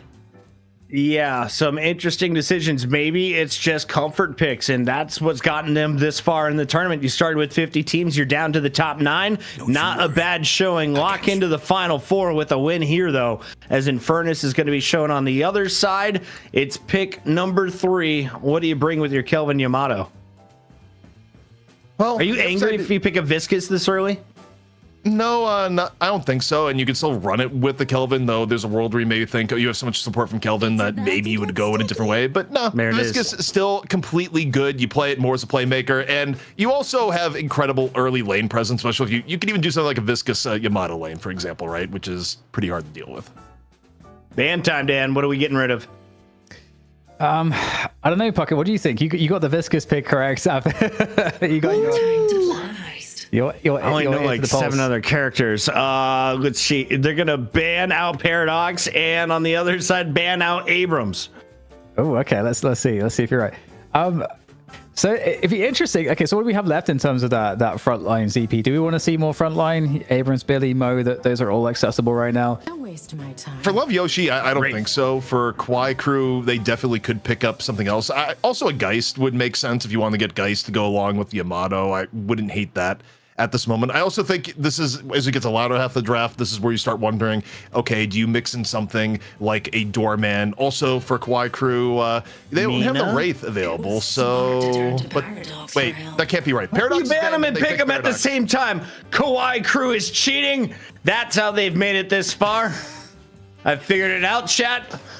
I was wondering how the number 8 seed sneaks their way into the final 4. All right, well, the mods have to deal with that. That's not my job. Let's read some love from the chat. Ivy's going to be picked in, and we'll just keep this rolling, as I'm sure it's just a little face issue. It was Mina, not the Paradox. The Paradox was legal officially on Kawaii Crew. Proceed, ZP. I think Love Yoshi probably comes in with the Holiday here. They can pick the Holiday because I don't think you're going to pick Paradox and Holiday together, not in this economy. But okay, they decide we want to go for the Holiday now. You got to solidify what Matt is going to be playing. And I mean, overall, the Love Yoshi comp is incredibly solid right now. The problem is that it's up against the Kelvin, which makes any comp kind of look a little bit questionable right now, the way things go down. Zerbsy was running the Doorman in previous games. Do we see the final pick for Love Yoshi on a Doorman? What's the expectation here if Kawaii Crew lets it through? I would be surprised. I think Holiday and Doorman kind of overlap in certain ways. So I don't know that they would necessarily go for it, but I don't think it'd be bad either. I think you can definitely run it because it is very versatile. I would love to see that personally. And there's that last pick, Haze, from Kawaii Crew. I'm curious how that's going to come into play because I wouldn't expect to support Haze, given that we have the Kelvin on field, but we'll have to see how it gets actually built. Because in Europe, they tend to do a lot of support Haze business.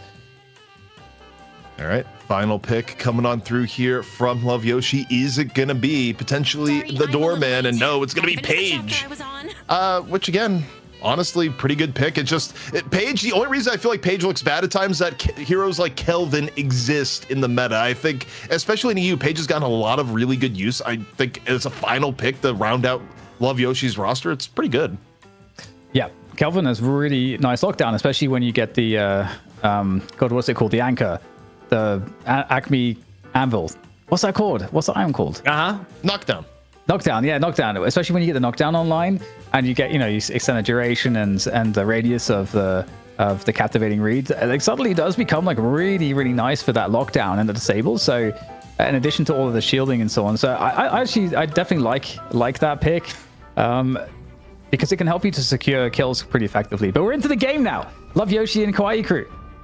I know you were supposed to say that, Puckett, but I kind of stole your bit. I apologize. You know what? No, I already quit. You're done.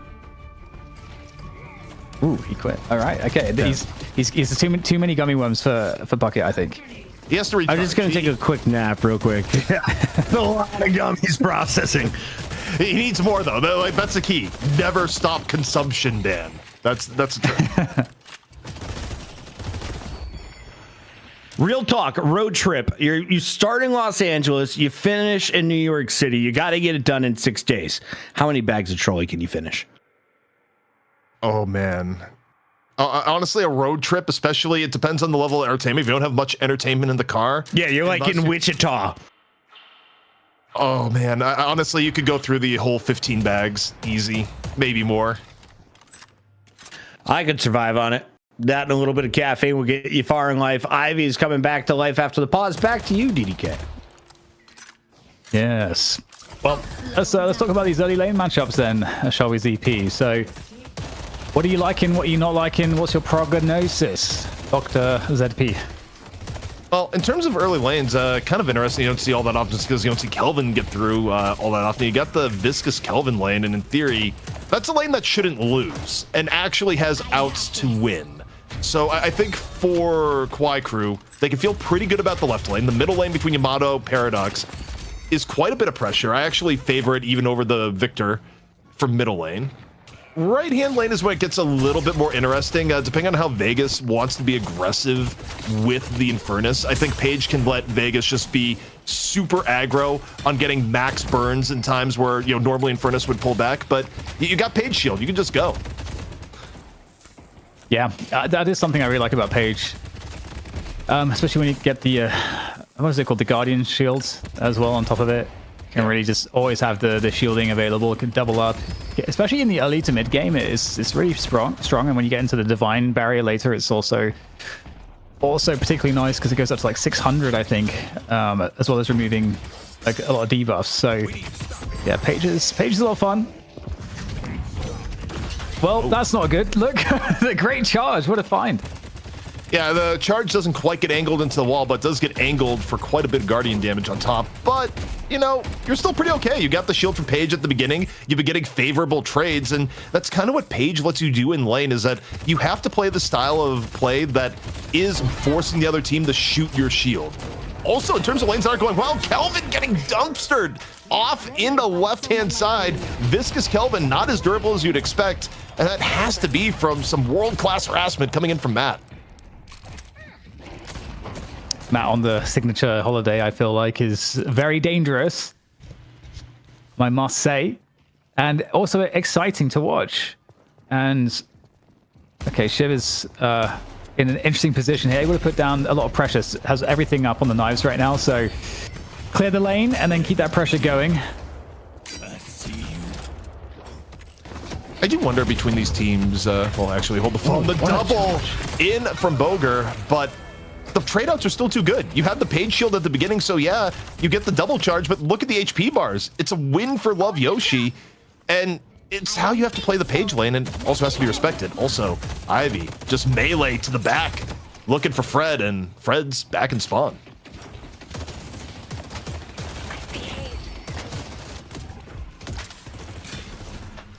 Victor in mid with the Ivy. It's a nice lane. You know, you've got a lot of a lot of survivability, a lot of sustain. You got good wave clear as well between both Victor and the Ivy. So it's definitely a pretty solid lane as they run for the boxes.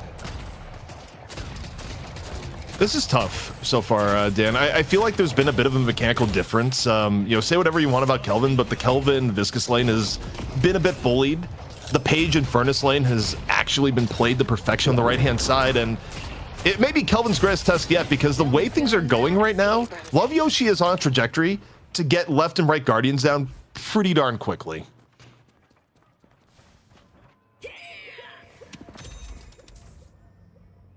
And middle, maybe, here, Dan, as we get another pick into middle on top of it. That is, I mean, this start, it's tough. I mean, just about anything that could go wrong for Kwai Crew kind of has. And they're going to lose Viscous as well. Cross for the bridge buffs. Yeah, this Guardian is not long for this world on the left side. It's not looking good over there. But at least the other lanes are sort of holding their own at this point. It would appear, at least.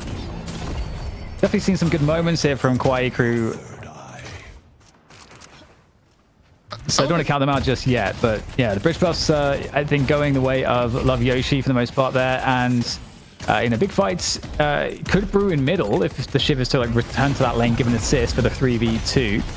But getting back onto some of that farm, and we're seeing that pressure from Vegas, and just the confidence that you'd have as an Infernus on lane when you've got all the shields coming your way is pretty amazing, especially because you get I think it's the second tier of upgraded shields. You get the 25% bonus to fire rate as well. Yeah, I mean, the lane has worked out really, really well here so far, and to me, it kind of flashes me back to the draft wondering, look, I get there may be some comfort pick elements here in terms of either not wanting to play the Shiv or feeling really good about wanting to play the Amato, but giving up the Shiv in draft, we could have picked it, seems a bit rough. Shocking reanimation going to be procced in middle, no big deal for low main. Actually hits 2 off the res. People just don't get out in time. And left lane, right now, rough spot for Kwai Crew. Mid lane getting heavily pushed. Matt in over the top, forces Shout transformation and gets the finish on the Fred. Fred nowhere to go. And you look at this mid Guardian HP, it's about to start getting pummeled. I see it. I see the pummeling, the great pummeling. on the minimap. Okay, maybe it's not the great pummeling. It's been given up on for now. But getting some pummeling over on the left side of the lane from Kawaii Crew, getting some pressure onto that Guardian. Although they will get forced back a little. By the way, we have an update in chat. Deathy wanted to make this public service announcement where people are hating on his Lash, saying Lash was never the problem in Night Shift. He lost regardless of what hero he was on. That was the clarification for Deathy made just now, and honestly, it's facts. Stop the Lash hate. There you go. Yeah, yeah. Causation is not correlation. Or correlation is not causation. That's the one I wanted. Off the middle, by the way, things are still scrappy off near the Guardian. It's Lefa and Lomane just getting down and dirty. And also starting to force things back a little bit more. This is, you know, the mid lane may get overloaded here in a moment too. Matt returning back to middle. Paradox in his sights. Lasso, good to go. Barrel out first. Lasso not going to come out here just yet, but one barrel away, one would think. One barrel away. There you go. The revolver is enough. And then we'll get finished off. So another Guardian going the way of Love Yoshi. Only 5k discrepancy on the overall souls, as we are now getting all the sinners spawning at that 8-minute mark. And Matt's doing what Matt does on a holiday, and what maybe you should all be doing on a holiday. Jump pad on in. There's the barrel tossed forwards. There's the lasso as well. The capture of the haze into the fire. She'll go, and we'll get finished off by a nice little revolver flourish at the end. Seismic Slam defensively coming on through for Boga to try to get out of the way. But this is not a good situation. The chase is on, ZP. Boger's just been getting burned down, wondering why I can't do anything about the Infernus, because Infernus is just continually shielded by the page. And you got Matt right here on the overload. Guardian soon to fall, and Big Blue is looking awfully vulnerable here now. Boger down to half HP. Vegas on the assault here in just a moment. Hold the phone. In comes Generic with the bullet dance, trying to liven things up just a bit. It's enough to take down Vegas and keep Boger alive. But still, it was a little bit late for the Guardian.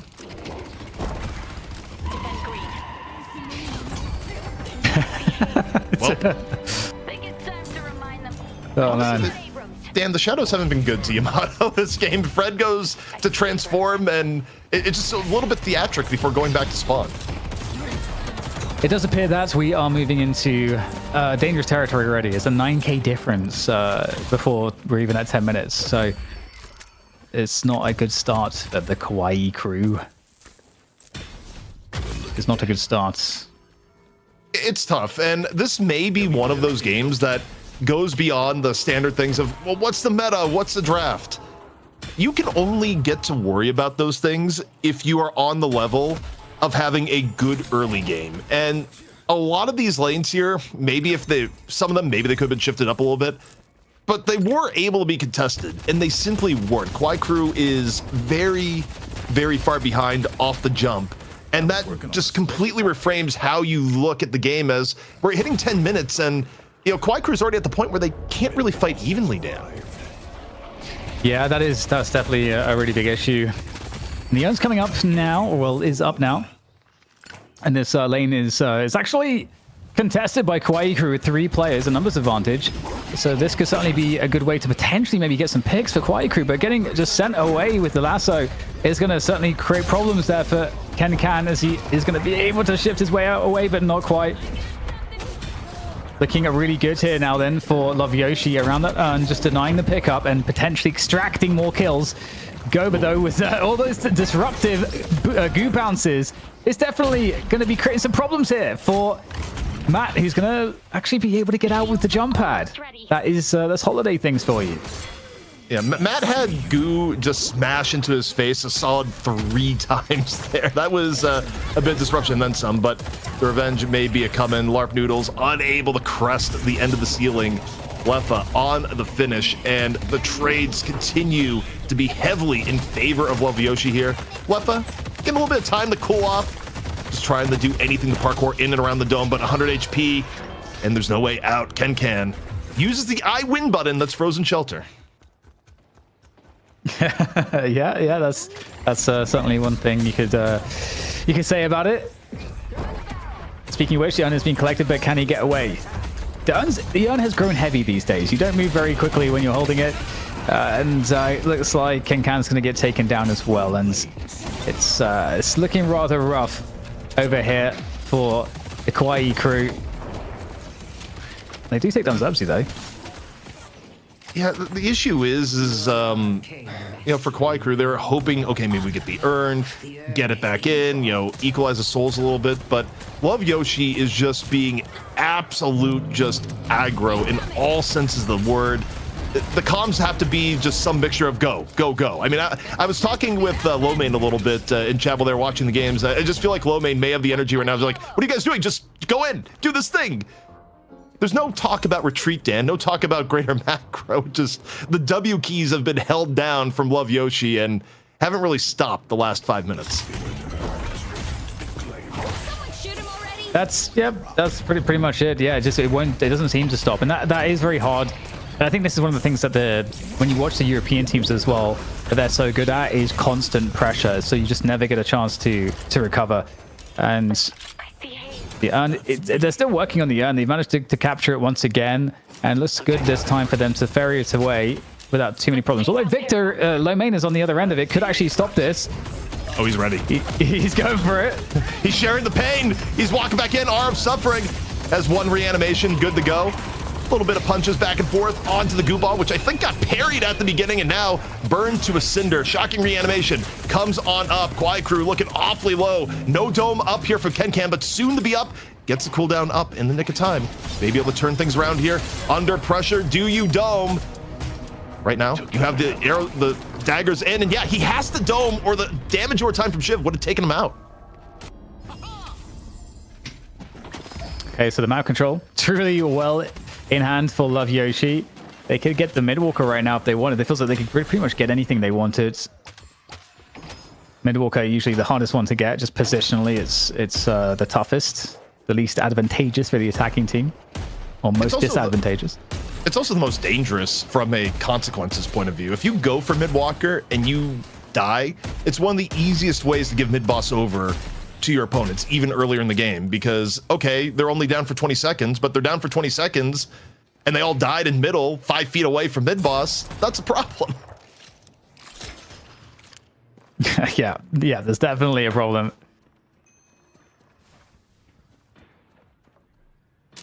Okay, well, I don't think that Matt's waiting patiently for a bridge buff there. Still a minute to go. Just trying to survey. He's just surveying. I think every Holiday player has that internal clock in their head. And by internal clock, really the clock on their UI that says lasso's up, look for something. It doesn't feel good to have that button up and not use it. At the very least for Matt, from what we've seen in this game. Matt just gets a little bit more active as soon as Spirit Lasso is ready to go.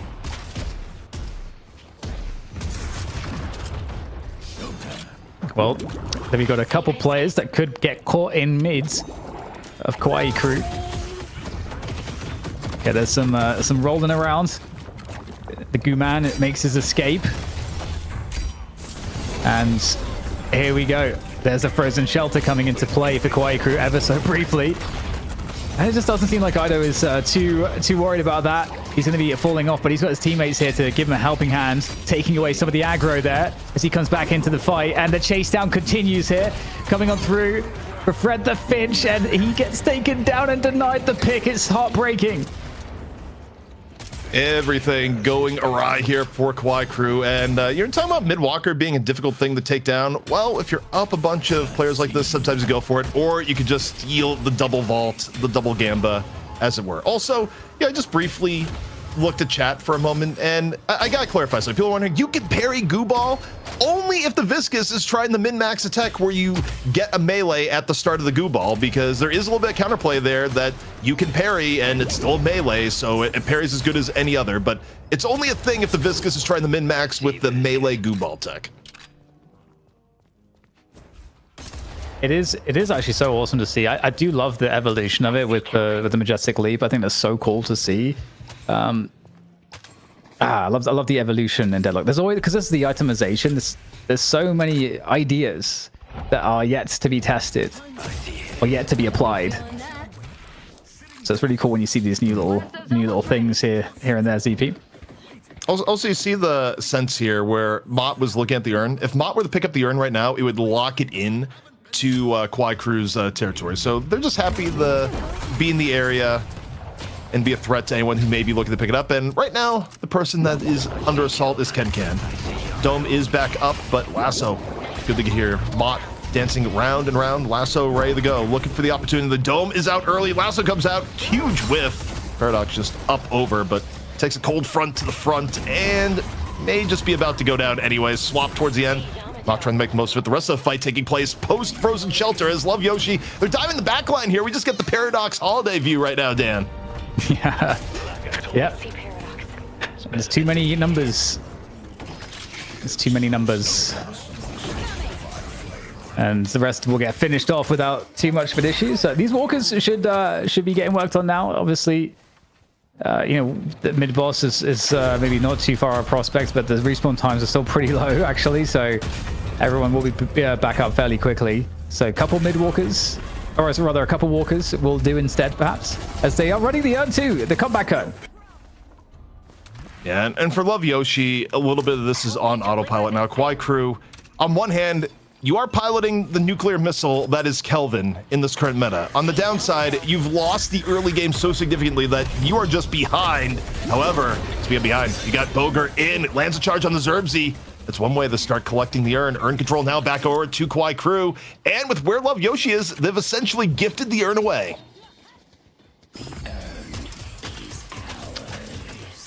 All right, well, that's something. A little urn, but there is a lot of farm to fall back on the Love Yoshi side of the map. So if they were just to do the basics and clean that up, they are going to be sitting at quite the advantage soul wise. Or I guess it's already quite the advantage, but it's tough, especially when you consider the late game options here, where if you're Kwai Crew, you'd want your Yamato to be pretty far ahead, you know, backed up by the Kelvin, ideally your Abrams a little bit further too, but instead you're looking at a brick wall, just an absolutely ripped specimen. And Low Main at 24k, you got Vegas at 23k, and Gun Ivy and Letha there. I mean, the carry power, just one of these things, Dan, would be terrifying for Kwai Crew, and you gotta deal with all three. The team fight equation here is a tough one to deal with. yeah, it's a lot. It is a lot. That mid walker is not long for this world. All that is required is just a quick pick, and this could be the chance you're looking for, is Matt. All it takes is just getting that lasso, pulling him into a teammate, and that's the pick that you need to get on top of that mid boss, if that is the objective or the opportunity that they're looking for. Also, Low Main is just adding on to the you can't kill me element. Transcendent cooldown plus E-shift equals this guy ain't going down anytime soon, Dan. Jumpstart, walks forward, doesn't even care about going through the wall 3 times, takes down Leviathan all the same. The power of a farm victor here. And yeah, Dome may be out, but so is Ken, killed within his own freezer. And the fall through just too much for Kwai Crew. Man, it's so scary to be against a Victor. Like, there's that E-shift. As soon as Victor gets the E-shift as well, it does really get kind of ridiculous. It feels pretty impossible to get those kills. Okay, well, there's a bullet dance, just, you know, for fun. Fun is one way to describe it here. And of course, the bullet dance, the applause comes in from Idaho in the form of Killing Blow. Yeah.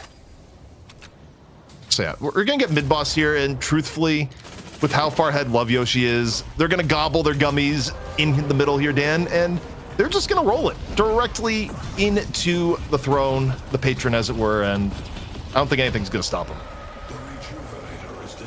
No, it doesn't look like anything that will indeed stop them at this point. The rejuice, as it was always meant to be, in the hands of Love Yoshi. And I mean, it's kind of crazy, you know, the 30k Shiv is kind of really enough in of itself, but then you add the 30k Victor, and you know, to the front line, and suddenly, like, what on earth do you even do? Because you can't kill Victor, and he does have a huge damage threat. So it's just, it's very, very scary. It's one of the reasons why teams don't like playing against him at the top level as ZP. A lot of these teams that scrim a lot. Even if you were the wonder going into the next fight, okay, how does Kwai Crew win? The conditions are almost impossible to concoct. It would basically require someone from Love Yoshi mega overextending and then getting zero help from their team. Because even then, you can sacrifice someone here on Love Yoshi. I mean, you could have Mott go AFK for a while. You could have Zerbzy just take a break, and the rest of the team could run down middle and probably finish this game with 3 Rejuvenators, Dan. Yeah. I think that's pretty likely here, as we're going to see them, marching into the front of the base, knocking on the door, kicking the door down. E-shift on Victor again. Gets swapped though, so might actually get taken out and be forced to use that reincarnation. That's still up. Actually, no, he's still good. Still good to go. Always, riding that razor's edge of life is Victor. That's kind of the play style. Still in the action, doing lots of damage. 2 players down so far. The health bar's, getting quite low for everybody on Kawaii Crew. Obviously, still 3 rejuves left alive, so the slice and dice Ido just ripping them to shreds here on that ship. He may be 14-0 at the moment, by the way. We've got like a really? kill count check anytime soon, but yeah, I mean, it's 14 kill streak. I don't remember him. It was at the beginning of the game. Either way, the Shiv has gone wild on top of low main, where, fun fact, even if you kill low main here, shocking reanimation, and if you kill low main again, low main has rejuve. When you go to pick Victor in the character select screen, it says, you can't kill me, and Kwai Crew has felt that quite succinctly as we head into what should be the patron falling here in our final best of 3 of the day. Well, here we go into the fountain. You got to get it done. You got to get it in the fountain. Oh my goodness, the slice and dice through all of them. As we will find, the patron is getting whittled down, whittled away into its final form, which is just dust on the ground. And that's going to be the victory there for Love Yoshi, as I think many expected. But Kawaii Crew, I think there's definitely promise, but that early game, it just really sucked for them. About the most eloquent way you could ever say it. But, right now, we got to go back to Puckett, who's been recharging. Might have had 2 extra bags of Trolli during this game. Puckett, there was enough time. I think gotta hit the unmute button. There we go. Pretty impressive Yoshi stuff here, as we're seeing a 1-0 lead. They are now on match point and 1 game away from $1,250. Not a bad showing in game number 1. It was faster than planned, less than 25 minutes on the clock, DDK. Yeah, that's certainly going to happen when you're up against a team like, Love Yoshi, where they've got great players. They had a great early game, and they just never let off the pressure. All right, so we wondered what was more important, Victor. Well, I feel like Frankenstein was pretty good. Was he the only reason? Because Icy Boy, he's been pretty great. He was finally handed a loss. Yeah, and part of the reason for getting handed that loss is that he got handed his own behind Puckett in the lane, courtesy of who we see on screen right now in Mott. The Viscous Kelvin lane just got bullied barrel by barrel. Mott brought it all. Lassos connecting for days at the beginning. It was a holiday masterclass in the early to mid game. And to me, I feel like the tape is out on Love Yoshi, and the tape says, probably don't let Mott get Holiday. You probably need to pick it yourself in your first few picks, because he is a terror upon receiving it. So don't ban it, but maybe pick it yourself in the draft, you'd suggest. As we take a look at some of the other highlights, Infernus, Ivy, did either of them have a bigger impact? Was it really just the Shiv? And of course, the very fed Victor at the end. DDK, explain it to me late game. So I mean, it's just really a consequence, I think, of just how far ahead Love Yoshi already got in that early to mid games. So that it didn't really matter if they had a less effective draft. It was just too far ahead at that point. But obviously, yeah, the Shiv, especially when Shiv gets ahead, it can be just impossible to stop. You can't kill him. He's going to do insane amounts of damage. He's stringing the killing blows on top of each other, and it just becomes too overwhelming. And you don't have enough damage output to actually put him away. And so that was certainly a decisive factor. We do see that 15-0. So there you go. You're correct, CP. I think there it is. You're at the 14 when we were counting that. Shiv dominance, 15-0. He also had 15 assists to go with it and 30,000 player damage. Low Main is going to lead the lobby in player damage and healing. And of course, Vegas getting that objective damage. On the other side, was there any positives to take away from Kawaii Crew? I know they were way behind on souls from the start, 41-6. There's really few positives we can pull out of this, ZP. I think Boger had some reasonable like starts to the fights later on, but you get hit by the Abrams effect where if you're really far behind, you could have the best charge in the world and you're still going to get stat checked and taken on down. I'd also say, in terms of a good point for Love Yoshi, which we brought up a little bit early on, is that I think the Page in Furnace Lane was quite smart. I think it worked out really well. I don't think Kawaii Crew really played against it super well in turn, and Vegas was just getting continually favorable trades up against the Abrams in the early stage of the game. So I think that lane worked out really well for Love Yoshi.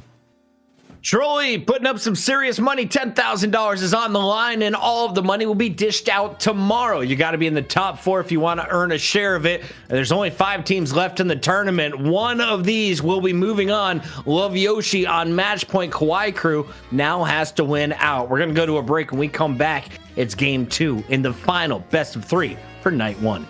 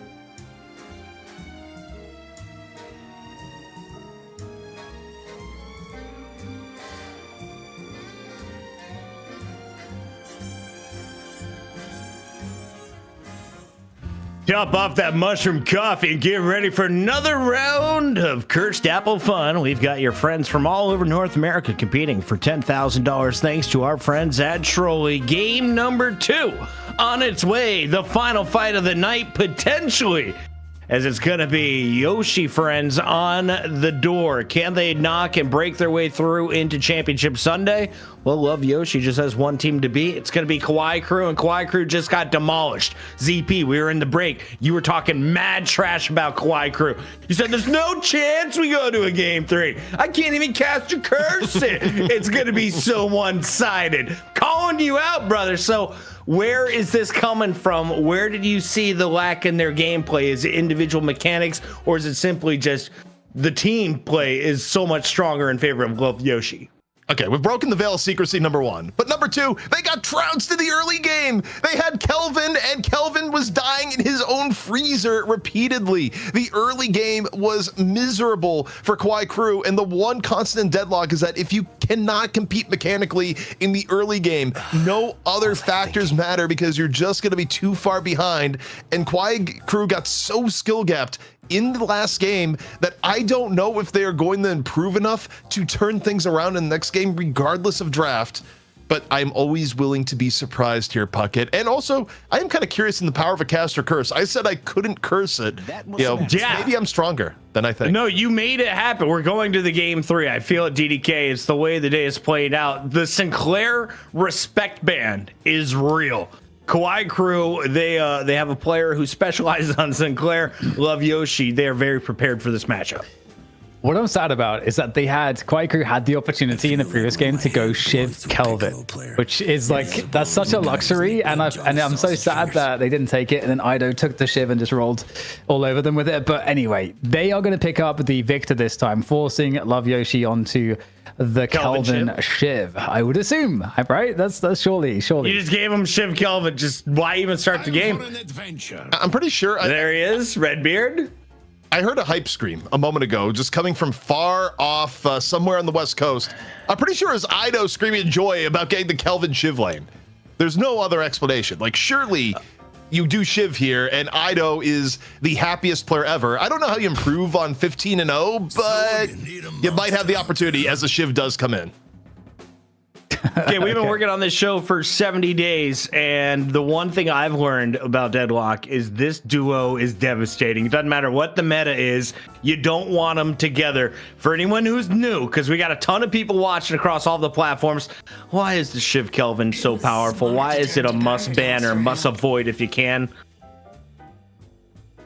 ZP, that's to you. I thought this was Dan. I had the last thing right before Dan, but I will take it and say that the reason is that not only is Kelvin one of the best healers in the game, the best healer in the game, it works out really well with Shiv's bloodletting that goes on beginning of it. So, and also Shiv loves keeping people contained. When you put down Dome, you can't leave and get out of range of him when he can use Killing Blow on you. So between healing Shiv, who just won't go down, and containing you so he can drop a Killing Blow, it's brutal to play against. Dan, Yamato, Paradox, Victor, how do you feel about this trio start for Kawaii Crew? I think Yamato is always like a good pickup against Kelvin, and definitely has more value lately. But it's just, and like on the face of it, Paradox, Yamato, Victor sounds great. But when I'm like looking to the other side of the screen and I see the Kelvin Shiv, I'm just like, oh man. Production, can we fast forward through the draft? I've seen enough. You gave him the holiday. You gave him Kelvin Shiv to open.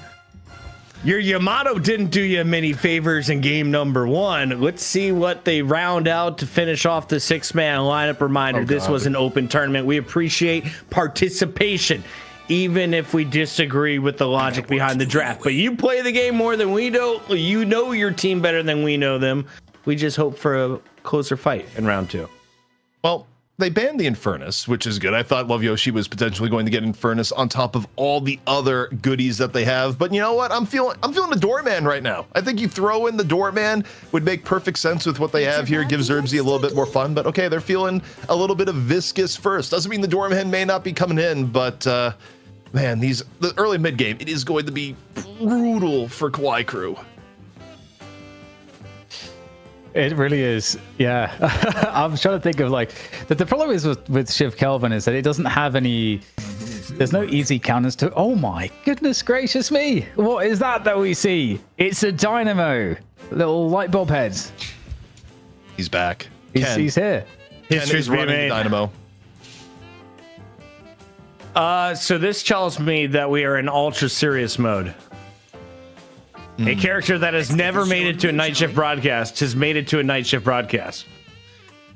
Yeah, I mean, it's not too surprising. Ken was playing it in the qualifiers, but it usually isn't the highest tier of picks. And, you know, for Love Yoshi, we'll see. I mean, maybe this will be the time that we just see the greatest singularities of all time, but I still think it's going to be rough. Also, if you grab the doorman here, you also have ways of making Dynamo's life even more rough should he get the singularity of dreams. But Love Yoshi, they're picking up the Ivy here for Leffa.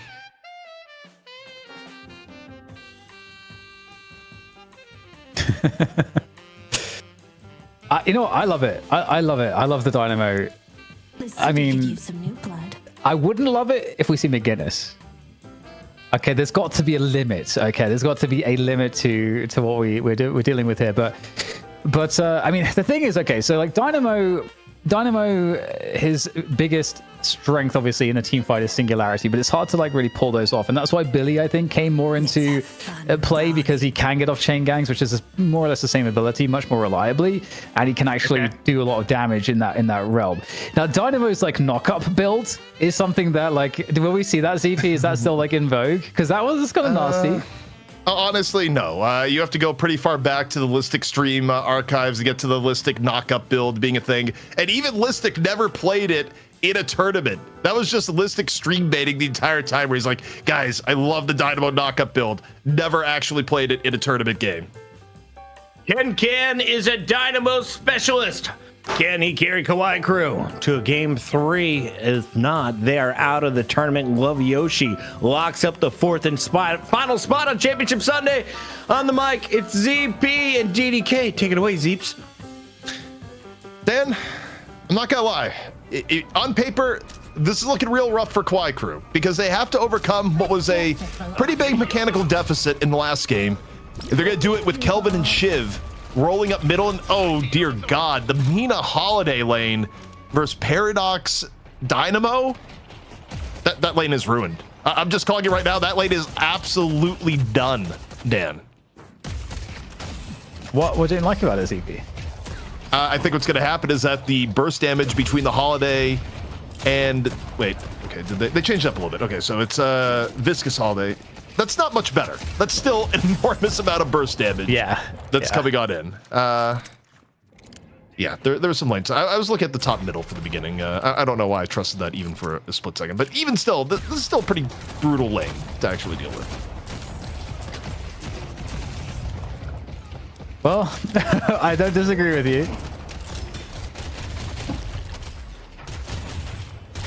So, what is the win condition? Like, what lanes do we need to be winning here if we're Kawaii Crew? If you're Kawaii Crew, okay, where are you hoping to win? Probably a Mono Paradox lane off on the left. The problem is that you're up against Kelvin Shiv. So that would normally be one of your better lanes, but you're up against arguably the strongest lane in the game. Off in middle, I mean, Victor Geist isn't awful, but I think it's mid lane may be the more neutral of lanes, potentially evenly played. I think right lane is still going to be kind of brutal. Viscous Holiday is generally just a lot of damage hanging your way, particularly once you get a little bit more items, get your first round of Mystic Burst going in. And you know, to that note, Dan, already Dynamo is nearly dead. Yeah, he's a big target, big fat target. He needs to get on that GLP-1. Yeah, Dynamo, I mean, look, you're going to get a little bit of healing Aurora back and forth, but it's not going to outdo just the level of crap getting thrown your way where you're going to be getting hit with Crack Shot, basically on cooldown from a player of Matt's caliber. Barrels are going to be heading your way. And yeah, I mean, just being in line of sight for a moment of Viscous, Splatter, Puddle Punch, it just, that lane's tough. Even if you didn't have a Dynamo in the lane. Well, okay, that's I wonder how the Paradox Yamato are going to fare against the Shiv Kelvin. That's a lane that I think is supposed to just, get run over no matter what. Another thing about the Shiv Kelvin for people as well is that Kelvin, obviously with the ice path and ice beam, is able to just consistently connect. Oh no! Oh no! No! Is he gonna get out? No, he missed the spider. Oh no! Is he gonna live? He somehow connects that. Let's not get too crazy on the gonna live part. God, I mean, honestly, you think you queue into a game of Deadlock and that turns into Dead by Daylight. Oh boy.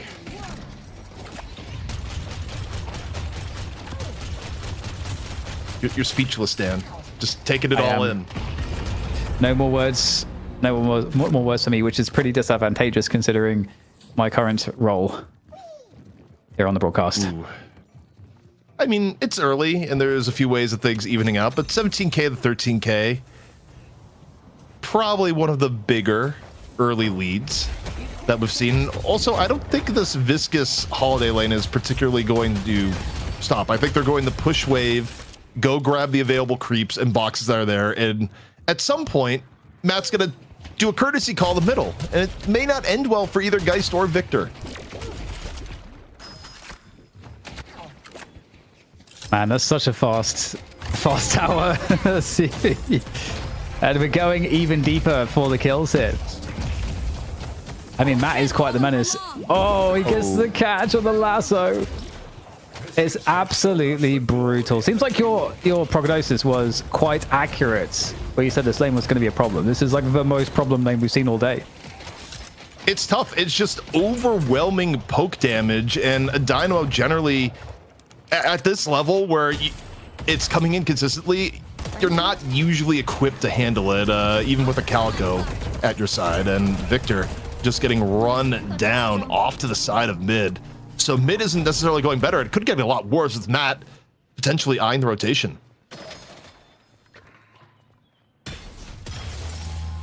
Bosh, there we go. Low main looking to be a problem. Do we have any damage at all? Really, almost no damage at all on any of these towers, these guardians for any lane for Kawaii Crew. And here we go, the supreme confidence of a Shiv with a Kelvin. Able to go as deep as you like. Again, if all else fails, well, we'll just drop the dome. Drop the dome, guarantee the kill, heal back up, and it's like nothing happened, except we have the objective and the kills. So really, really difficult to deal with this. And just think, CP, Kawaii Crew could have had this. Yeah, this was on the table for the last game, but Fred also playing Yamato in this game. It must have been a bit of a comfort thing where Fred's just like, nah, give me the Yamato. Also the right lane just continues to be a bit of a car crash slow motion. Okay, you got to return the shadow in the singularity. Is this gonna be enough to take down Matt? Equalize a little bit, 100 HP. You got Ken on hot pursuit. However, Holiday bouncing to and fro, left, right, and center, 119 HP, and a Dream 50 HP. Calico diving in, at least dead. Able to finish that. The Dynamo didn't get a kill, but they did get their first assist in Night Shift history. Help us celebrate by using your Prime. Thanks, Bucket. Get the primers.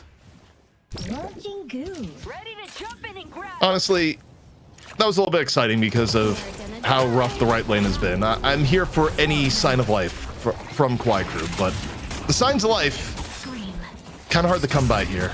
Ido on the Mina. Run down Boger, who is not ready to reanimate at all, Dan. ZP's out here with his stethoscope. He's checking for the pulse, for the heartbeat. It's tough. Also, it's 35K to 28K. This is an enormous lead. As the Kelvin Shiv combo does what Kelvin Shiv combo generally does here in the left. Guardian goes down with the appetizer of 2 kills on top. Meanwhile, right-hand side, it's gooey. It's splattering everywhere, and it's explosive at the same time. The Walker actually getting close to near half before the 10-minute mark. Kind of tough.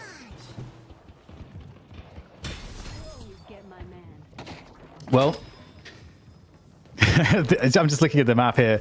There's not really all that much really on the map here for Kawaii Crew at the moment, which is kind of a problem. They've kind of farmed pretty much all the camps on their side for the most part. They need to get out on the map. They need to get these Guardians down. This is really the first big challenge.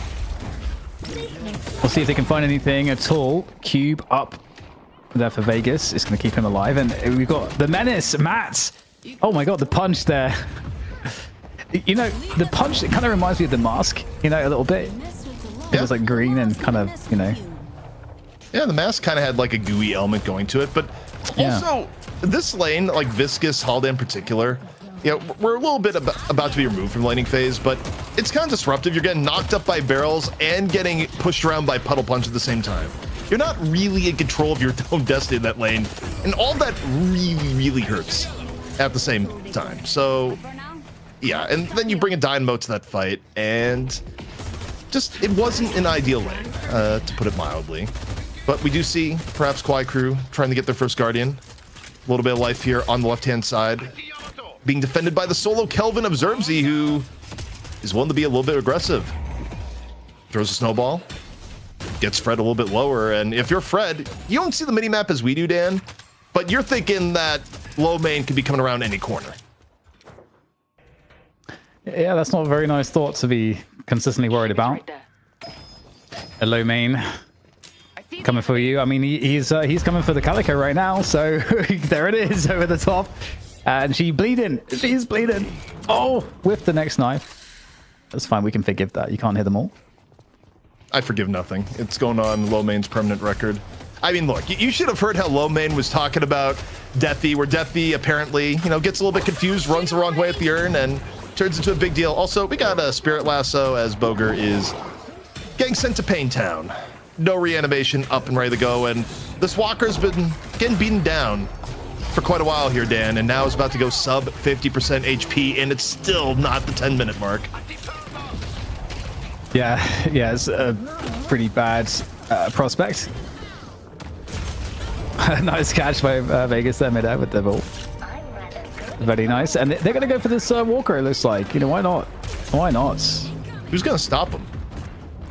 That's a great question. I'm not going to do it, are you? No, absolutely not. This lane terrifies me. But also to the game, it's kind of the problem is that all the other lanes have problems. It's like, who do you pull to defend this Walker when you're that far behind? Like in competitive Deadlock, it's really difficult to go, hey, we need 3 people to defend 2 at this point in the game. Like, there's not really a great counterplay beyond don't lose lane this hard. As simplistic as it may sound, but shocking reanimation was up. It's down. Oh my god. He got absolutely deleted. Oh my goodness. Jarvis, show me what happens when you throw a Deadlock hero into the blender. Oh man. I mean, the burst damage is wild. You know, viscous burst damage is enough by itself. That's crazy. 24,000 soul lead, 11 minutes into the game. An 11k Shiv spies the Amato and walks forward. Aura just dripping all over the place, Dan. It certainly is. We're an audiobook stream now, just to be clear. Yeah. You'd want to try to find the win conditions here for Kwai Crew, but it's already out of hand to a degree where Love Yoshi, they're not going to make any mistakes. And what they're doing as well is, you know, they don't need to farm their side of the map. They're just continually able to be aggressive. The fact that they already have a Walker is outrageous. And I mean, what else are they going to be able to take away here? Well, there you go. There's low main. That's what you were talking about. There's like the scary low main around the corner. Yeah. Again, a little bit of playing a horror game right now. You never quite know what your game of Deadlock is going to turn into. I mean, realistically, if I were to write the big comeback narrative, it'd be Love Yoshi losing all idea of positional awareness as that comes in with another lasso.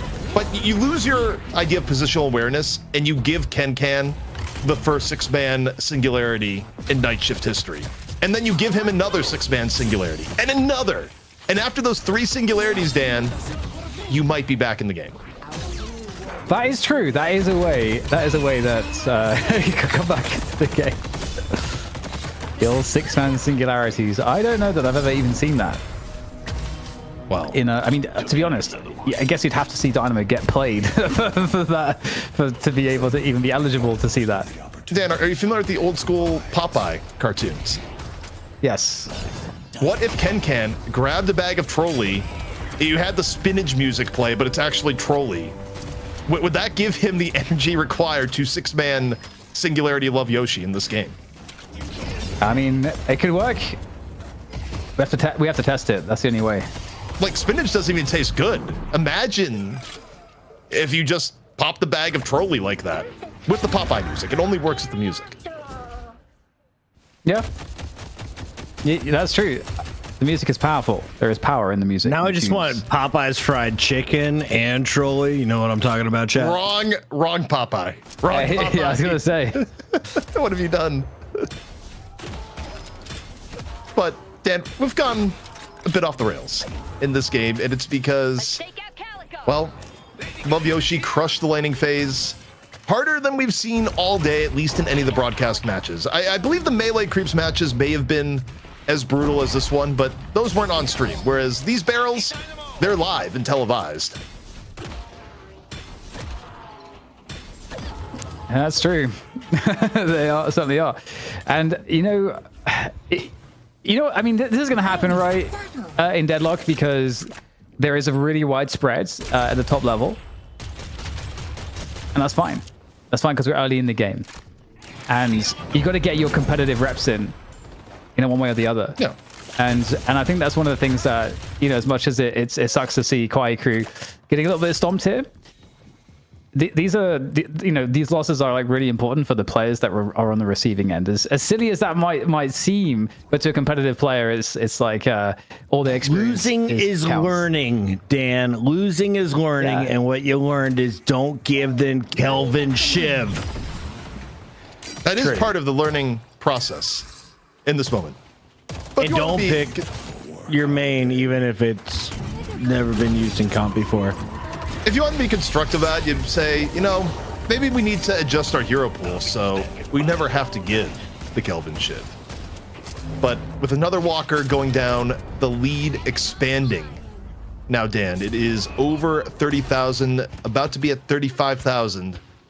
Mid boss, very easily an objective now for Love Yoshi. But also, mid boss the only way Kwai Crew could turn it around. As anyone knows, the most deadly Dynamo is at with Singularity is with mid boss contesting.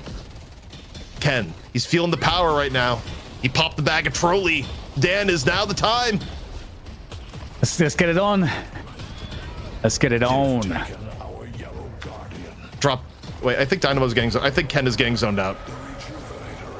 I'm That's looking at just the mini not map okay. right now. I'm looking at the mini map right now. I'm not sure Dynamo's getting to the Rejuvenator. Aw. No, Dynamo not found. I'm not sure how Dynamo. Oh, he's in there. He actually got a charge. He got a charge in. And there's a course of entanglement. There's no chance to get any work done, though, with the Singularity. You couldn't even consider it. Gets absolutely busted down, and there's the dome. A nice, cozy, safe Kelvin place. The HP Oh, is it even parries him. You gonna try and walk up and punch me in my freezer? How much Sir. damage did Kelvin take? 0. Yeah. Side note, we have reached 1,100 subs on twitch.tv/Deadlock Night Shift. That was our goal for the night. So thank you very much. The community has been fantastic. Your support is incredible. Each week we keep growing. This is the first $20,000 tournament thanks to Trolli. Also, I need to correct the record. Chat saying I'm trolling on spinach. Look, it's just comparing something that is designed to be sweet with something that is a vegetable. I personally love spinach. It's a bit, chat. It is a bit. I believe me, I'm a spinach fan. I don't know why I have to defend my spinach credentials here as Kwai Crew is just getting their base demolished as Matt lands his 9th lasso of the game. But it's important to know that I do love spinach. Yeah, he's got high iron count. You can test his blood right now, chat. Yeah, superfood. Spinach is top tier. You know, this is top Matt. tier. The pressure being applied by Love Yoshi as the lead has now ballooned to a good old. Can they 50,000. finish in less than 18 minutes? 18:32 is the night shift record. It was set back on week number 5. Thank you to Low2 and our production crew that keeps track of stuff like that. Well, the patron It's not going to be lasting here for, wait. Love Yoshi, they're turning around the stream. It couldn't handle all the action here from up, and Love Yoshi, just when they think they're going to end it all, they get ended in turn. No speed record is what you're telling me. Low main's good, but not that good. No, not quite, as it turns out. There's no singularity required. Just, you know, sometimes you aren't as far ahead as you think you are, even when you are actually drastically far ahead. Well, either way, you know, it might be a little bit of, well, you know what, you know, ZP, you're talking about like this, the 6 consecutive, or rather the multiple consecutive 6-player singularities. If Love Yoshi just keep doing the dives, that's kind of the same thing. And there is the comeback advantage as well. For those of you that don't know, you get more souls when you are like behind as well. You've got the flying carpet as well. That's beautiful. Wait, Vegas, what are you doing? Okay, where is this? Larp Noodle just responds, my team won't let me buy that item. It's not fair. This is why you can't restrict your players. You got to live your dreams. You got to have your own magic carpet ride. As Love Yoshi take 2 against the patron, will this time be a little bit more effective? Magic carpet, goo ball, defying physics, Dan. I just love that the Valve developers are like, we need to put a magic carpet in the game, and they just did it. I'm here for it. Okay, Chad is still not believing I eat spinach, and that's messed up. As anyone knows, I will eat anything, but usually pretty high on the vegetables. This is... I can't believe my eating is being challenged here. This is... There's a line, ladies. How is that a dating credential? Ladies, I eat my vegetables. Like, look, that is not getting anyone any dates bucket. But also, I feel like Love Yoshi could have ended this game to an extent here, but instead we're just we're watching a viscous carpet away. You do be carpeting. Must be hard to get the viscous goo off the carpet, though. You need an industrial cleaner for that.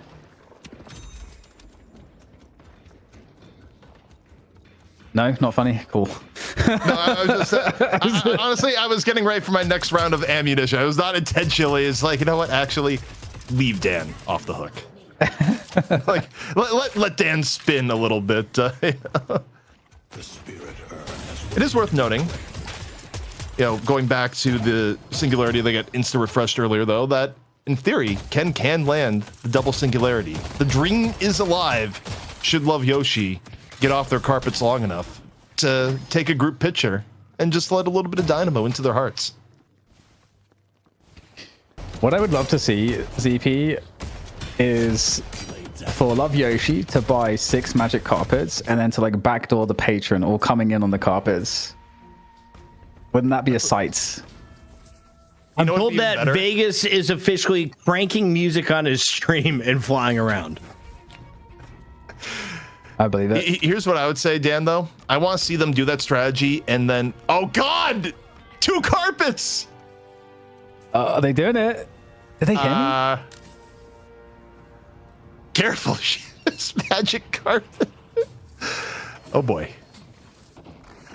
I just thought, you know, you were going for the meme hypothetical, but okay, carpet crew, roll out. A little disrespect. There you go. What do you do against this? It's clearly an unstoppable strat. You go back, you watch Aladdin, you get your game prep in, you see how Aladdin was able to get out of the Cave of Trials, do a little bit of movement, but also the patron now under assault, and Love Yoshi, they got all the aerial mobility in the world as it turns out, but that couldn't quite get away. 1 pick. Might not be enough though to stop whatever we're looking at right now in the dome. Yeah, well, here we go. The patron is getting killed as we are left speechless without words for what we have seen here tonight on this final match here for the Trolli Deadlock Night Shift Invitational.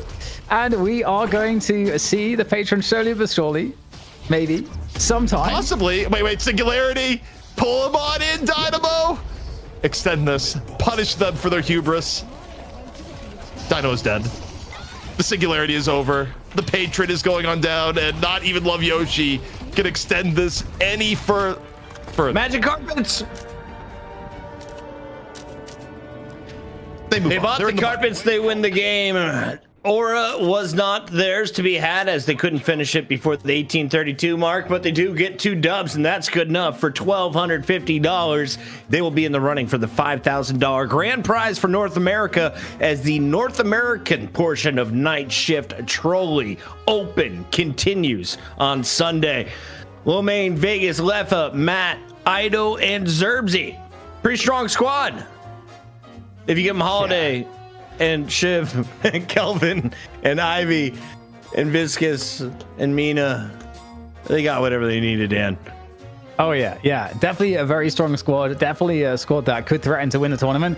We know that it's possible with this group of players that they can do it. We saw that capacity with the Baroness Hotel, not the entirety of the same team, but it was a pickup team of like very similar caliber players and some of the same players, so we know it can be done. And we saw that the previous matchup earlier today as well, where they were against Sneaky Golem, and it was also like pretty damn close, and that was a 3-mapper also. Given that you got melee creeps in there as well and chain gang, we have a lot of really good teams here going to the top 4. Play the killer music. Dun dun. He's so sneaky. Dun dun dun dun dun dun. Just, the chase begins. Going for one loop. Going for another Robot loop. man. Gets caught. He's down. He's on the hook. Shiv had a great time tonight. Yeah, just heal me up, Kel, if you got me, bro. Yeah, let me do that later. I got here, guys. Great attempt. Strong contribution. Thanks for playing. Kawaii crew, they had their fun. I hope they enjoyed their streams tonight. Unfortunately, this is the end of their Trolli Night Shift run. They will exit the tournament in the top 10. That's something to hang their hat on. But unfortunately, just outside of the money, on the other side, we will see Love Yoshi in less than 24 hours taking the stage once again. They don't have the easiest bracket. I got a little peek at it. So, ZP, if you're going to reflect on the strength of this squad, what can Love Yoshi build on after day 1 here in the group stages? Well, really focus on the fundamentals and realize that you could be heading into a meat grinder, because the good news for Love Yoshi, they are in the money. They're guaranteed at least $1,250. The downside, they're up against melee creeps as their first round opponent tomorrow in our single elimination playoff bracket, and that is not an easy match whatsoever. It'll definitely be testing them a little bit more than they got tested in this last map. Dan, when it comes to trolling, has anything impressed you as much as Arabian Nights? That's what chat is calling the strategy from Love Yoshi in game 2, excuse me. Yeah, no, I don't think anything beats that. I think I need to see a six magic carpets. Okay, in Europe, 6 they're buying carpets. 4 warp stones a game for buff enjoyers. That's what they're doing. I need to see 6 carpets per game here to top that in NA. Don't get lazy. Big shout out. We hit a peak of 3,000 viewers over on twitch.tv. Over on YouTube, that number was closer to 2,000 across all of the streamers. We've got good enough numbers to do this again. We can sell these. So big shout out to the entire Deadlock community coming together to support their favorite players. And of course, big shout out to Trolli for putting up 10K for North America and another 10K for EU on the line. We got an updated bracket. Here's how it looks as we have just one more day for the North American. Sneaky Golem, draw the Unks. That's right, Deathy's crew looking to continue their chaos as Zera will try and impress the streamers. I think he dropped off like 1,600 viewers on us. Melee Creeps and Love Yoshi could be the match to watch this time around. It was Melee Creeps with a 2-0 in the group stages. It will be a rematch tomorrow. Do you learn from your VODs here, DDK? Do you even look at what happened in that previous matchup, or do you just start fresh tomorrow if you're Love Yoshi after losing to MC? I think there's always a good reason to look over the VODs in case you have any ideas, in case you can spot anything that you think is exploitable the opponent's doing, as well as tying up where you feel like things went wrong on your end, because those are really close games, and so there was bound to be a bunch of inflection points where you're like, if we went back and maybe treated this spot differently or introduced this protocol, we could have come out on top. And so that's something that they can take into their prep. So definitely worth it, and very scary team, and as well as the Unks. I was truly shocked and really pleased to see how well they did. So it's gonna be exciting tomorrow. Yeah, Unks are going to hit you with some different looks that you're not used to. Get ready for it. It all goes down tomorrow. For now, though, we have to award our MVP. ZP, you chose this one. Gas this man up. Ido on the Mina, 30,000 souls. More importantly, 5 kills, 2 deaths, and 17 assists. Yeah, Mina, not only good in the last map, but particularly all the highlights you're going to see, or a lot of them, come from map number 1, where you talk about Victor being unkillable. The Shiv was unkilled, 15-0, an absolute menace from beginning to end. And it's worth noting, Kwai Crew, they could have picked up this beast. They could have paired it with Kelvin, and they picked a Yamato instead. And Ido was never happier to have a Shiv drop into his lap. Ido, I kind of feel like we did you dirty with that Mina scoreboard. I'm going to get you your Shiv card. We'll send that to you in your email so you can put it on your wall. Your mom wants a fat head of it in the house somewhere, maybe the basement. Let's take a look here at some of the big Shiv plays, because not even the Goo Boy could get away from him. DDK, we expected more Shiv tomorrow? I think we absolutely are. There's going to be a lot of Shiv getting played, Kelvin or no. Shiv has been dominant. Mina was fun to watch, and you saw Paige get bodied. The game is going back to what I'm used to, ZP. Any surprises that you saw here on day 1 of the group stages? This was the best surprise. The player, the true player of the match, Ido, get out of there. It was Magic Carpet. This is the one thing, Twitch chat will disagree on a lot of things. No one can disagree with this. Magic Carpet, the true MVP. We don't need to die. Just get a Magic Carpet, cheat death. You can have a great time. Thank you all for tuning in from around the world on behalf of everyone behind the scenes. Thanks for tuning in. Congratulations to Love Yoshi. Congratulations to all of our winners today. And of course, the invited teams that survive to tomorrow. We'll see you all 1 p.m. Eastern for another round of Night Shift Trolli Open. Let's get crunk. All of us. You're coming. Let's do it. Me and you. Sugar Rush. You ready, Zeeps? You ready? I'm good. You ready, baby? We're trolling up. I'll do it right here. Oh my God. Oh, wait, are you trolling with your team? Oh my God. Trolli, thank you for the money. It's a Discovery Channel